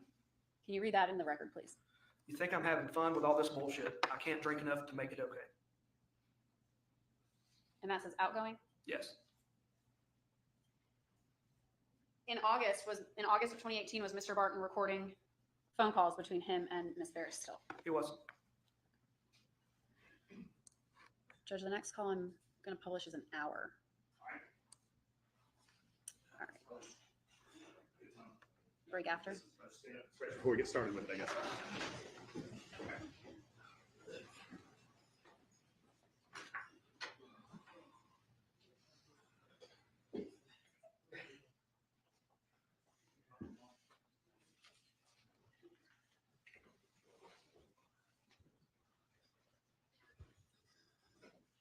Somebody listening in to me complaining about right before we broke for lunch about it being warm. Turn the air on for y'all. Don't want y'all to get too comfortable. At this time, the state's going to publish Collio's 4. All right. You get him? Mr. Farris would like to use TLC. Hello. You get him? So Bobby? Yeah. Yes. Yeah. Yeah, he talked to him and called me back and said he had talked to him. And? He said he basically told Bobby that he was a much better attorney than him and it was a scare tactic and we'll let it go with that. Well, he said, Melody, if they were going to arrest him, they would have done it then. They don't come up and tell somebody they're going to arrest you, which is true. I mean, when you wrap your head around it, that's true. And he said, Melody, they can't arrest him. The TBI is going to have to go. He said, somebody said there that. has. They said that. They said that I would be arrested here and then they would have to take me, extradite me to Georgia. Right. So, like Bobby said, then it hit the news here in Chattanooga and Nashville, and right. That's the first thing that's going to happen. Okay, I don't know whether he told him this, but Manny said that you all need to get any information that proves that you were in town at that time. I said, well, that they had already gotten from a grocery store that you had been out. They had gotten the footage there because they even knew what you bought. He said they need to. He said because we're getting to the 30-day mark now, and he said it's going to roll off. He said you all need to get that footage and anything else that would prove that you were there, not somebody's word, but a proof that you were in town. Okay, I'll tell him that. Do you know of anywhere else that you were besides Food Line? Well, they got a list that Bobby has a list of my credit card statements, maybe. Okay. He's got a list of where I was at. I wrote down and made up a timeline, per day of where I was, who I talked to, that kind of stuff. That right. from Monday to Thursday of that weekend, Bobby has that. Right. Right. Okay. So I didn't know what all he told him, but I don't know. I don't know what he told I me. don't know, but I have been right. But I've been upfront. Fucking dying. I know you are. So am I. So am I. But he said, Melody, think about this. He said, I know both of you all are freaking out. He said, but Melody, we were in your house. Nothing was glowing. They don't have anything. He said, it's a scare tactic. He said, I've got the report. There's nothing there, Melody. I said, okay, I said, I haven't seen the report. I don't, You know, that's all they were talking about was putting all on, you know, on things, and that it had been, you know, apparently been cleaned up, you know. Like, so I'm thinking, baby, did you get it cleaned up? Is it cleaned up? You know, then it's like, okay, he's been shot. You know, where's the gun? right. I asked Manny, I said, Manny, do you have a report from the GBI yet that says that he was shot? He said, nope, they're not turning it over. He said, so that makes me think that it's a lie too. He said, remember, they will lie to you. They will lie to me. They will lie to everybody. He said, Melody, and I tell you, there's no gunshot. There's no gunshot. And you know that. I know that. Manny said, Melody, they are lying to you. So what pic did they show Bobby any pictures today? Yeah. Do you know what that it was of? It was the ones of the looked like just walls. I mean, all I could tell was walls. I couldn't see, you know, and it was like a picture of a wall, you know, that had shit sprayed on it. I mean, I couldn't. And then there was a picture in like ashes of a, you know, a bone that had a bullet in it. Right. And I told him, I said, he said, right. He said, did they leave anything with Bobby? Do you know if they left anything with him? I have Copies of anything? I don't know whether I'm coming, going, or done with. I know you don't. I don't. Did they show them to you? What? Copies of these pictures. Yes, that's what I said. I saw a picture of a wall, or a couple of pictures of, you know, a wall or walls, right. And the stuff sprayed on, and then had a black light on it, and okay. floating. Okay. I'll chat back. He said that more than he said, do you know anything about this Bobby Carter? I said, I don't. And he said, do you know if he's trained to look at that to know that what they're showing him is the truth? I said, I don't know that either. He said, Melody, they will also show pictures that have been altered, and they can do that. It's not illegal for them to do that. He said, but Melody, remember, I had my investigators in there. There's nothing in that house. I said, I know that. I do know that. He said, I've got the report. Melody, there's nothing in there. I said, I understand that. He said, okay, then. Of course, he was like, I said, look, I don't do this. This is not my forte. That's why I'm calling you. Which is exactly what I told them. I was like, oh, I don't know what the hell this is all about. You know, I've never been in this position before. You're asking me questions about shit I don't know. Right. You know. Right. Said, he said he wanted to know. He said, why did, you know, right.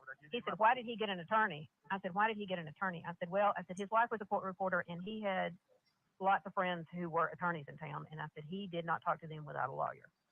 And he said, okay. That was what, I mean, he was trying to get the whole, wrap his head around everything. I mean, you know, he said, but first of all, he said, how long did they stay? And I said, about 2 hours. And he said, Melody, you know, I said, look, you can tell me all day long it's a scare tactic. He said, but I'm telling you how that they would have worked. He said, all they're doing is to try to get him to say something. Where are you at now? I'm sitting in the Planet Fitness parking lot with 9 million other cars. Okay. When you've been to Martha Jane's house, did you take your truck over there? Yeah.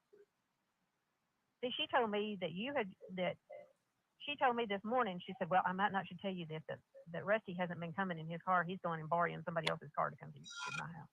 Yeah, see, that's not true at all. I have driven my truck over there every time. Well, I knew you had yours over there the other time. Yeah. Yeah. I pull right up front of the garage, just like always. I thought, well, surely you would have told me that. What if you hadn't been taking your vehicle. I don't know, because she said you thought that you had been tailed over there, that you had a GPS on your truck, so that was why you weren't bringing your vehicle over there. No, that's not true at all. Okay. No. You know when I've been there. And, well, I do. Yeah, so. There was nothing good about me going and checking on Martha. Well, were they in the same vehicle that they were in the other day? They all look alike.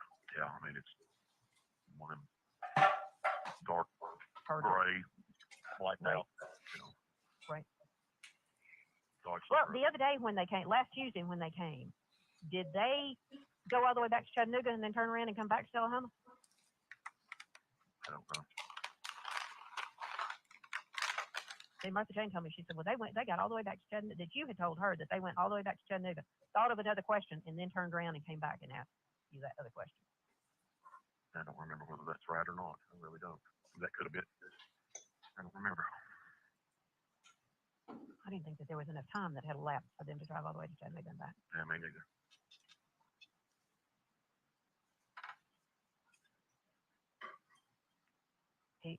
Manny is, I'm interested to see what he's telling Amanda. Of course, Manny is going, because I told him, he said, are your two idiot sons still talking to him? And I said, I don't know, Manny. He said, you know that they've got Scott's phone bugged? And I said, I do. And I said, and we tried to tell him that. And he said, I'm not going to say that. He said, but I think that they think that Rusty probably knows something and that they can scare him into telling you. And I said, but Rusty doesn't know anything. He wasn't there. There's nothing to tell. No, they verified that. They verified that I wasn't there. The only thing they picked up on me on is those 3 phone calls. Right. Right.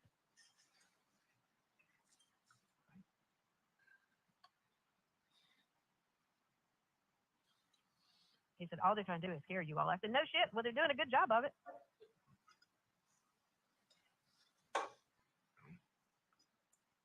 The whole thing was, did you tell her anything? Did she tell you anything? That basically is it in a nutshell. That night, those 3 What that they just repeatedly asked you today. Yep. Well, he asked me, he said, what were the questions that they asked him? And I said, oh, no, I don't know. I said, that was basically our conversation was, hey, they had come and they had, and he said, did they leave a copy of that with Bobby? That I don't know. Well, that I don't know either.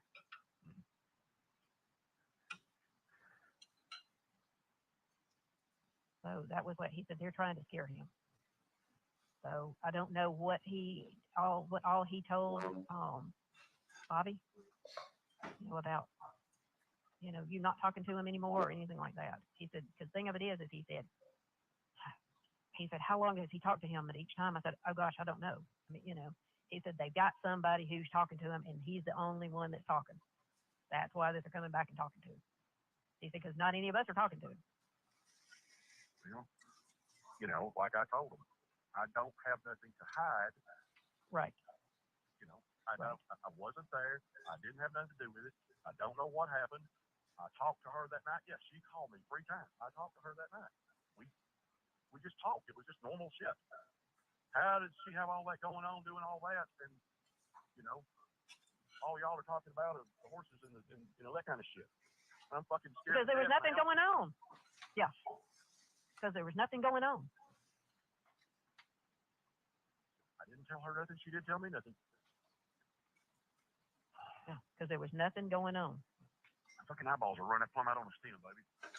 I know it. I know. I know you were scared to death, and so am I. Like I told Bobby. But Bobby, I didn't do anything, so why?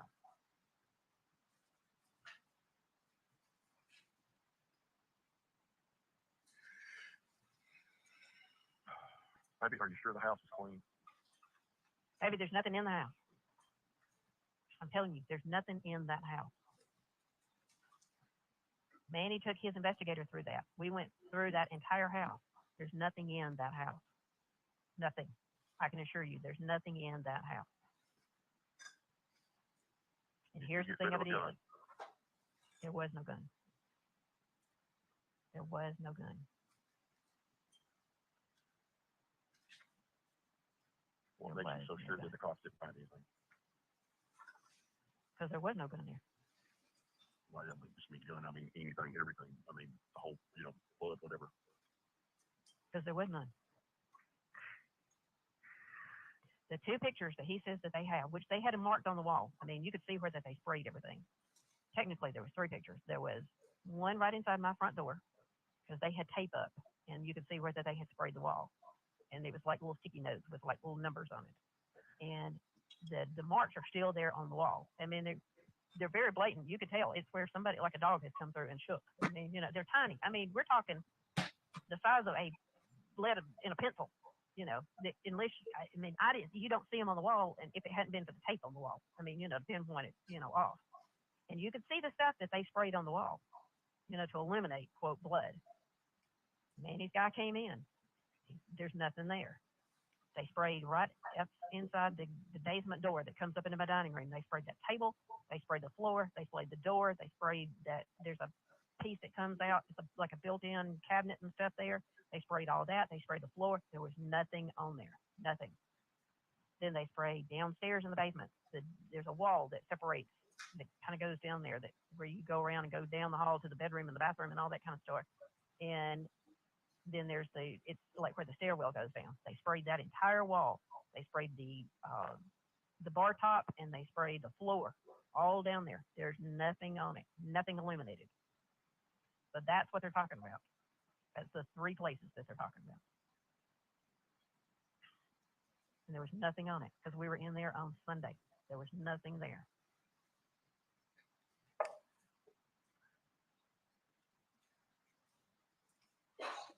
Was there anything in the 3 phone conversations about any of that? You and I, that night that they're talking about, that July the 3rd, that we talked 3 times, which to them was so out of the ordinary. No. What did we talk about? We talked about Bucky. Which is our normal conversation. Which is our normal conversation. And The grandkids and and Ella and Addie were coming, and you know, I was going to Lake Lanier the next day, and you know, you were going up to the lake with Andrea. That's all we talked about. And that's what I said. That's all we talked about.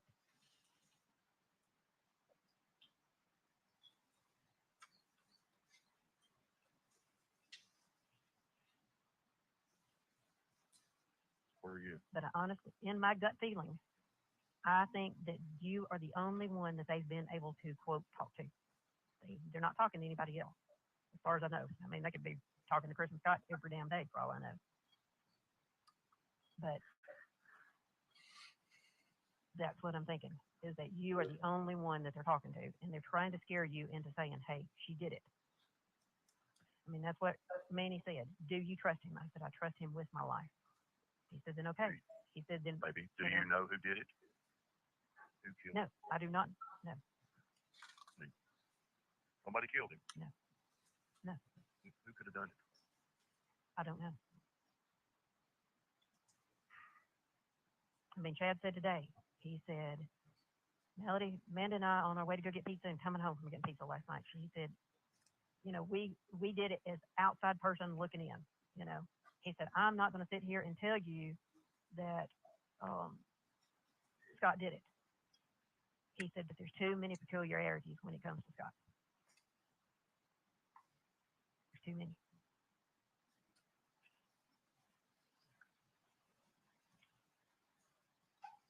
But Manny's right. You're the only one that's talking to him still.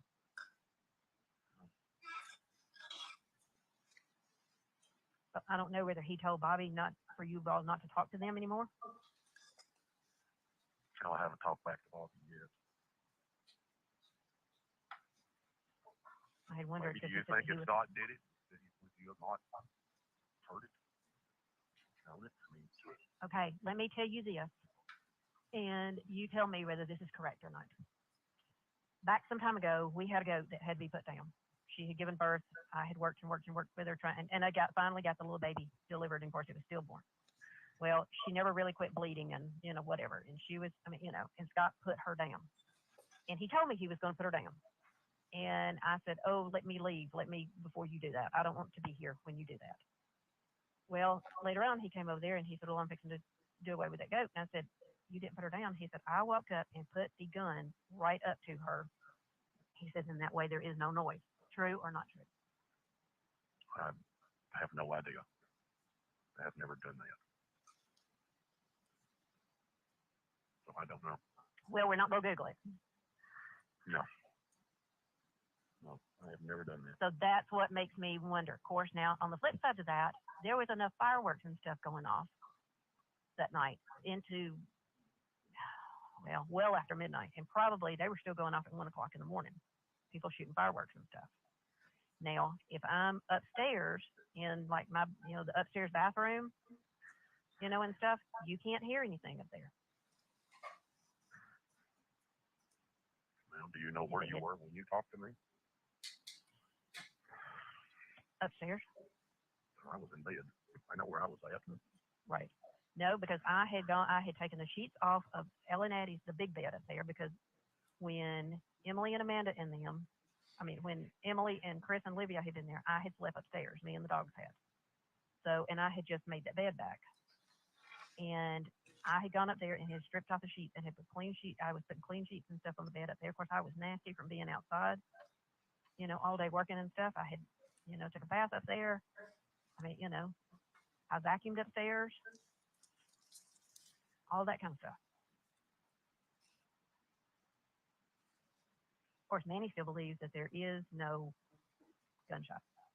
He thinks that that's all coming from the fact that Scott told him there was a missing gun.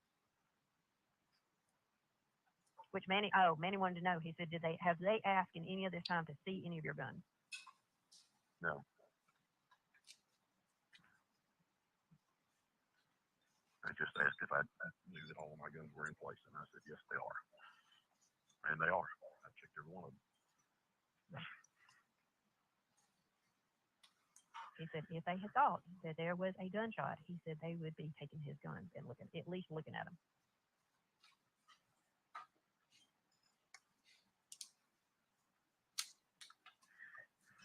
I said, well, they're doing a good job of scaring the shit out of us. I think that's true. I can't even fucking breathe. Oh, I don't think I breathed from the time that you Good day to called have that your you're heart going checked, down. isn't it? Seriously. Hell, I think we're having ours checked on how did they end it? I'm asking all these questions so when I talk to Manny again, that I can tell him. What did they, Did they just get up and walk out? What did they do? They said they would see me soon.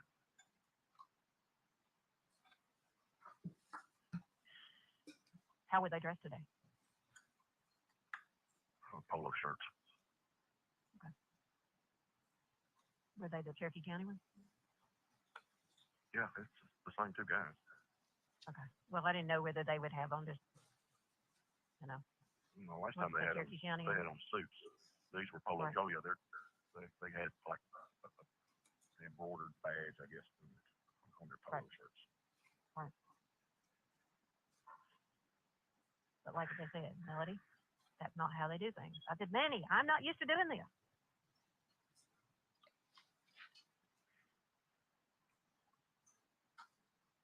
He said, you need to calm down. I said, oh, there is no calm in this, Manny.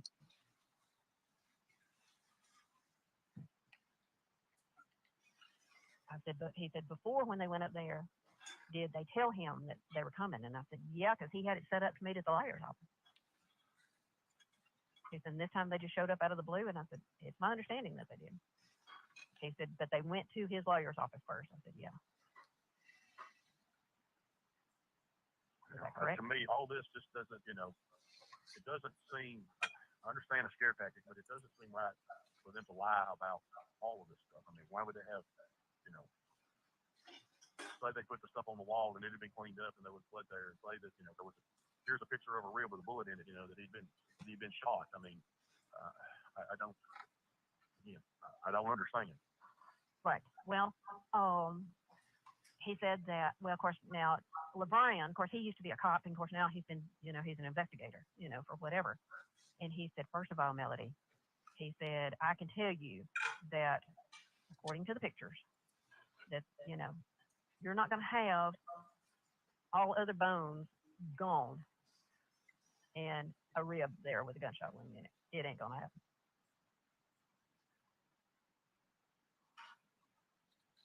He said, it's not going to happen.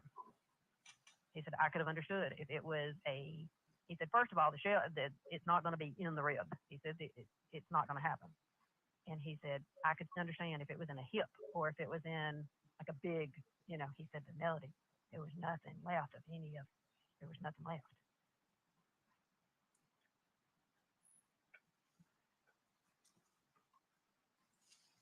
I mean, could you see it when you looked at it? Could you see a rib bone with a slug in it? I could see a bone with it. I couldn't tell.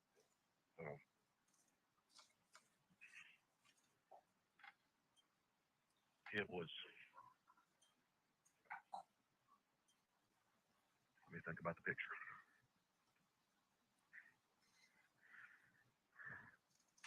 So a rib bone would have been the curved bone. So yes, that's what it looked like.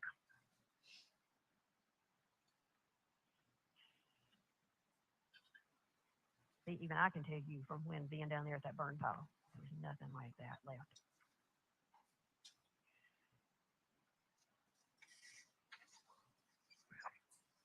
I don't He know. said, I now wasn't you would have there. been right. No, you weren't there. Now the thing about that is the fact, like he said, Melody, you don't even. They're taking him pictures and showing. You know, he said they could have taken a picture of anything and to be showing him. I mean, you know. Right. And he said, you know, there's certain. He said, I've been doing this way too long. He said, I know what they're doing. He said, like they said, if they were going to arrest him, they're not going to show up and tell him they're going to. They would have done it. They would have already had all that in place. They would have already had, I mean, you know. But that was what he said. He said, why does he have a lawyer? And I said, well, you know, small town, you know. He said, I understand, you know. Well, I guess my only thought is, what if that is what they have? What if they do have that? What does that mean for us? I mean, Right. you know, Well, that's the I thing don't of it is I understand. I know you're scared shitless, and so am I, darling. So am I. But I know that there was no fight in a house. There was no struggle in a house. There's there's nothing there.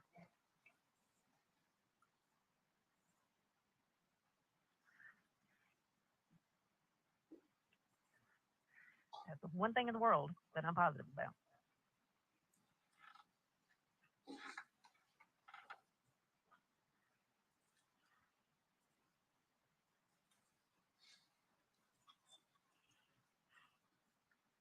Which, I mean, you know, when you stop and you breathe and you think about it,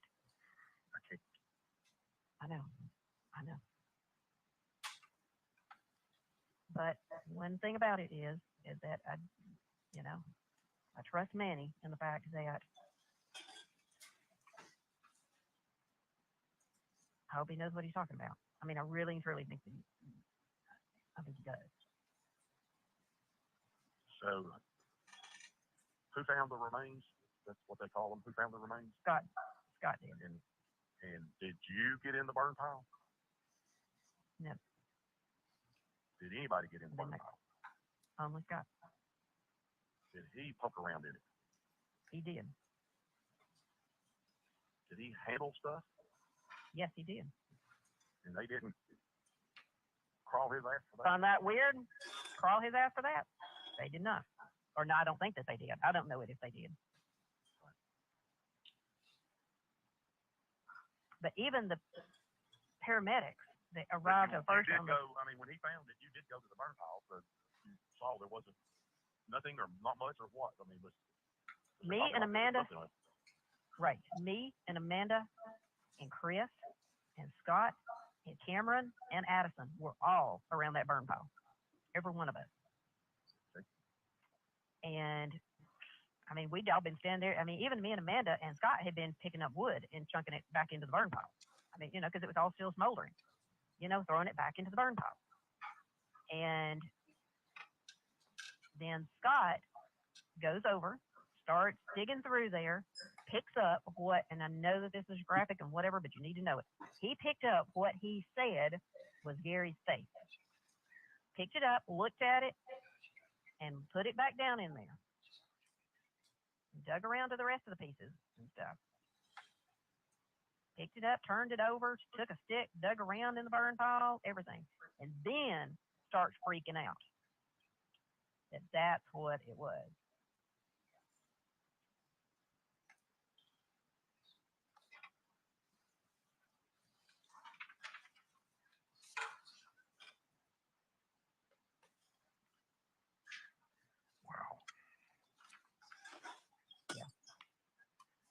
see, you've got, okay, let me tell you this. Let me walk you through what all happened.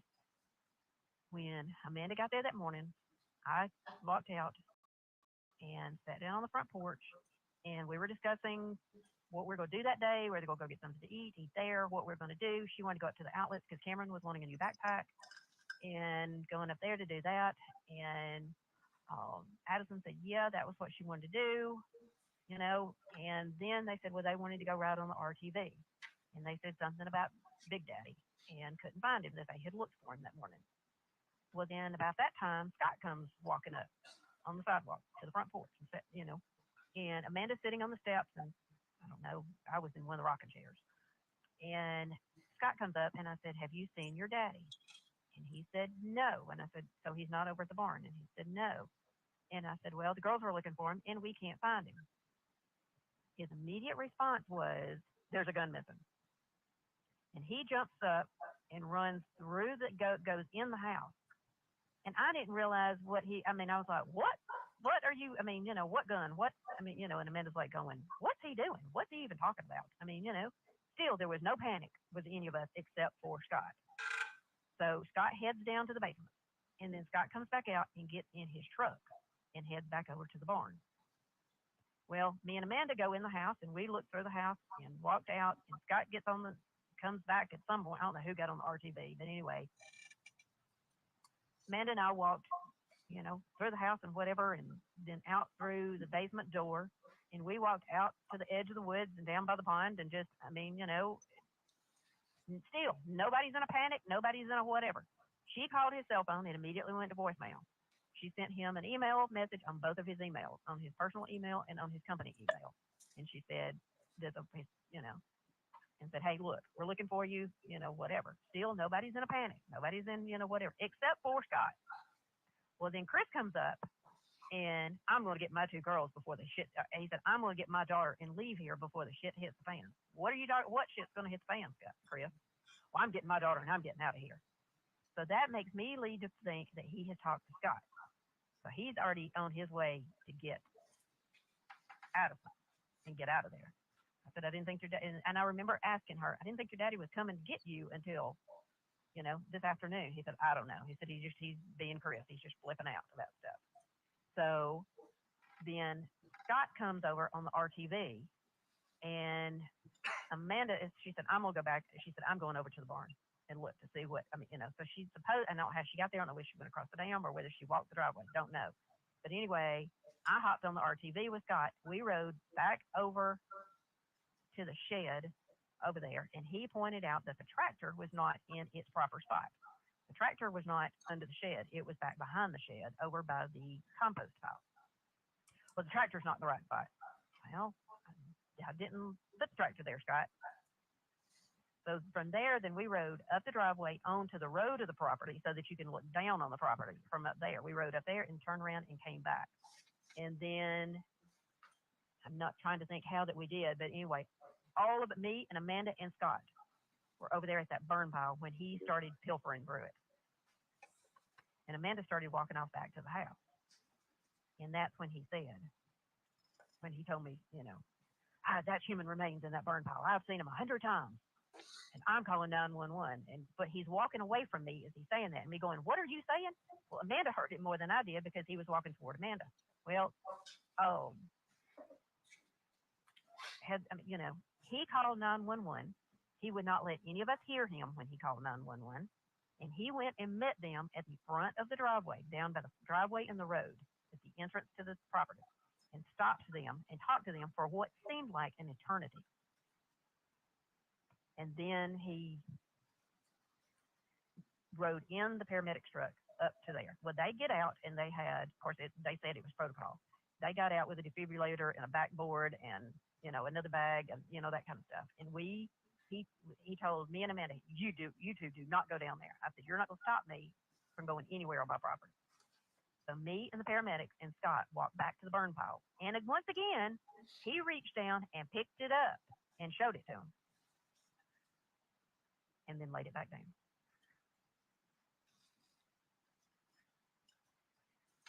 So then they radioed in something, and about that time the the sheriff showed up. Of course, they're only 3 miles from my house, so it didn't take long to get there. They radioed back, somebody, and the sheriff got there.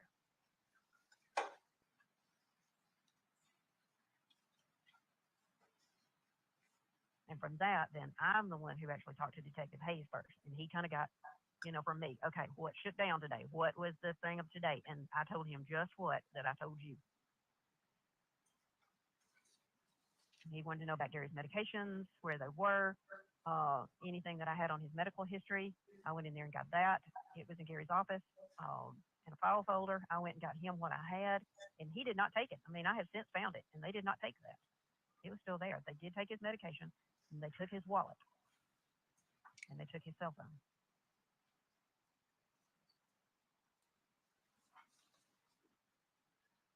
And then the next time that I really talked to any of them was that night when me and Amanda and Chad and Scott went down to the free home, which I guess it's a police station. It's not really a police station. It's like a conference room, and they got a couple of computers and stuff in there. It's not a real police station. And we went down there, and they asked the same thing what they had asked me that day. Okay, go through today, go through yesterday, go through, this morning. And I told them the exact same thing all over again. And he said, well, you're telling the exact same thing because it's the truth. That's what happened.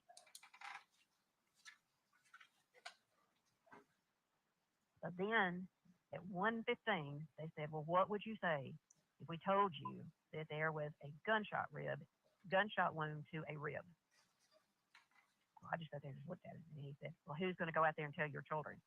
Me or you? And I said, well, I'm not going to go out there and tell them that because I don't know that it's fact. I'm going by what you're telling me. And they had already told somebody in the midst of all of it had already told me they will know nothing until they take the remains down to GBI headquarters. You will know nothing. So that stuck in my brain that when he was telling me that, I said, look, you're just telling me that, I don't know that for a fact. Oh, so you know that there wasn't, I don't know anything. That's what I told him. I don't know anything. Well, your son says that there's a gun missing. Okay. Nobody seems to know anything about this gun. I said, he is a gun freak. I said, he likes guns. He lives and breathes guns. He, whatever. He said, well, listen to me. Okay. Okay. We need to be on the same page. Okay. All right. And so I don't want to be confused. But I remember you telling me he's on the burn pile. Mm-hmm.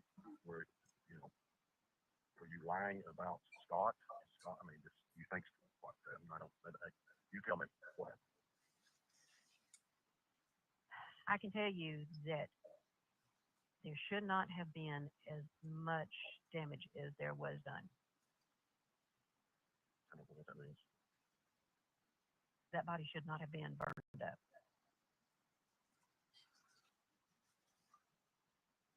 So, who burned it up? I think Scott did.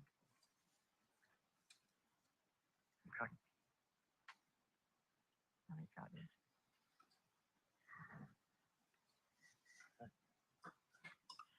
Like Amanda said, I think that that Scott has the perfect crime, the perfect whatever, the perfect, Except you saw him there, so did you try to not get Scott in trouble? No. I'm not covering for Scott. No, and I told them everything that I have just told you. That, because that's what they started in. You're covering for Scott. I said, look, I don't know anything. I saw Scott come in that night. He said, do you know if he had been there? I don't know, because I said, I don't even know what time it was that Scott came in. I said, because you've got my phone. So I don't know what time it is that I talked to Scott. He said, what did Scott, do you know what Scott did from the time he came home until, I said, because he called me about 6:30 the next day and said he was at the house and for me to open up the front door. And I said, I walked out front, and I said, I opened up the front door, and I said, then I went to my truck that was in the garage, got my debit card, and handed it to him. Right. What I'm saying is that night the 3rd that we supposedly talked so much, and you said he was on the burn pile. Were you just trying to cover for Scott or what? No. Okay.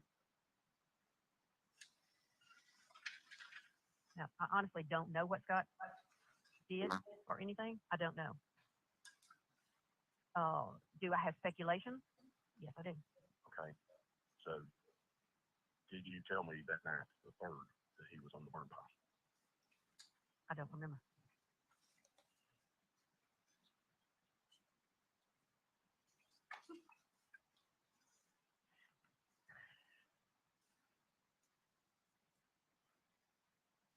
I think all that I remember saying to you was that Gary has started the burn pile. Okay. See, and I don't remember. I was trying to put it all together, and that was what I was coming up with, but I don't remember what was said about Gary because it was, I had had some drinks, and I had some Apple PM, and, like I said, we talked normal stuff, and I listened, and Right. just kind of in and out. Did you ever tell them that you had had drinks and Yeah. Apple PM?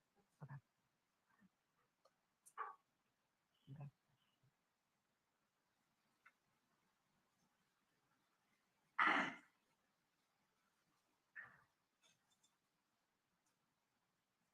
Well, I guess the thing of it is, like Manny said, don't give them any more information than, of course, they're not going to be talking to me. So that's the thing of it is, as Manny said, he's the only one that's talking to him. Well, we think that he's the only one that's talking to him because not any of, us are supposed to be, talking to him. So, he said that's why that they're,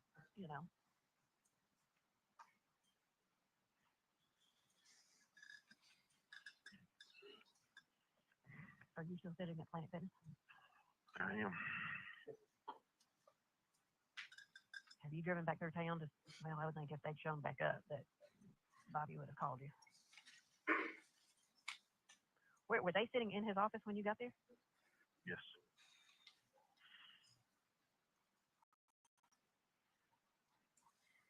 I don't know what to say or not to say. If we both get locked up.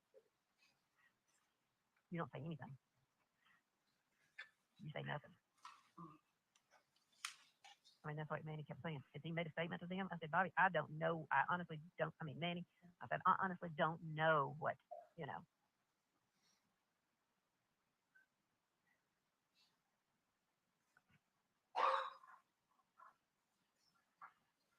Of course, I guess his it.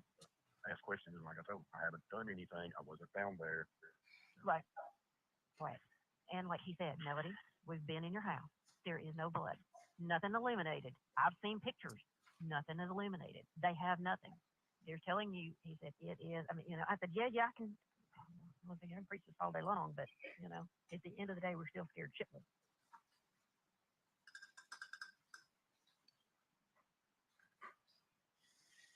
He said, somehow or the other, he said, do you remember?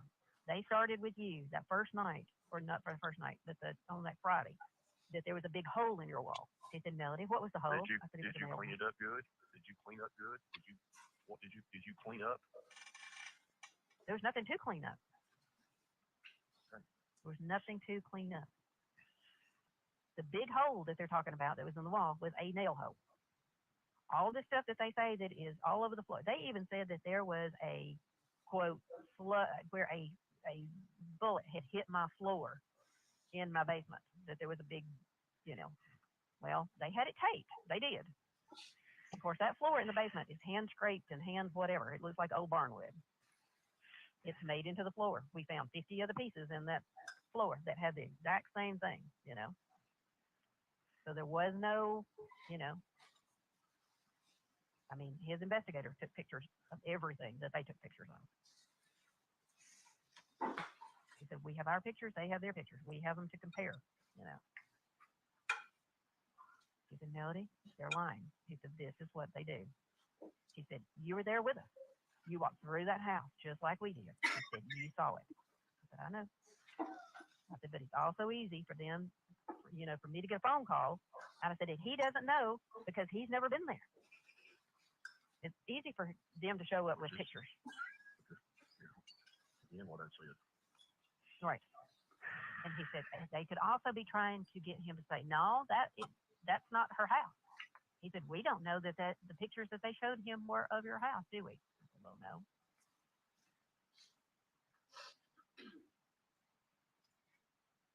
I said, no, we don't. He said, okay. Yeah. They made a big deal about that luminous stuff. Right. But it was still there when Manny. What if that made it where it didn't glow anymore after they put that on it? Well, I don't know. Well, it's all, he said, Melody, it would have still been glowing when we came through that house. And he said, it wasn't. I said, there were 2 places on the carpet going up the steps that they had said something about. And he said, if they had thought that it was anything, they would have cut that carpet out. But they didn't. He said, have you done it? I said, no, it's still right there. He said, we did a test on it. He said, LeBron said it was wine that had been spilled.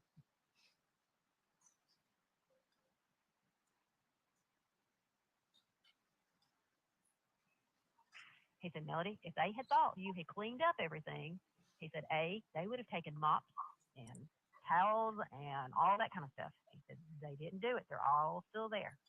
He said, you had towels in your washing machine, remember? He said, they're all still there. He said, Melody, you had shoes sitting by your front door. They're still there. And it's true.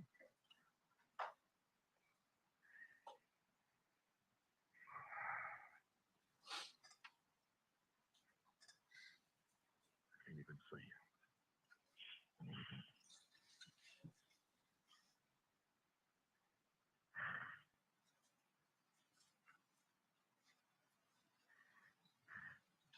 I'm wondering did they leave any of them with your attorney? Leave any kind of documentation?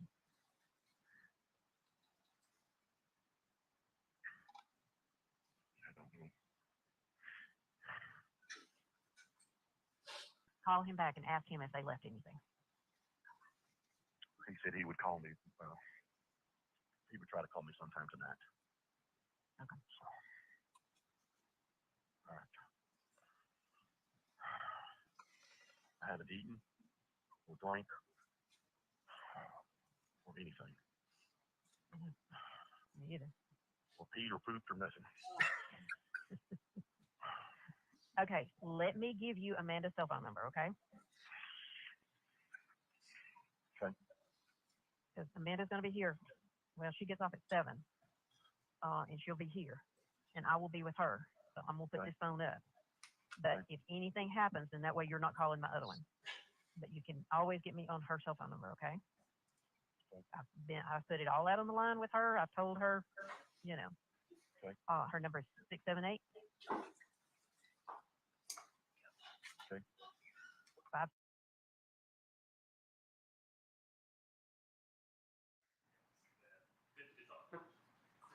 Get to I don't know where it is. just skip it a couple of seconds. I can I can jump here, I forward. can see if that. Oh, well, maybe not. I'll just jump.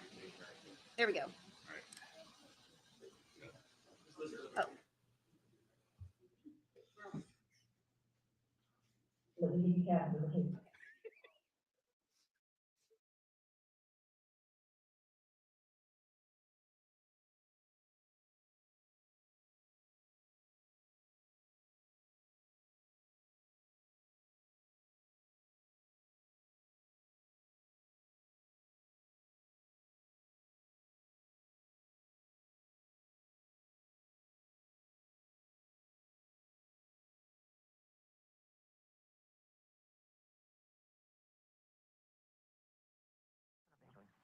happens, I will do that. All right. Okay. If you can eat you something. Yeah. Why don't you go ahead and right now take you either a Benadryl or take you 1 Advil PM. Yeah. That way it will kind of take you down, help make you breathe a little bit better. Okay. In the meantime, we'll get with Amanda and see if she talked to Manny, okay? Okay. And do what he told her. And I will let you know as soon as I talk to her. Okay.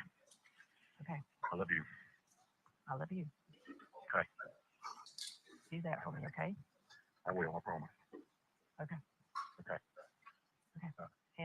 My hand on your waist. Hand on your waist, Tony. All right. Right. Okay. All right, break for 15 minutes.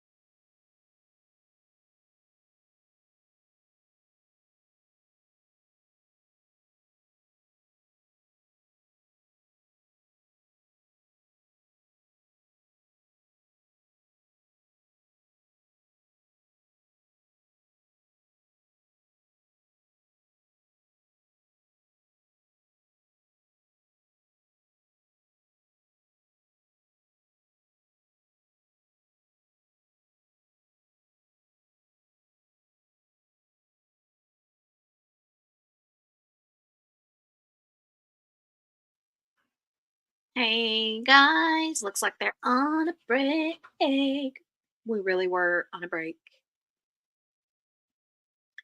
So, was that Rusty? Sherry said yes. Donnie says thank you. I missed all of them. I'm missing it all.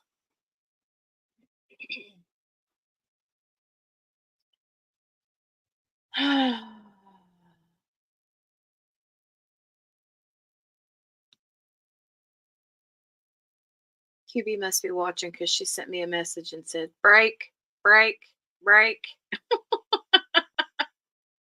Hey, Sherry. Hi, Donnie.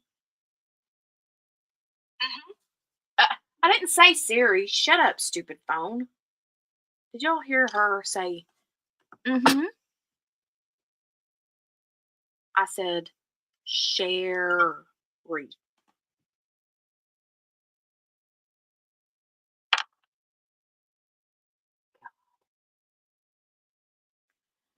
I hate my phone sometimes. I feel blah today. I was started out fine, and now all of a sudden I'm just like blah. But not like physically bad blah, just emotionally bad blah.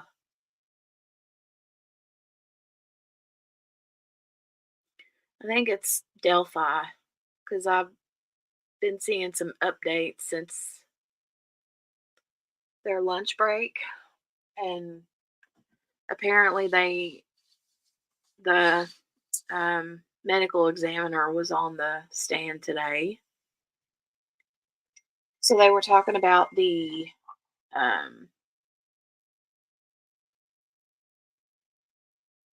what is she talking about? Where? Oh, and okay, I was getting ready to say, QB, don't do me that way. She sends a message and says, looks like they might declare a mistrial. And then it says in YSL, which is the young thug trial, I think.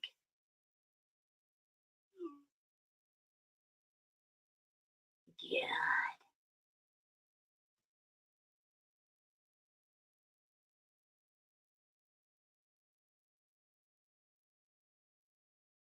Mm-mm-mm. Don't do me that way.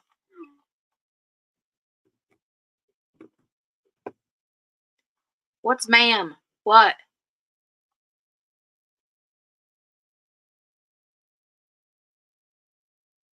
You in blonde mood too, Melanie? I don't know. Sherry, I mean, right now there's the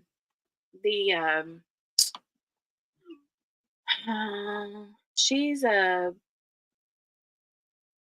psychologist or therapist or something, basically telling the court and the jury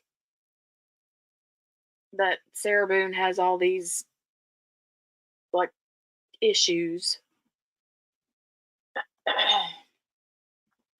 She's been a really good expert witness, but I don't know. She's likable, I guess. Yeah, I'm kind of blah blah blah. Not feeling it today.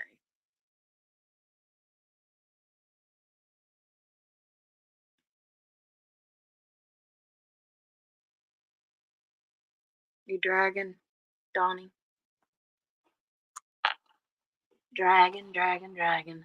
Ooh, it looks like they might be back from break. I saw the camera move. QB says, I have you in my ear. I do not say blah, blah, blah. Ay,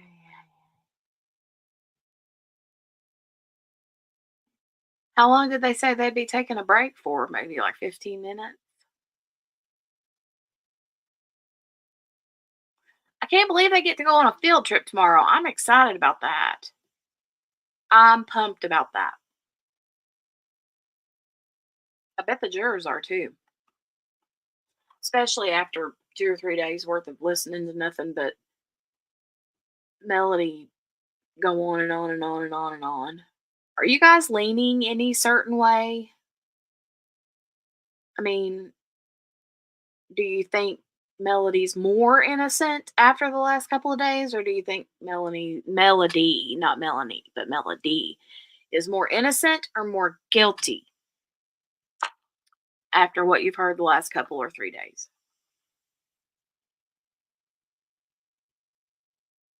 Sherry's like, me too. Field trip, field trip. Mm-hmm.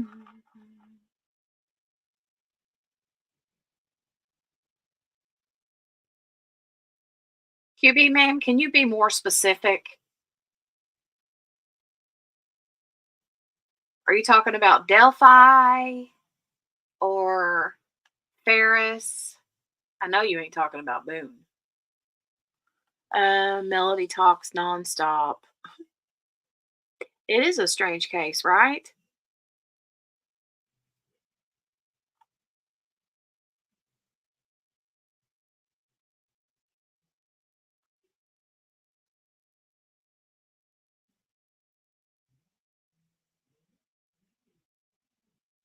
QB, can you still hear me? Oh, my goodness, she scared the crap out of me. Do you need me to bring you up? Hello? I'm acting like you can hear me. You're like, do you need me to bring you up? Yeah. I What do you can't mean? stay. I know you can't stay, but what do you mean after hearing this stuff? It sounds like police made it up. Made what up? Made Where? stuff up. From what I could hear, because I've got it playing in the background, from what I could hear, I mean, the chat can tell me if I'm wrong or not. But the conversation that Rusty and Melody were having, it sounded like she had like pretty good reason, or I don't know, like refuted evidence or whatever, that the stuff that they were saying wasn't it. Like she was talking about they said there was a big old hole in the wall, but they were talking about the nail hole from the picture, which we heard on the interrogation. She corrected them. And then they were talking about holes in the basement floor where the bullet hit, but it's like old barnwood, so there's like knots in it, and that there's like throughout the houses like that. So Yeah. I don't know. I think look, I don't know, man. I don't want to think it, but I think Rusty's shady. Yeah. Rusty out for Rusty. Rusty's out for Rusty because he lied.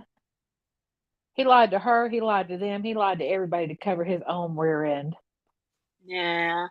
Billy says she's So much and she's not innocent. She's for sure involved.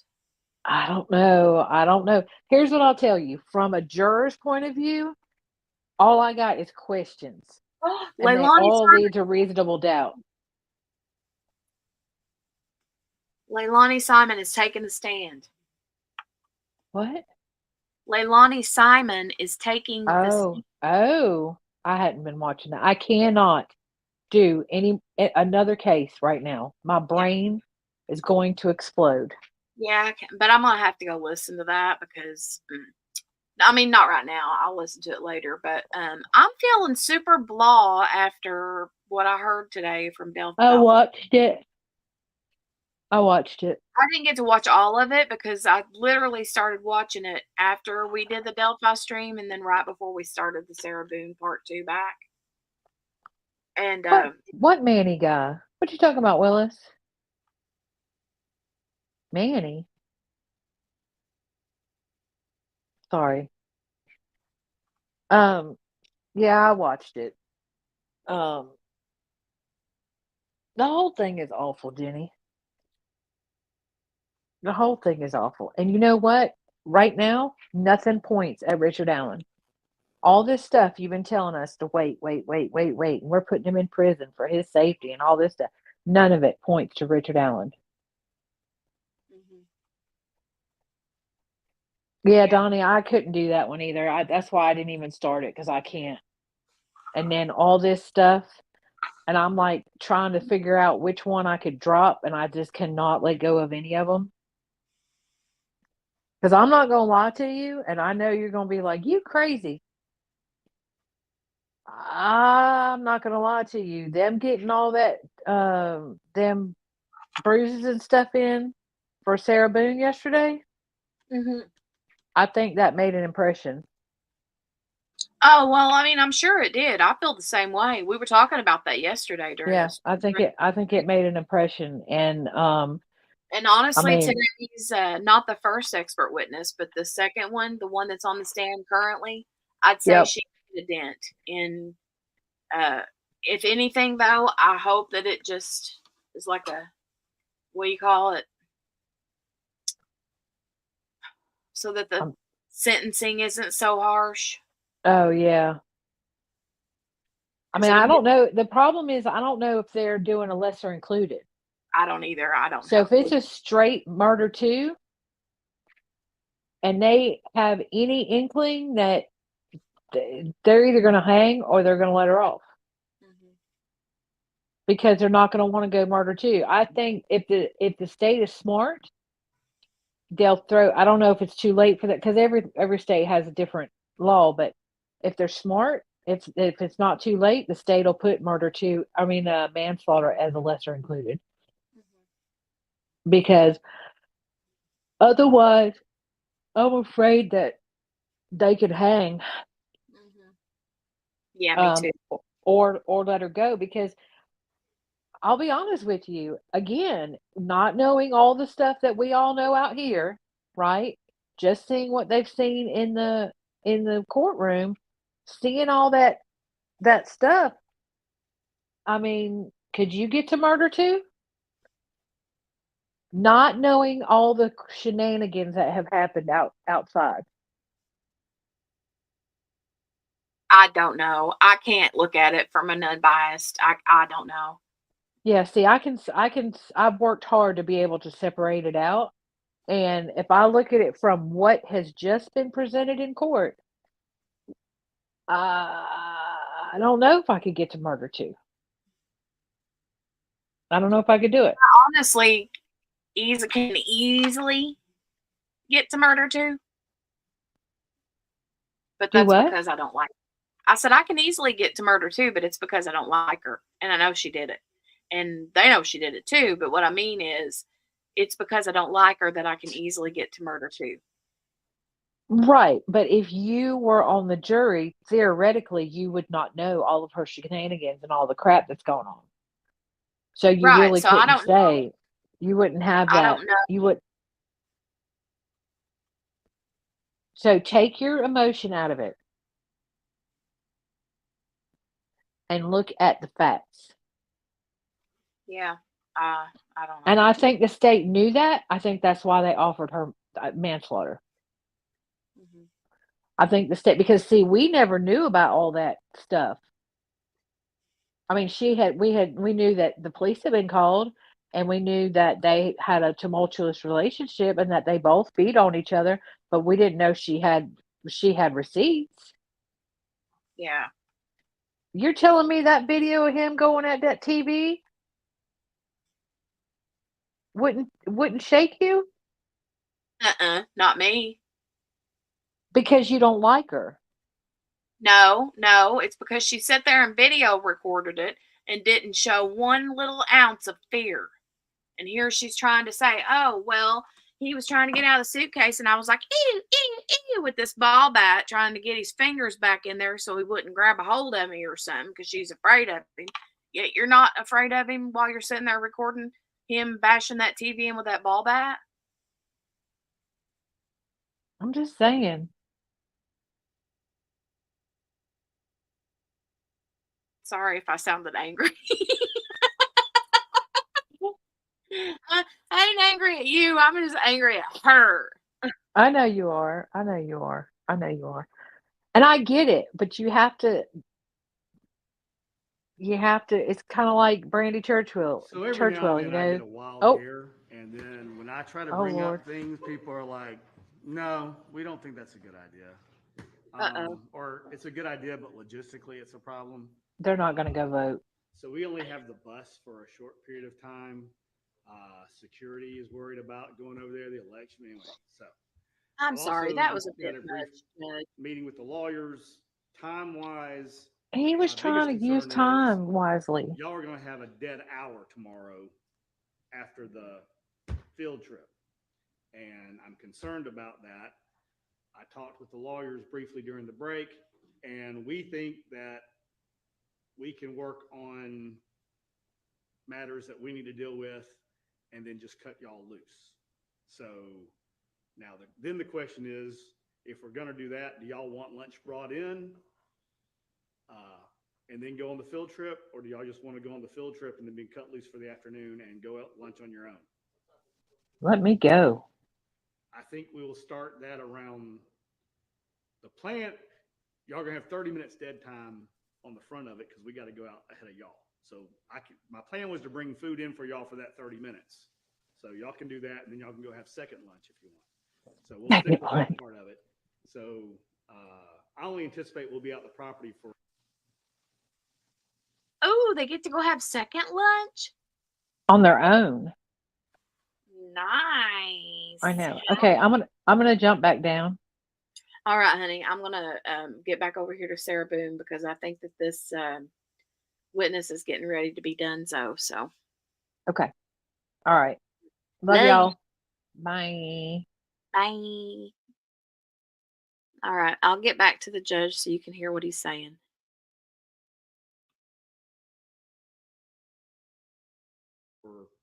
Y'all will only be out there for about 15 minutes. It's just 20 to 30 minutes there, 20 to 30 minutes back. But the lawyers and I are going to then leave, go out for lunch on our own, reconvene here about 3, work for 2 hours, but then cut y'all loose for the day. And I still think we're about the same timeline I was talking about. So I don't think that'll be a problem. So y'all can go vote on your own. Y'all can go to where I suggested. I've also heard that the line is exceptionally short in ball ground at the library, so you might want to consider that. All right. Wherever we were, Ms. Frankish, go ahead. But, two other concerns, sorry. If you don't, I anticipate y'all going to be deliberating on election day. Y'all can take 2 hours to vote during the election day. I'll talk to y'all about when y'all deliberate later. Someone has a concern about an appointment. Again, during deliberations, y'all are going to be, it's going to be up to y'all on when y'all deliberate. So if somebody has an appointment in the morning, that's fine. Y'all can agree to show up at 10 o'clock and start deliberations at that point. So that should not be a problem. All right, now you can go. Thank you, Judge. Sergeant Hayes, that call we just listened to, can you put the date of that call on the record? August 2nd, 2018. All right, and what is the date of call yo number 5? August 3rd, 2018. All right, and at this time I'm going to publish call yo number 5.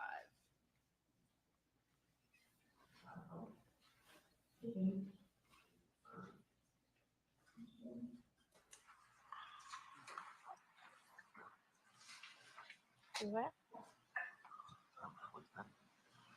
No. We were back. Me and the puppies are in bed. He's gonna holler at you.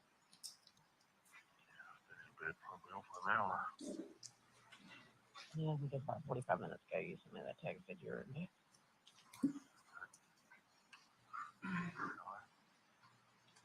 Yeah, are you?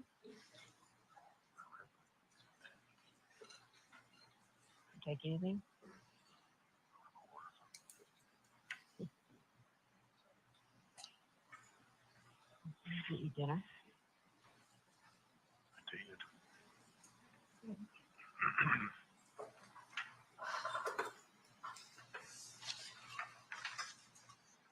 Mm-hmm.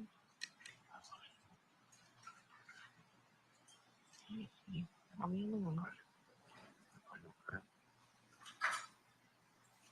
Yeah. Did I tell you that Emily sending out the thing about funeral arrangements? No.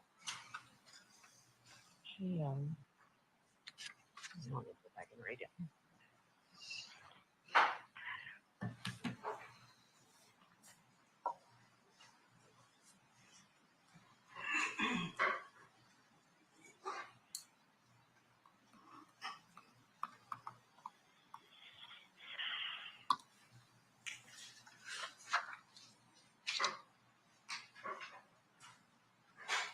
Said,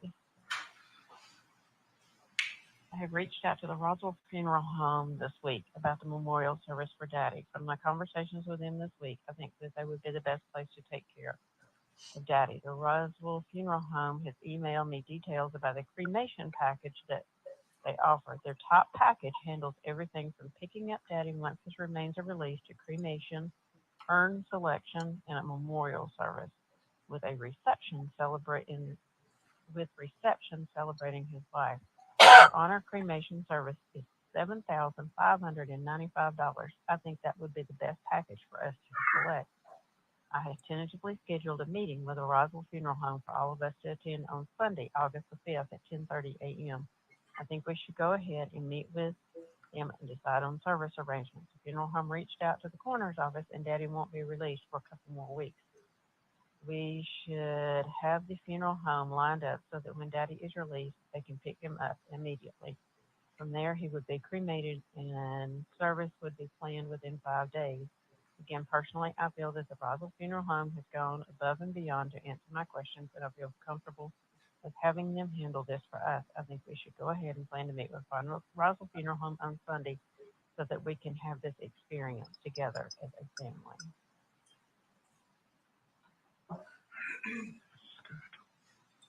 That's good. Is $8,000 not expensive? Too expensive for something that they're not going to be doing anything to a dead body? Except picking him up and bringing him over there. All you're doing is making your family happy. So I know. okay. Doesn't matter. Doesn't matter. $8,000 of money that I don't know that I have.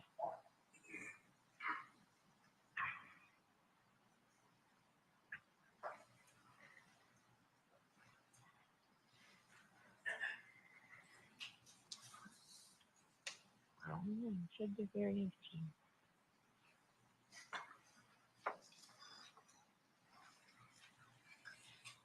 And I'm gonna tell them, look, y'all, we don't know what there is because I ain't been able to find out.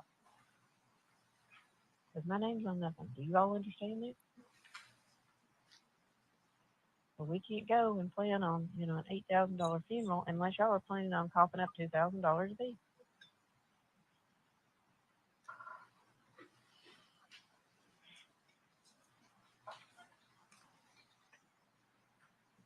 Am I not right? Emily's taking the bull by the horns. Let her take the bull by the horns. Exactly. And just keep my mouth shut. That's right. But when it comes down to paying for it, then Don't just. She gets to sign for it. exactly.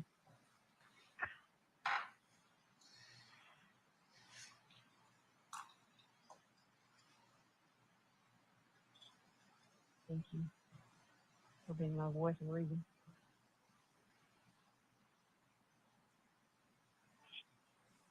Don't fret the small stuff. Do the right thing. Mm.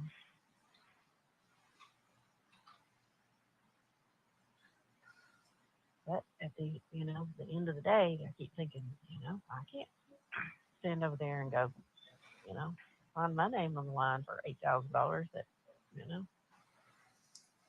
I don't know when I'll get my hands on.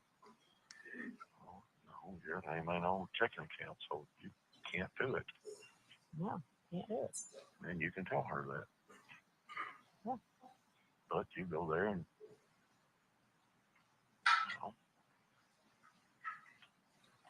I don't care, but I can't pay for it. My name ain't on the checking account. Yeah.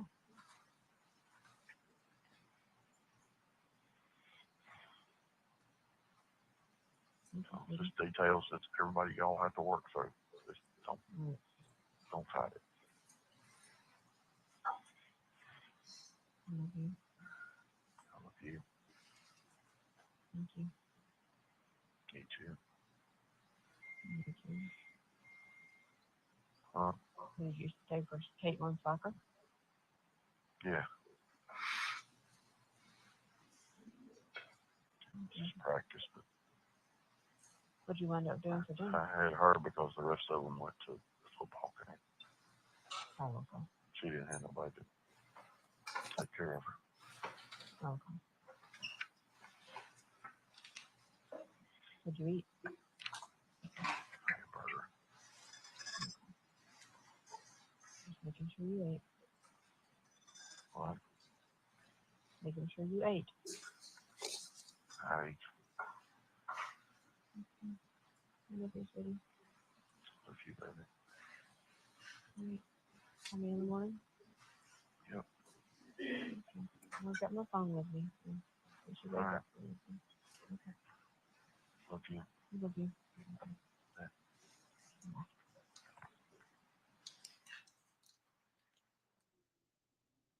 The date of Collier 6, Sergeant.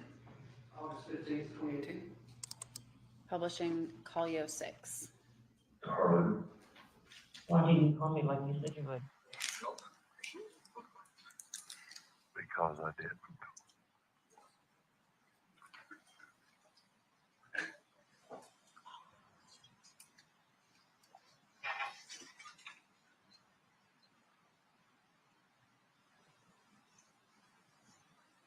Okay. I talked to a customer on the way home. I talked to Jimmy. I FaceTimed Mason. I got ready for And bed. I then got you in could have bed. called me. And I didn't. And you've been drinking. Damn right. I drink every night. Well, that one's on you too, isn't it? That's a good way to face this, is to drink every night. I sit in my room and I drink. Well, and I take my okay. pills and I go to sleep. Just well, so I can that's get no way to through it. handle this, is it? I ain't You know, handling I it. have asked to talk to you. I have begged you. I need to talk to you.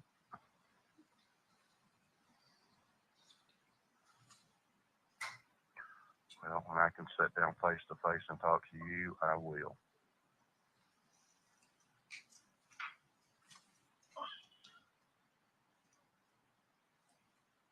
I love you. Good night. I love you too.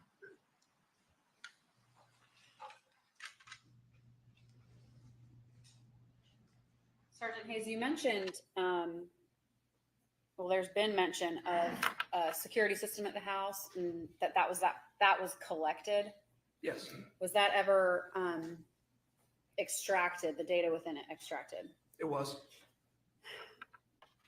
There was statements from family members that it was not functioning. Was that confirmed when the data was extracted? In 2018, it was not functioning. Yes. Okay, so was it recording anything in 2018? No.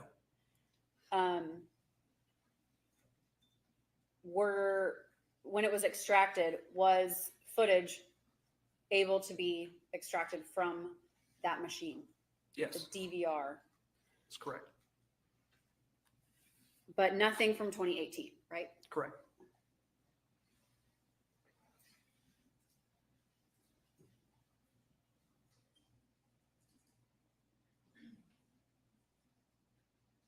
At this time, state moves to tender Hayes 51, 52, and 53. No objection. All right, then move. I'm publishing Hayes 53. And before I play this, do you know what we're looking at here, Sergeant? It's a video camera view of the front porch of the residence. What is the date up in the corner? 4/15/2017. Was there anything beyond 2017 in this DVR? No. And this is 2155 for selling? It is. Do you know who that is? That's Gary Farris.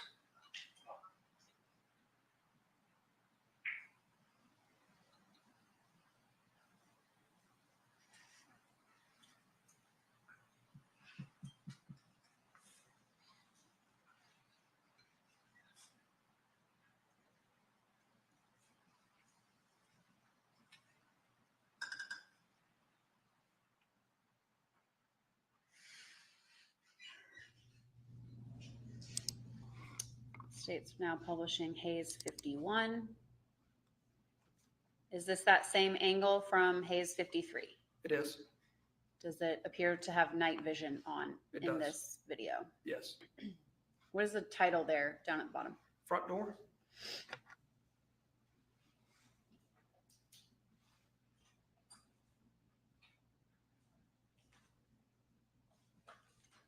Who is that? Melody Farris.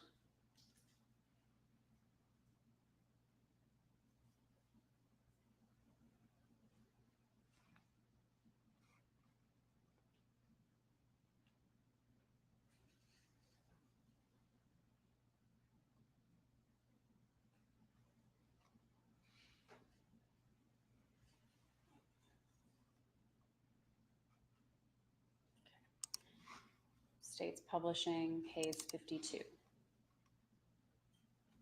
this appear to be the same angle that the two previous clips are from? Yes. And what's the date on the top left corner? April 30th, 2017. Thank you. Who's that just walked out the front door? That's Melody Farris. Who's approaching from the sidewalk? Scott Farris.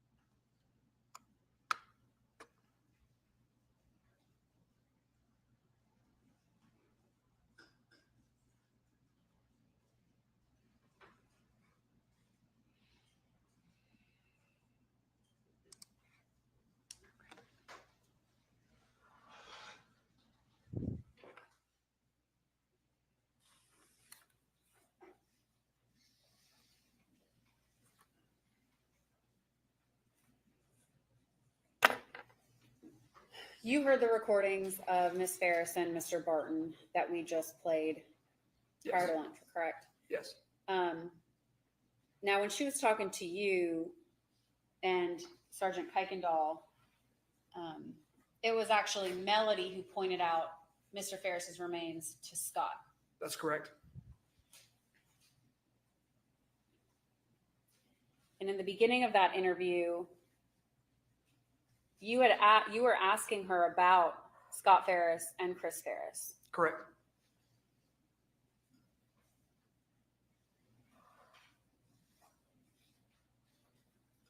And basically, she was telling you he wasn't going to cut his gravy train off in reference to the boys. Correct. And the gravy train is who? Gary Farris. Thank you, Sergeant. That's all I have for you.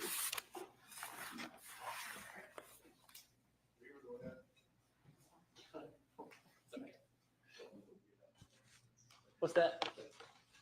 I don't, yeah, I Go as don't, long as, go as long as you intend to, and if we need, when we get past 5:15 or so, come to a logical conclusion. Unless you think we can wrap up by 5:30. I'm not anticipating that it's gonna happen. Just you never know. You never know. We're all pretty tired. All right. Detective Hayes. I don't think I need to introduce myself. We've been sitting here together now for 2.5 weeks. So I'm going to go ahead and go back to the beginning of your involvement in this case. Okay. And so that was roughly 1:30 on the 5th, correct? Roughly, yes. Roughly. And what were you doing earlier in the day? Just a normal day at the office. We just finished lunch. We usually went to lunch around 11:30. So. What did the call sound like? I mean, you gave a little bit of a rendition, but what did you think you were coming up on? Coming up to an accident that someone had a medical episode and fallen into a brush fire. And did you and Kuykendall typically work together back then? Yes. So, like every case, would you have called yourselves partners? Because I think you said you guys were not partners. We would help each other. So we were the two people in the day shift, what we called the persons unit. It was just me and him. That was it. So if we needed help and the other wasn't busy, our desks were next to. I think I sat in front of him. He was right behind me. So. Okay. But you weren't his boss. Correct. Okay. But you were, in this case, Hands looked at you and said, "You're going to do this one." Correct. You're the lead. Correct. How quickly was that from the time you responded? Was Hands already there? Yeah, it happened on scene. Kuykendall and I had shown up. We called back to the office and said, this is not, this is more than what we thought it was. It appears to be more than what we thought it was. And that's when more people started coming. So you and Hands were there, or you were there before basically all of Cherokee County got there. Y'all were some of the first responding from Cherokee SO. Uniform patrols on scene of the Free Home Precinct. They're the local responders. We were coming all the way from Woodstock. That's where our office is, the Criminal Investigation Office. So we were the first members of Criminal Investigations that arrived on scene. Okay. Why did he pick you to be the lead? I don't know. What was the normal way of assigning cases back then? If it was a case that Uniform Patrol had taken a report on and a CID response wasn't required, Sergeant Hands, Detective Kuykendall, or myself, we would come in every morning and we would review cases, decide which cases to screen, and that means those don't have enough solvability factors. We're not going to work it. So we screen those. We kind of get those off the list, and then you go through the list and decide what can be worked, what needs to be prioritized, and things along those lines. If it's an active scene, we respond and a supervisor makes a decision on the scene. So you guys get there, you're assigned, but you'd already been down to the burn pile. Yes. Right. And what did you tell? You're the one that called in and said, "Look, we think this is more than simply an accident." I don't remember if I called him or Kuykendall. I believe Kuykendall probably called back to the South Annex. He's the one that said this is more than an accident. Kuykendall. We both looked at it and we're like, well, this is not what we expected to see when we got here. So we need more eyes on scene We need to let our supervisors know. Right. What training at that point, which I know now, obviously since this case, you've probably learned a lot about this kind of stuff. But at that point, what training did you have in bodies being destroyed by fire? Early in my criminal investigations career, I did help with it was a murder-suicide where the defendant, or the suspect, there was no defendant, burned the house down on top of the family. So I had responded to that scene. I had seen bodies that had been burned up in a fire. As far as formal training, actually being taught in a class, I don't think I had any at the time. Correct. Just in the field, you had that one case, and then this case came along. Correct. And now you have more formal training than probably you ever could have imagined. Correct. Okay. All right. So you then tell me about you kind of parsing apart the people that you saw. Who did you see first? The first person that you spoke to that day in the family? I walked up, and most of the family that was there was hanging out in the driveway area.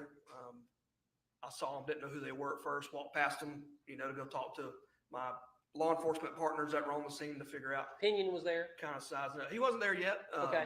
So at the time, Pinion was my captain, so he was the highest ranking. He was the CID commander, so he would have been doing whatever he was doing. He may have been at the office. I don't recall. But you follow the chain of command. We would call back. Our direct supervisor was Sergeant Hands. We told him what we had. Then he would make his notifications above him. And above him was Pinion? Ultimately, above him was Pinion, but between him and Pinion would have been Lieutenant Clark. Lieutenant who? Clark, Daryl Clark. All right. Was he on scene? At some point, yes, he came out there. Okay. Now, did Pinion he did come out? He did. All right. And did Pinion talk to Scott before Kuykendall did? I don't know. From the reports. I mean, because you're the head guy on this case, right? Yeah. I mean, you've been sitting here for the whole time, and we're going to talk a lot about every aspect of this. And I'm going to do everything I can. I don't think I'm going to get this finished by 5:30 today, but I'm going to try. But you ultimately, the buck stops with you, correct? Not necessarily. I was named the lead detective, which in my eyes meant, when I hate to call it fun, but when the crime scene, when everything's over and all the work on the back end happens, the search warrants and all that, I'm the guy that gets to sit on the stand and talk about it all at the end, basically. So on the scene, there was multiple lieutenants, multiple sergeants, a captain, all them. They outrank me. So even though I'm lead detective, if I say I think we need to do this and they say otherwise, I have to do what they tell me. And that's kind of what's come across, I think, to the jury is really nobody can put their finger on who's really in charge of this investigation. Would you say that's fair? I can see how it would come across that way, yes. Okay. All right. So how did it get decided that you would go spend, which obviously you didn't know how long you were going to talk to Melody, because it was within 30 minutes of you arriving that you sat down on the porch and talked to her. Mm-hmm. How did you and Kuykendall say, well, I'll talk to Melody, you talk to Scott? I don't recall exactly how the decision was made. It would have been between Detective Kuykendall and I, or Sergeant Hands of, you go talk to this person, you go talk to this person. Obviously Melody and Scott were the people that lived on the property, so I believe that's why they were chosen to speak with them first. Okay. So when was the first time, which the jury has heard your whole recording, which I mean, there's, hours obviously of these recordings with Melody, but when did you and Kuykendall reconvene after he took Scott and set Scott in the car and you got done with Melody? Do you remember? I don't remember exactly when. It would have been sometime after that. Okay. What do you remember Kuykendall said to you? I remember hearing about, more information about the gun that Scott was saying was missing. So you say more information. Prior to that, had any of the on-scene witnesses said, this guy, Scott Farris, says there's a gun missing? I think Scott was telling the initial arriving officers as they were getting there. So you'd already heard that? Yes. Before you sat down and talked to Melody? Yes. Okay. And I don't think you brought any of that up with her in the first interview, right? I don't recall if I did. I don't think I did. Right. So let's go back to Kuykendall. So Kuykendall, he kind of goes in, gets him in the car, talks to him. Jury's heard that, or at least his rendition of that and Scott's rendition of that. But what did he tell you, Kuykendall? Just a brief overview of what, I don't remember his exact words of what Scott had told him. He would have told me what he felt was important from his conversation that I should know, is the best way I can put it. So definitely, I recall learning more about this missing gun, like what piece of furniture, the story about it being a couple weeks prior when he was down there about, with the cable guy, looking for the remote. I'm going to ask you this. I mean, did it not seem a little weird? I mean, you showed up, there's a body that's burned to the point of not being recognizable. Don't really necessarily know who it is at that point, right? Correct. Okay. And you've got Scott Farris over here talking about a bullet or a gun. Correct. Okay. Did you not think that was kind of odd? It caught me by surprise. Yeah, I mean, it caught my attention. Like no evidence in the house has been found yet of, which by the way, when did you guys get the search warrant? I don't believe I was on scene. I did not author the first couple of search warrants. It was later that evening. I believe it was after the first bullet was found. The In search rib warrants. cage. What's that now? I believe it was after the first bullet was found in the rib cage. Would have been the search warrant to get inside the house. Okay. So you guys weren't searching the house before the bullet was found? Not inside the house that I recall. Because wasn't the bullet found, like, I mean, we're talking about towards midnight. And Detective Kuykendall had already been in the house and he'd been on the floor and he'd found the bullet while you were talking to Melody at one point at the precinct. So we're talking about two different bullets. The bullet I was referring to was the one found in the rib bone that was out in the fire pit. That was found in the evening. Because I know I interviewed Melody the second time at about 9:30 at the Free Home Precinct, and I had discovered that prior to that interview. The bullet in the basement floor was found after that. So that's your testimony. Yes. Okay. So, but you were made aware of the bullet in the rib cage while you were talking to Melody at the 9:30, or what time? No, it was before that. Okay. That was the reason for the second interview. We had new information that we needed to, Right. Just trying to get our bullets right. Which one you knew about first? the rib cage. Rib cage bullet. All right. Yes. But let's go back to, when did you leave the scene at Purcell Lane? As in to go to Free Home to interview Melody? Yeah.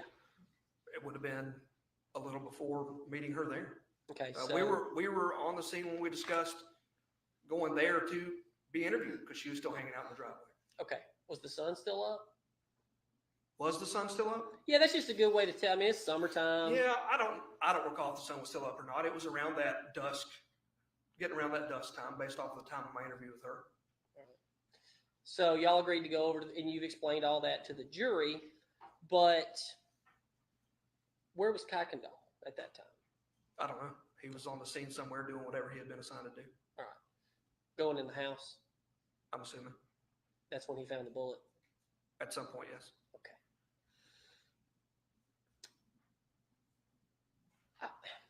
You've been sitting here. This is very unique that well, it is and it isn't, but you're the only witness that has sat here throughout this entire investigation because there's an exception that allows you to do that. Yes. As you've seen more and more and more of the on-scene investigation, you would agree with me that that did not go according to plan.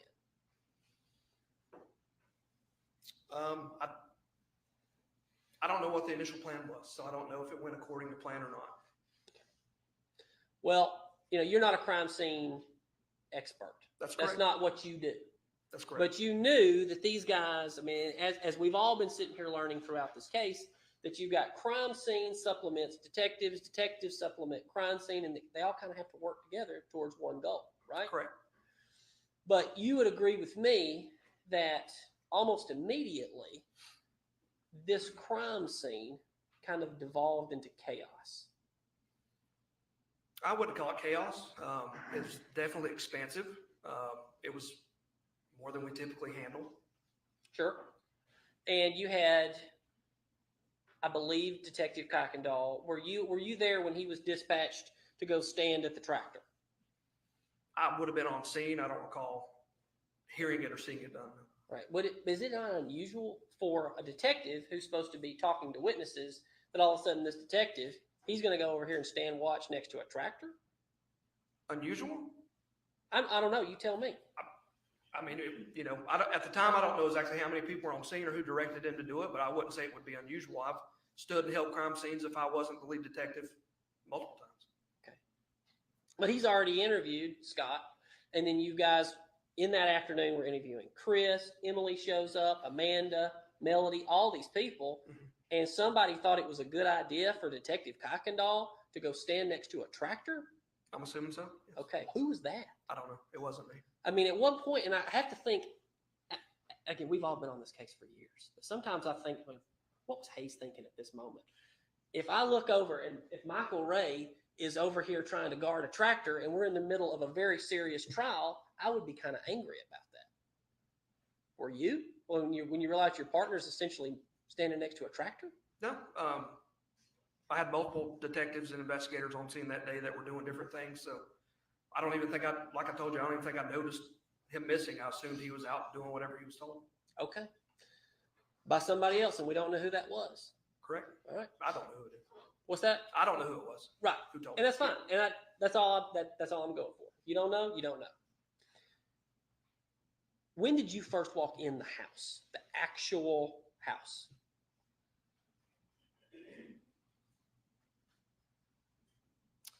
I don't recall. It may have been that next morning.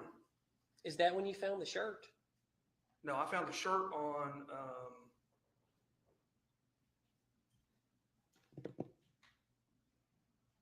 Saturday or Sunday. I don't recall exactly the day. No. Okay. It was, we were closing down what we call closing down the search warrant. We were getting ready to release the house. Okay. All right. So I'll come back. So you didn't find the shirt that day. So I'm going to come back to the shirt. I've actually got the shirt pulled. I'm going to have that ready for the jury to see, Okay. and the shoes. But was that the first time you went in the house? Was that the first Like time? Saturday, Sunday?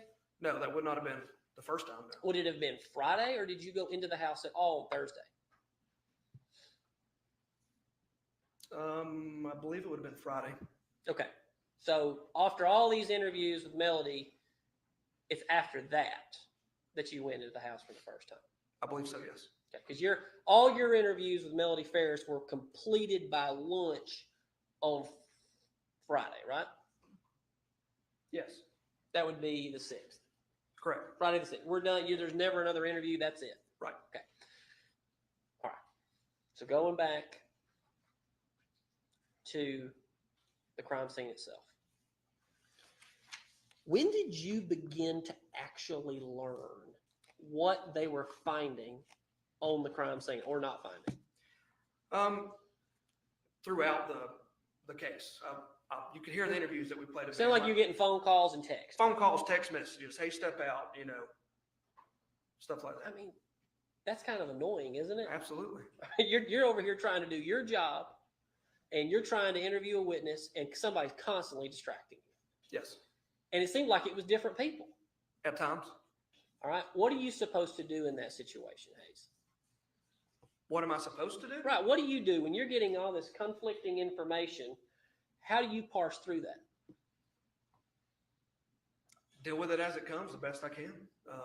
You heard my phone going off in the interview at times. I'd ignore stuff, and then the phone would keep ringing, and I'd step out and answer. And some of it was, hey, what is she saying? Is there anything else we need? Asking for information from me based off of what I'm doing. Other was passing information along to me. Okay. And that was information about what? What was the primary bit of information that was being passed along to you while you're interviewing Melody Farris? Which time? The first time. The first interview? The first interview. I don't recall being interrupted too many times the first interview. We were on scene. We had just initially gotten there. I think most of the text messages, I say at the end of the interview, my sergeant's asking me to come down there. It's likely crime scene was getting Which there. Which sergeant was that? It would have been Sergeant Hands. He was okay. my sergeant at the okay. time. Yeah. I forgot where I was.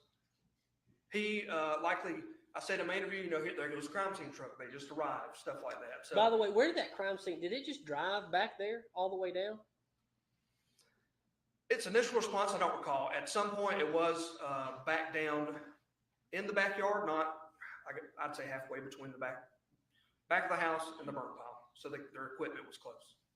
Did it drive kind of through the grass there? Back on you guys are sitting, and let me pull this up instead of us sitting here and talking about where you may have been.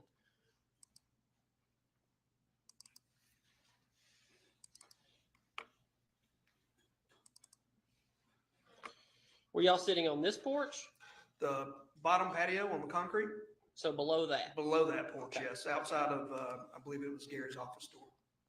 So down here. Correct. Okay. See if I can find a better photo of that. Behind these trees is where you guys would have sat. Yes, near the back.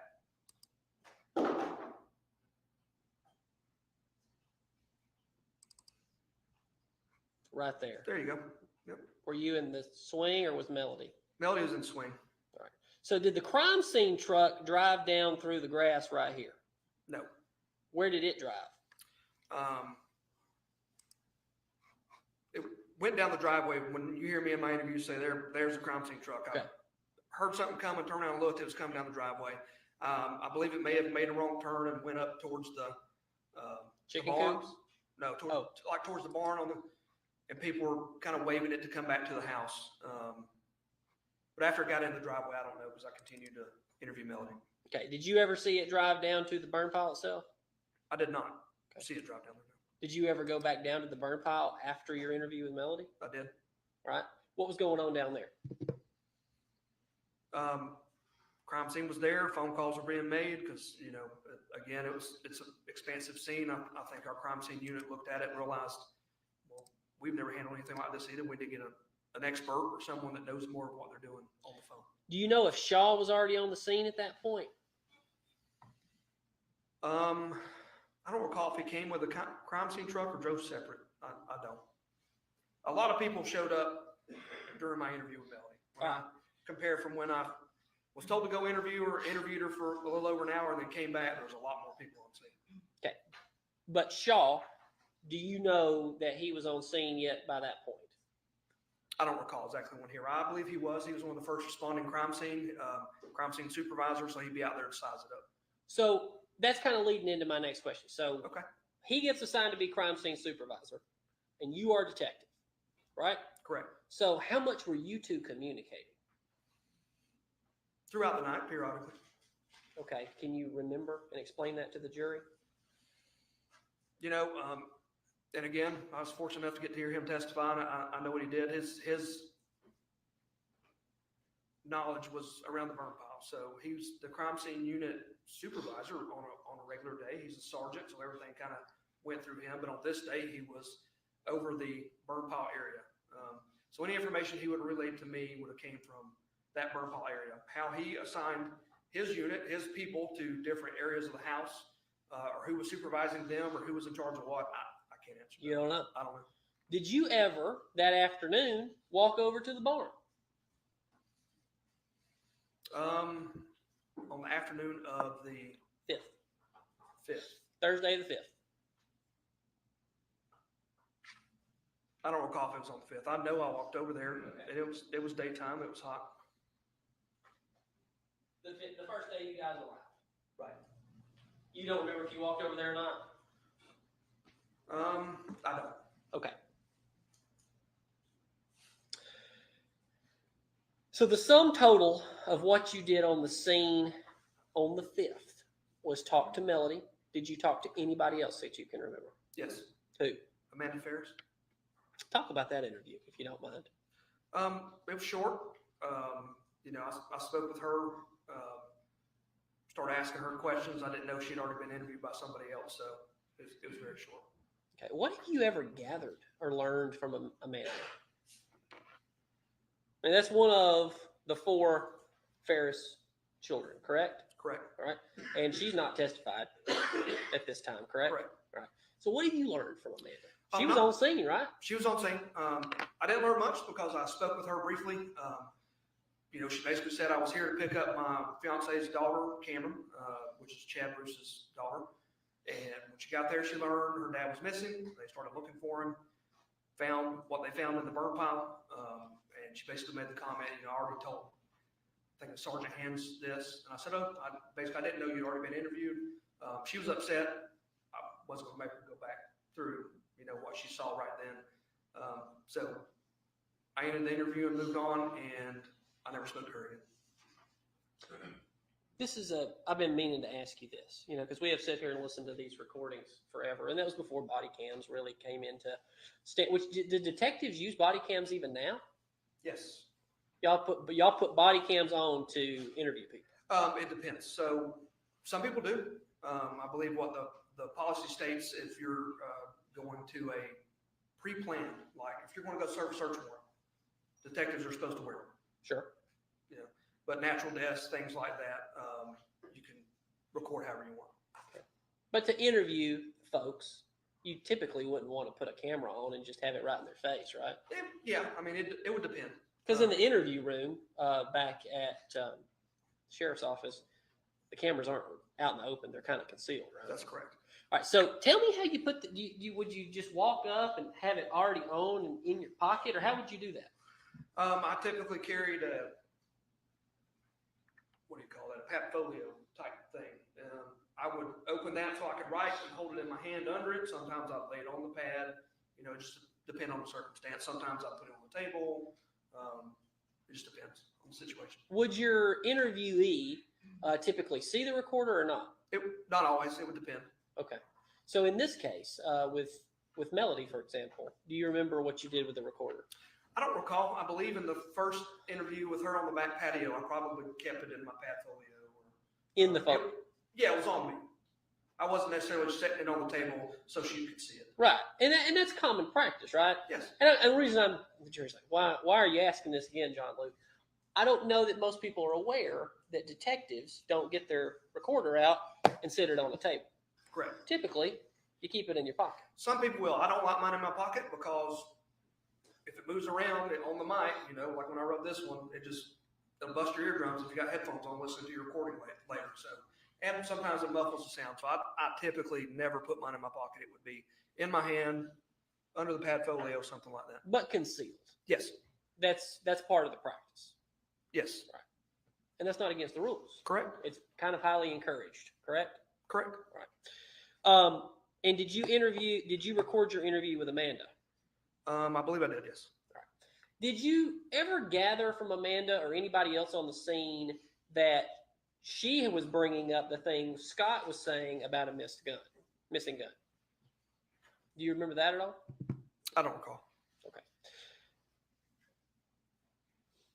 Did you ever get a chance to take a break during this first 12 hours from 1 in the afternoon to 1 in the morning? Did you ever stop? Not really. I think they brought us pizza to the scene to eat, and just between interviews and watching the crime scene do what they were doing, trying to drink water, but never like go home and sleep for 3 hours break. Now, did you actually take any breaks at all in the first 24 hours? Any sleep? Yeah. After I interviewed Miss Farris the second time, I interviewed Scott Farris after her. I believe I went home for a few hours, but I was back early the next morning to interview Miss Farris again. Okay. Did you, so it's safe to say that you spent the vast majority of the first 24 hours just interviewing witnesses? Correct. When did you get your first actual report from either Shaw or Thrasher or Stewart about what was being found on the crime scene? At some point, Kuykendall told me, obviously, I learned about the bullet that he had found in the basement, and I don't recall exactly. It wasn't long after he found it, because of course that was a pretty big piece of evidence. I believe after I interviewed Melody on Saturday, the last time I interviewed, it's been a long time ago, on Friday. The 6th. The 6th, right? Yes, which was my last interview with her that morning. Things started calming down a little bit, and I was able to spend some more time at the scene, finally getting to walk around and see what they were seeing. But what I'm asking is, did Shaw sit down with you and give you a report of what they were doing? When you say report, like hand me a piece of paper, or no, just it doesn't have to be verbal? A piece of paper. He call you up. Hey, this is what's going on over here. This is what we found. This is what Thrasher found. This is what Stewart found. Did that ever That happened. I don't think it was on Friday. When I say that we were doing the walk around through the scene to release it, that was actually with Shaw and Ballard, Lieutenant Ballard. So that was probably Saturday. Yes. Okay. After you interviewed basically all the witnesses in the case. Correct.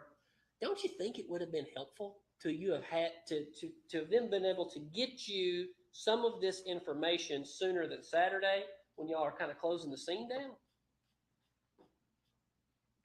Sure, hindsight's always 20/20. I mean, Well, I'd like to know everything as soon as it happened, but it just didn't work out that way. but you would have liked it to Sure. have happened. That would have been helpful for you to ask questions, right? Absolutely. It would have been helpful if I could have cloned myself 10 times over and, everything was feeding one brain.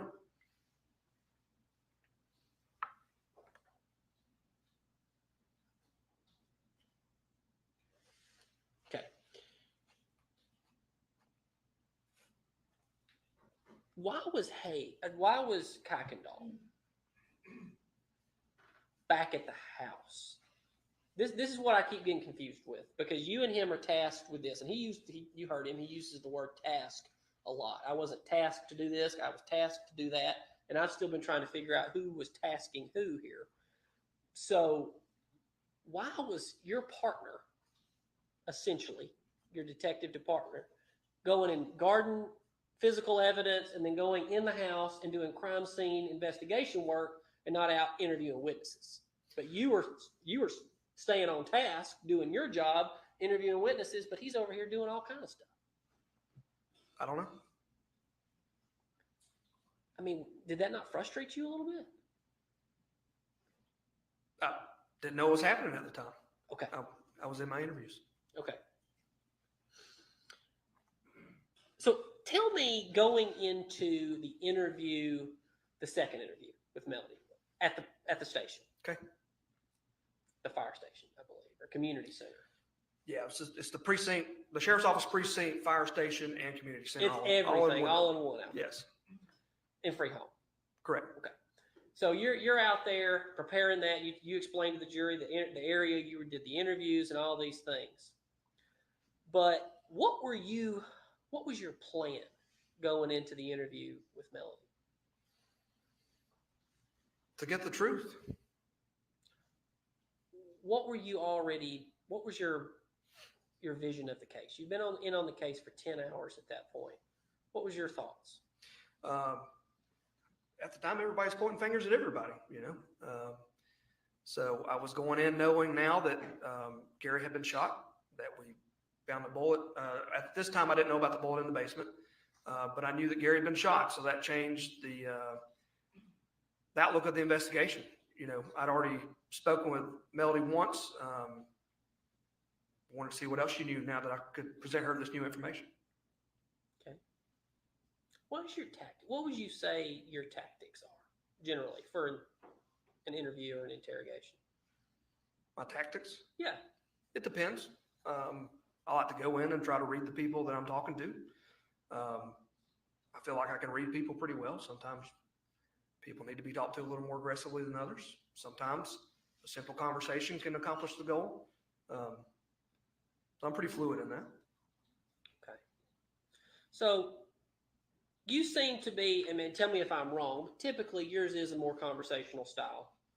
Correct? Correct. And we've all sat here and listened to so many hours of your interviews. You don't seem to be very confrontational, correct? At this time, no. Okay. Never really in any of these interviews, you seem to be the one that was like, Pope was brought in up in Tennessee to be confrontational, correct? Mm-hmm. Correct. And then in this one, as much as I guess he can be, because he's always apologizing, Kuykendall was the confrontational one. Yeah, I'd listen to the interview. I'd agree with that. Okay. So was that predetermined or just something that happened? No. With which one?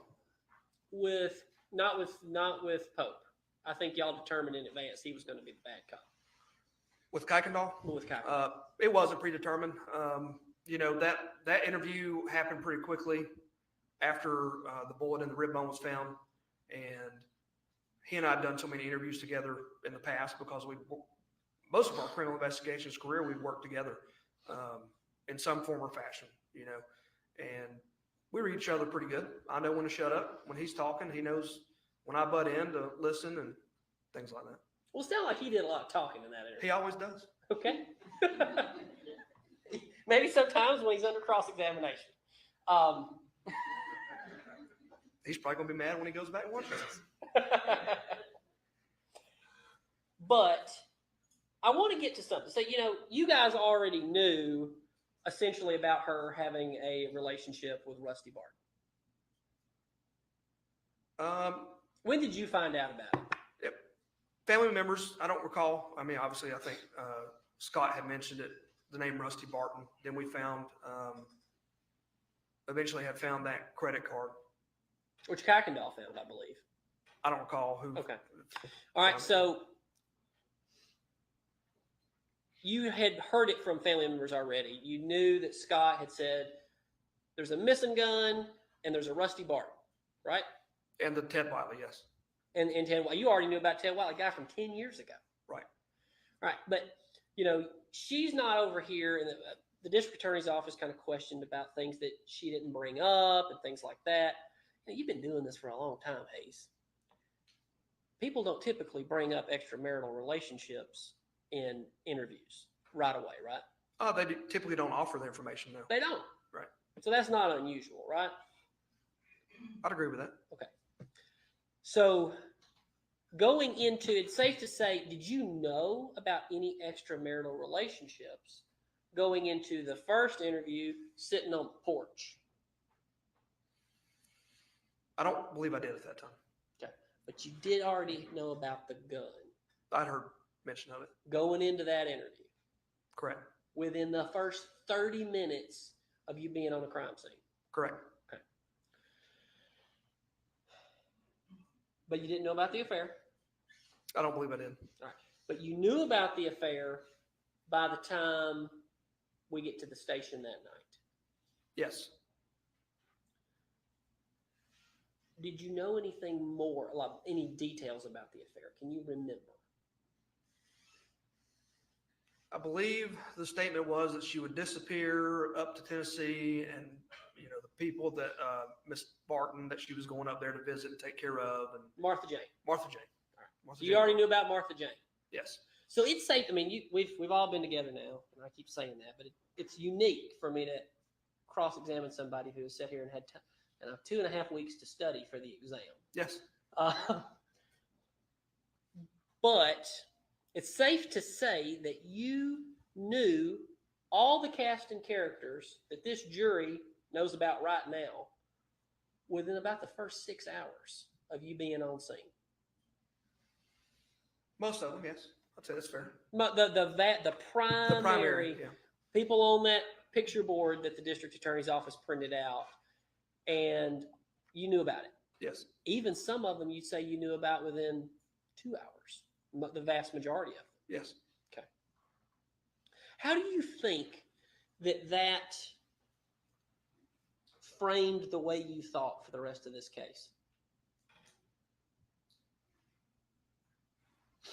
Knowing how many people were involved or that names were brought up?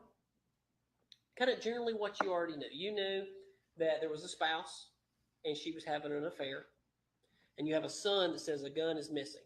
Mm-hmm. Have you noticed that has been the general theme of y'all's case since within the first hour of arriving on scene? We were told that pretty early arriving on scene, and as we continued to investigate it, the evidence continued to point that way. Okay. All right. So let's go back to the scene, because I want to kind of get to this point. You go back to the scene after her interviews, and Hedwig, you collected some evidence. Did you not? Sure. How do I get into this? Do I need gloves?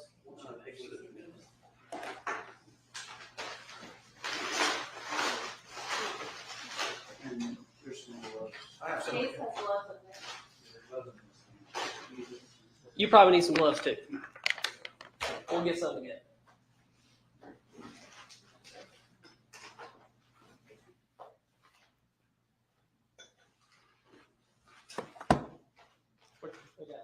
I'll give you the shoes back.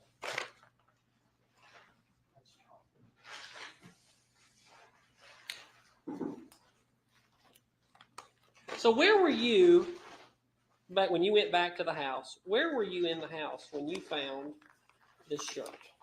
The shirt, the master bedroom closet. Okay. And doing a terrible job. Johnny Cochran would be upset with me putting on these gloves. All right, got it. I'm going to do this with one glove.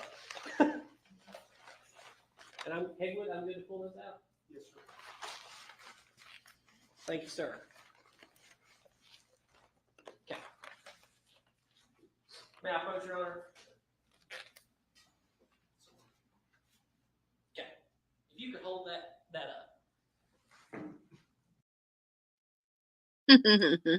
Hey, Margaret and Gail. Yeah, we're on over here. Gail's like, hi, Nightbot.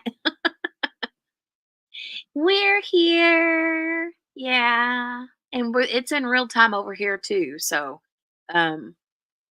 this guy has been on the stand all day today. Get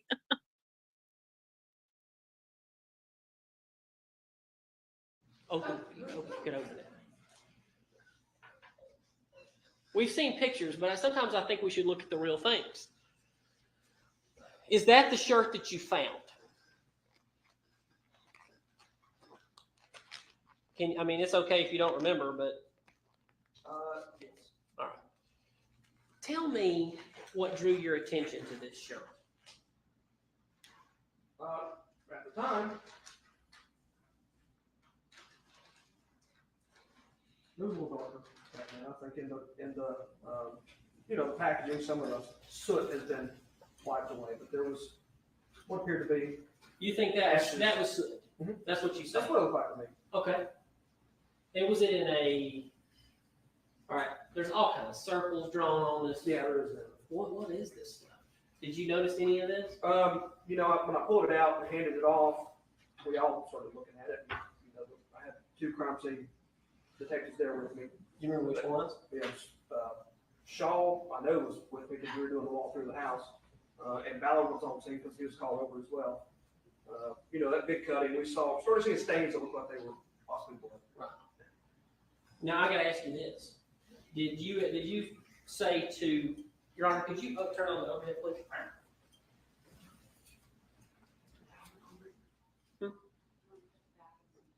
Yes, I'll do. I will do whatever you guys think I should do.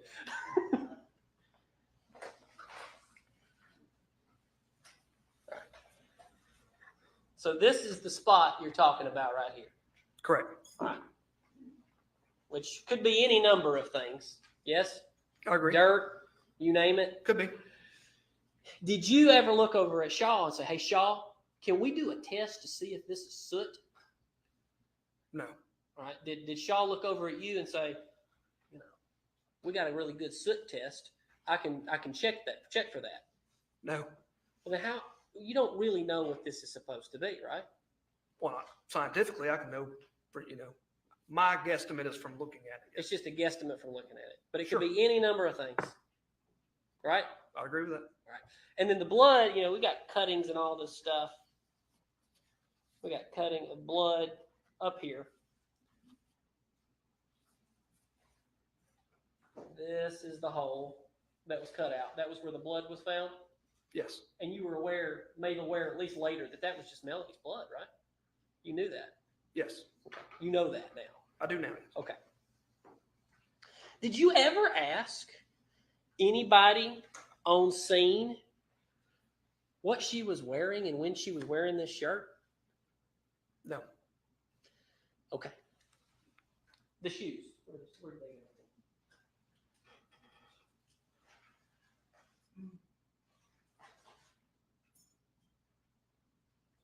Is there another pair of shoes? There's 2 pairs. I need both. I'm sorry, Wood. I apologize. All right, these shoes right here. Did you find these? I think you found all the shoes, right? Yes. All right. So, what did you notice about these shoes? When I looked at the bottom of them, you can see what appeared to be a blood stain on the bottom. All right. But they hadn't. There were 2 pairs of shoes, both roughly looking like Nikes. Correct. What's that? small table in the back. The little foldable one. Put this stuff on. Bringing the, let's Yeah, let's get it. take a second.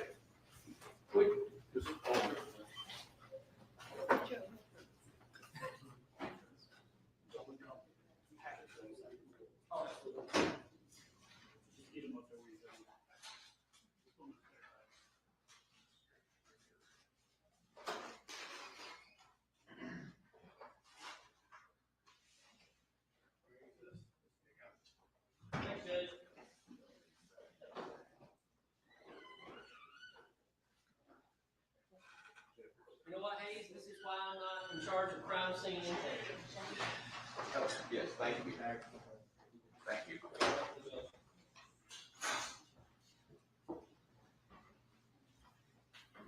That makes another quick decision and doesn't have his card and can't get back in this.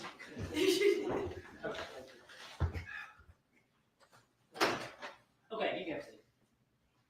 All right, so this is the one. Did you find these first? I don't recall which ones I found first. But these were not wet. Correct. This pair was not wet. Okay. But you did you find them in the closet or in the mudroom? They're in the closet. All right. And nothing, to your knowledge, has been cut from these shoes, right? Correct.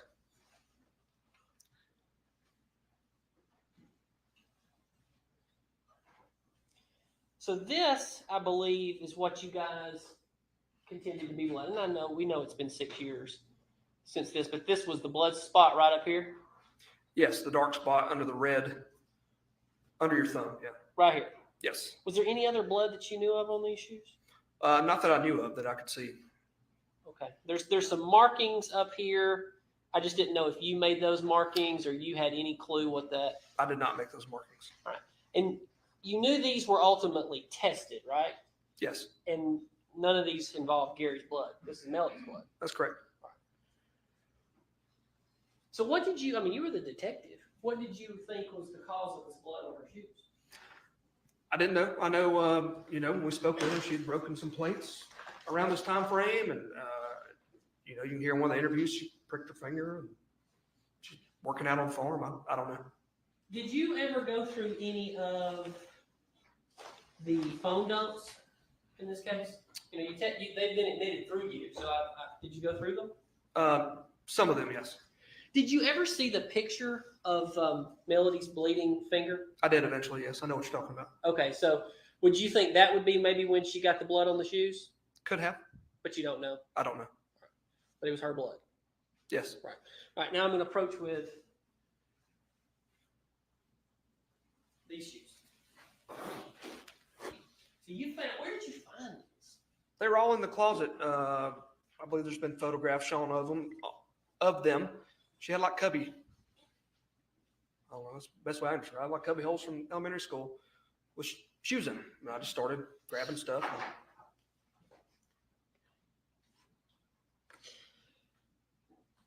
But you testified earlier that you felt these shoes. Now, I think I heard you say you had gloves on. Yes. Just like we do now. So, how could you tell they were wet? They were cold. Okay. Colder than the other pair. But did you see any water beating off, or did you squeeze it and have any water drops come out? No. And these shoes, were they tested? Do you know? I believe a spot, Sergeant Shaw on the scene had swabbed a spot on one of them and did the presumptive test, and it was negative. Negative. No, there was nothing on these shoes. Correct. Okay. So at this time, Your Honor, I would like to admit defense Hayes exhibits 1, which is the shirt, 2, which is the shoes with the blood, and 3, which is the just plain shoes. Any objections? All right, they're admitted.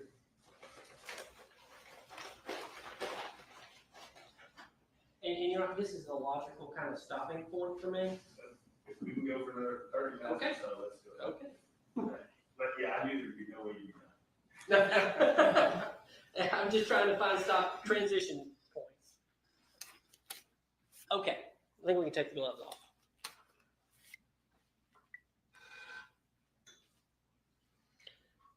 I want to go now and talk about the begin.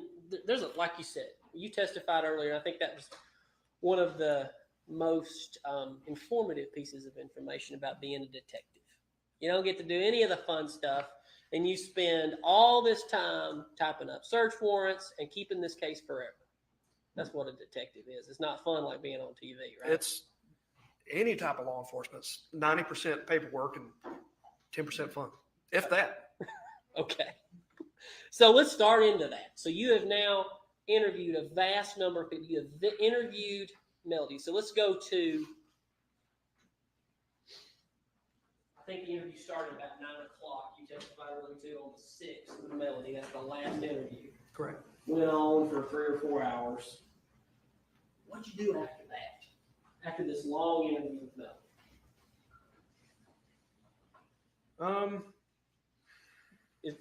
You're talking about specifically on Friday? Mm-hmm. Yes, sir. They were still searching. I'd gone to the scene at some point. They were still out there searching.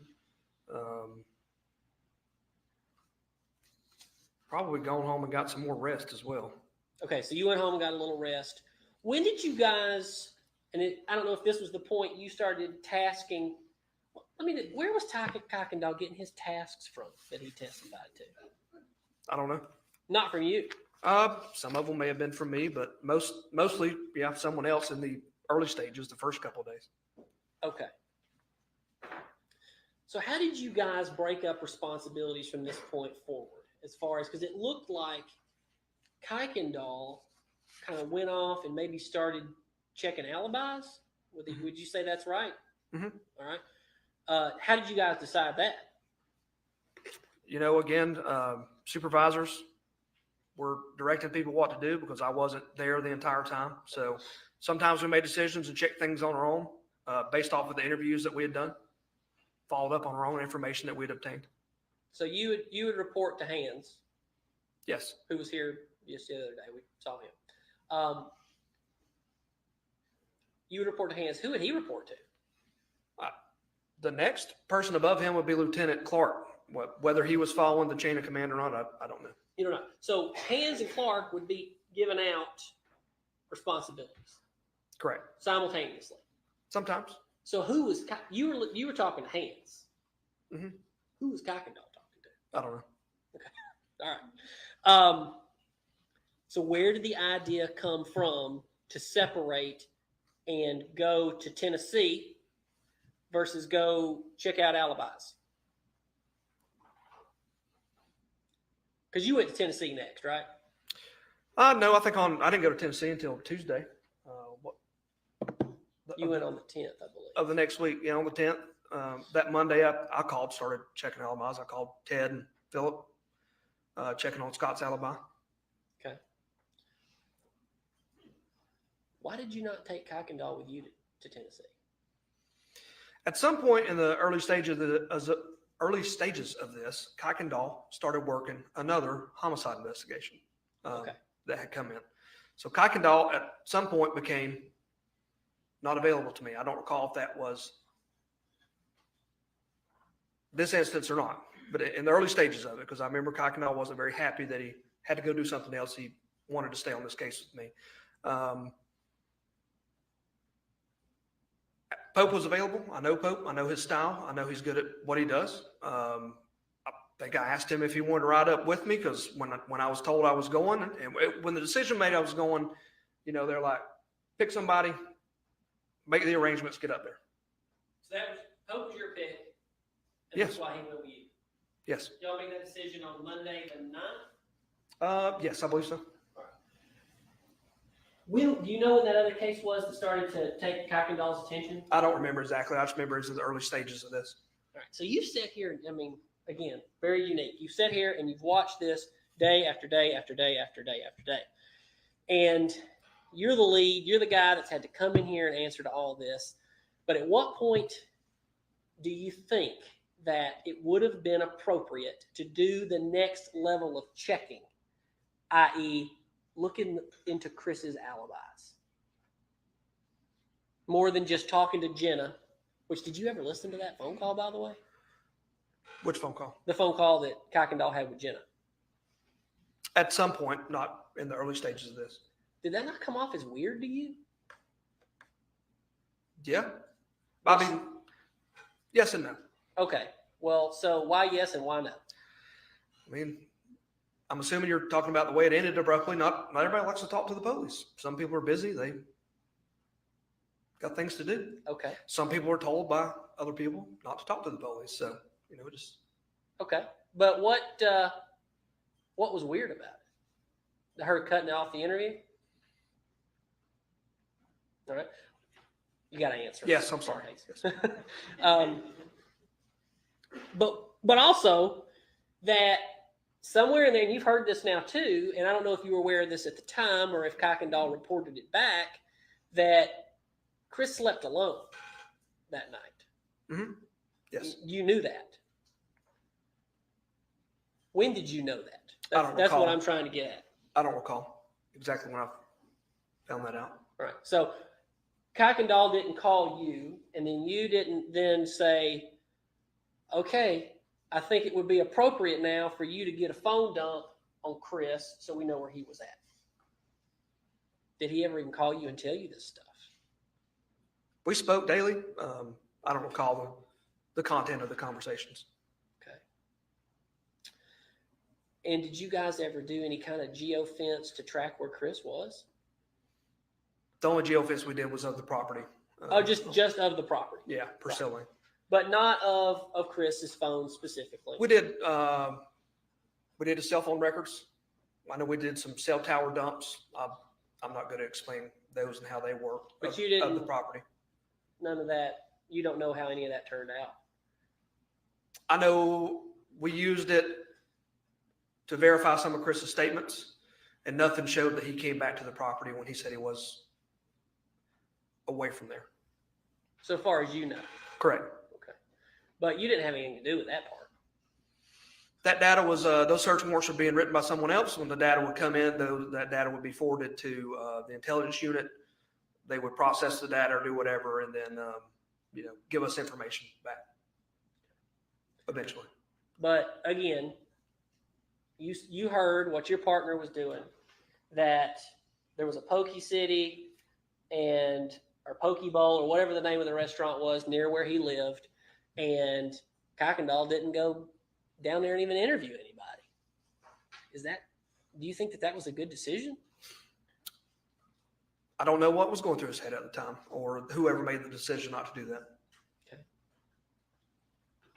And did you think it was strange that nobody saw Chris from the time that he went to bed to the time that it was about 9 or 10 o'clock the next morning out at the Peachtree Road Race? That's a huge amount of time. Wouldn't you agree?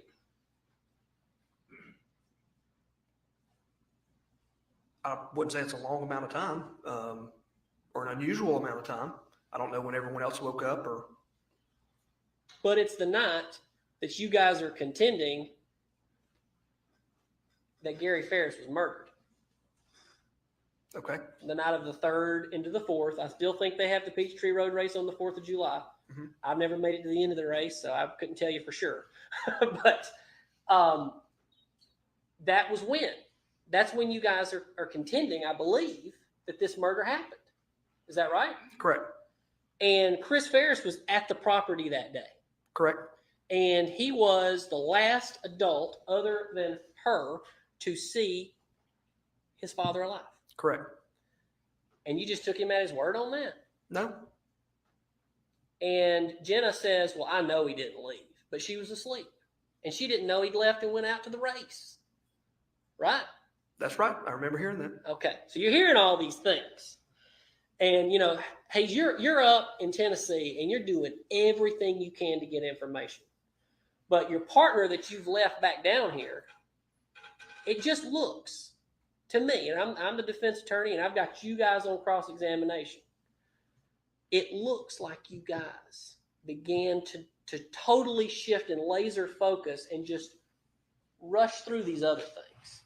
But you were focusing in on Melanie by that point and just trying to quickly check these boxes, and we're not going to move any further down this road. Would you say that's right? Wouldn't say we're just trying to check boxes. I'd say that we were following the evidence. Right. But you didn't close the boxes is what I'm saying. That's where I'm at. You've got a wide open. You thought you had an alibi. There is no alibi for the hours of bedtime, which we don't really know when that was for Chris, and when his wife and Addison went out and saw him at the race. There's like 11 or 12 hours right there that you guys have got nothing on. Phone records. We have these phone records. You've not brought in these phone records. Any of this, you're just saying that. Okay? Okay. All right. Judge, is there a question? That was a little argumentative. It was a little argumentative.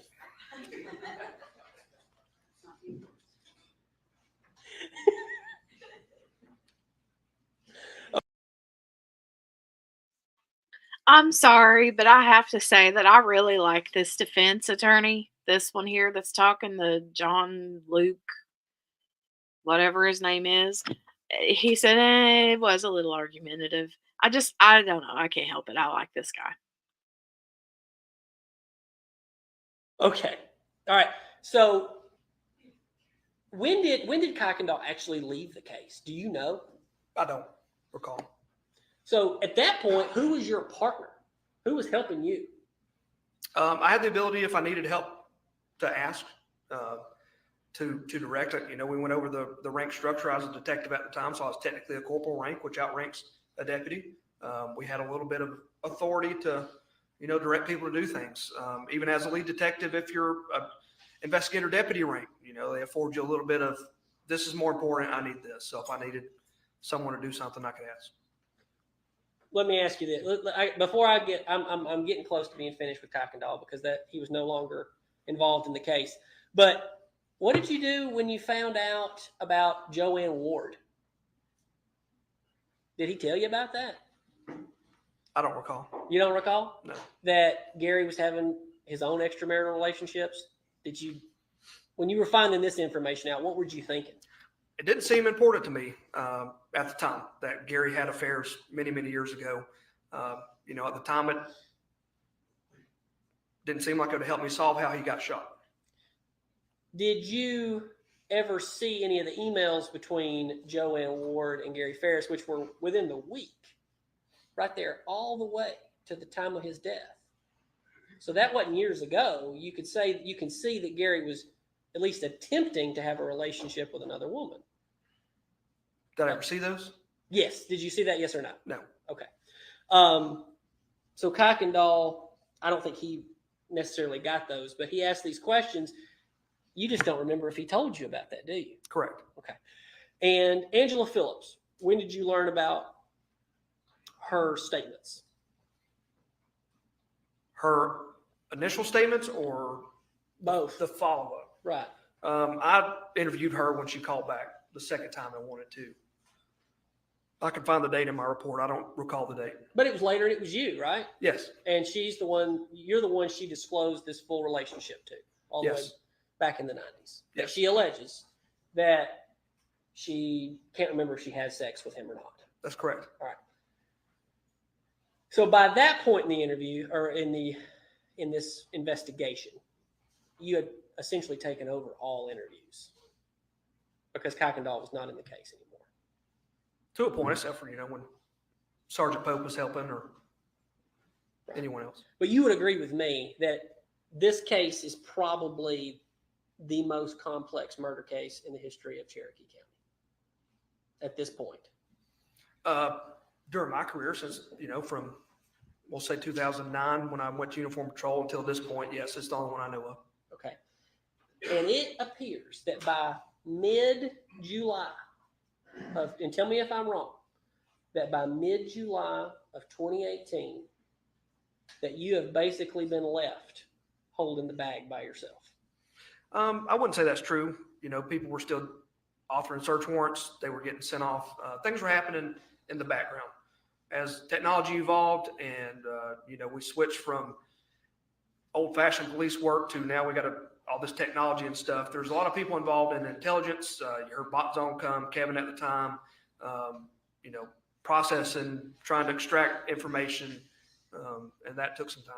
But they can only do that off of the information that you gather, right? Yes. And so, again, for the year, if I had to say from July the 15th of 2018 to July of 2019, which is right about the time that you issued the warrant, which you're the one who signed the affidavit for the arrest warrant, correct? That's correct. All right. So in all that time, though, you were the guy. You didn't have a partner on the case, yes?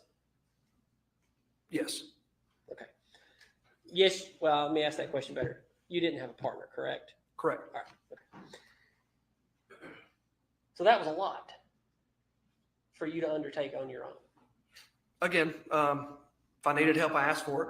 There were still multiple people in the background working on the investigation. Tell me about, as we began to transition into the interviews that you had with Chris and Scott, what led to that? For you to sit down and have an interview with both of them at the same time? We heard it said, I think it was in the interviews, at one point the entire family stopped talking to us. After several weeks, Chris and Scott decided that wasn't what they wanted to do, so they reached out to us, and I set up a time for them to come in. Okay. And tell me about that interview. It was basically just them reestablishing contact. They wanted to come in and see if they could gain any information from where we were in the investigation. They decided that they weren't going to follow the orders, the request, I should say, of the attorney and the rest of the family. That they wanted to stay in touch with us and help any way they could. So, and that you used the right word, Detective. That they did say they wanted to gain information from you. Mm-hmm. Did you not find that to be a little bit suspicious? No. Okay. But in cases when, would you have considered them suspects at that time? At that time? Yes. When this thing first started, the whole world was a suspect, and then, as Mr. Fogus put it, we started shrinking the world down. So I don't recall at this time if I would have considered them suspects. Okay. I don't recall at which points I considered them suspects and ruled them out and ruled them back in, or right, or any of because that. you later ruled one of them back in, correct? I wouldn't say that's correct. Okay. Well, we'll talk about that, but let's go back to the center. They were asking you for information about the case, yes? They're asking if I could provide any, yes. And you did, yes? I don't recall. It's likely would have What- given them an update. Well, let's do this because I don't want to sit here and start replaying interviews for you. What do you remember right now about that interview with Chris and Scott, other than they were asking you information about the case? Did you gather anything from them? I don't recall, Do you recall anything about that interview? other than what I've already stated, not the specifics now. Okay. All right. But do you think it's bad practice to take two witnesses and put them in the room at the same time so they can hear each other talk? Are you guys not trained to not do that kind of thing? I mean, not specifically. We sometimes we use it as a tactic to put them together and see what they'll say together, and then separate them and talk to them again later and see what they say separate. And Okay.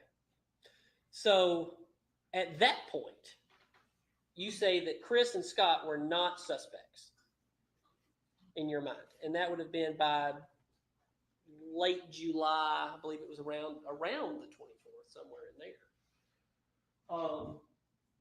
You interviewed them. You'd already determined they're not suspects. like I said, I don't recall labeling them a suspect or not. I don't. Do you ever remember in your mind, but you've used the word shrink the world down. Mhm. So I want to know when you shrank the world down. When did you do that? Pretty early in the investigation. How early? Within the first couple of weeks. Okay, so I'm out here now talking a couple of weeks out. So somewhere in there, would you said the first day? Or Would after? it have begun shrinking the first day? Sure. Okay. Yeah. When I'm talking about shrinking it down to Melody. It was after that second interview, wasn't it? You completely shrunk it down. It was, I mean, She was the only one that we had provable lies. Early on in the investigation, she was being deceptive. So let's talk about that. Okay. So when you have a witness that you believe to be deceptive, which people do that in cases, right? Do people do that? Yeah. Sure. All right. So we've got her lying about an affair, which you charged her with that. Yes. She admitted to the affair. Eventually. Essentially within the same conversation, right? Yes. Yeah. But you still charged her with it. Correct. Okay. So you did that, and so because of that, that's her being deceptive in your mind, right? About an affair. Yes. Okay. You would agree with me that an affair is completely proving an affair is not proving a murder. Correct. Okay. Can we end there, Judge? Although I'm concerned about giving you the overnight to recharge, but I don't know that would make any difference. All right. With that, we'll break for the evening. Start back at 9 in the morning. We're gonna bring lunch in for y'all. Then we're gonna take our field trip, and then we're gonna excuse y'all for the day. Hopefully, we'll be done with this witness by the time we break for our field trip. All right, but maybe not. All right, y'all can be excused. Remember everything I've told you all about, not looking up anything, talking to anyone, looking up anything, etc. I'll give y'all some specific instructions about the trip tomorrow. All right, y'all can be excused.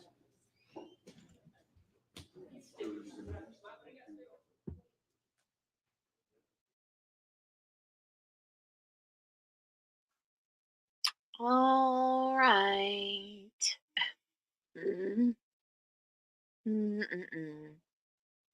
He said he's worried about giving him overnight to recharge. It looks like Melody is enjoying some sweet tea from somewhere. Where's her cup from today? I've seen the last 2 or 3 days. It looks like she's had iced coffee from somewhere. Yeah. I don't know. This judge is a trip, right? He's something else. I love him. He cracks me up. All right, guys, I'm going to get out of here. I need to go make a pickup order. I need to go put together a small grocery pickup order for tomorrow, so I can take it and drop it off at the school tomorrow morning or afternoon or something,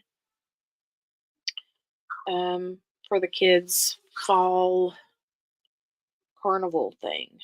But hey, field trip tomorrow. I know that's going to be so exciting. Oh, it's going to be cool. I don't know if we'll get to see something live while they're there or if they're just going to film something and then have it available for the public to view. I don't know how that'll work. I don't know. I'll have to wait and see. You're welcome, Sherry. Thank you for coming and hanging out and holding the fort down with QB today. Oh, hey, Kayleen. Need Coke Oreos for the kids? What? Yeah, have all your permission slips signed. Billy, I'm not sure if you've been checking out the trial for Leilani Simon or not. But I mean, Boone was decent today. If you want to go watch Boone, that's the one that I've been streaming all day today since this one's been over here playing. QB was here for the biggest chunk of the first part of the day while I was covering Boone. And then QB had some stuff that popped up that she had to go take care of, and I came over here to relieve her. So whichever one you're interested in, ma'am.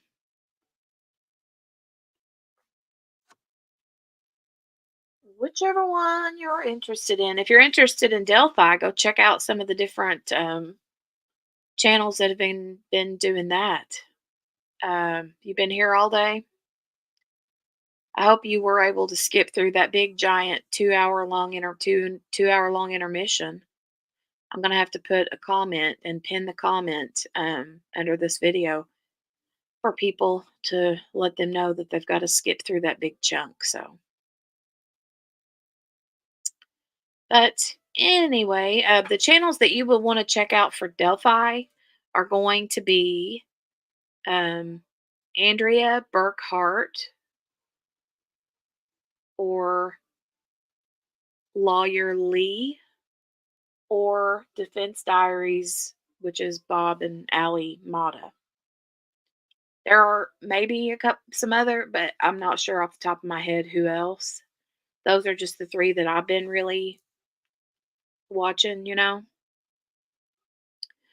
But yeah, I'm gonna get out of here and go get this list of things. I think they're asking for things like cake mixes, brownie mixes, bags of candy and stuff, cake like full size like cakes from like the bakery, like Walmart bakery cakes. Because they're gonna have like their cakewalk and all that kind of cute stuff for the fall carnival. But I gotta go make my list. So, but I love you guys. Thanks for hanging out today with QB and myself. It's like we're all together, but not. Right, Brenda? I know. Somebody, who was it? Was it Gail that said yesterday it felt like she had parents that were divorced and she had to pick sides?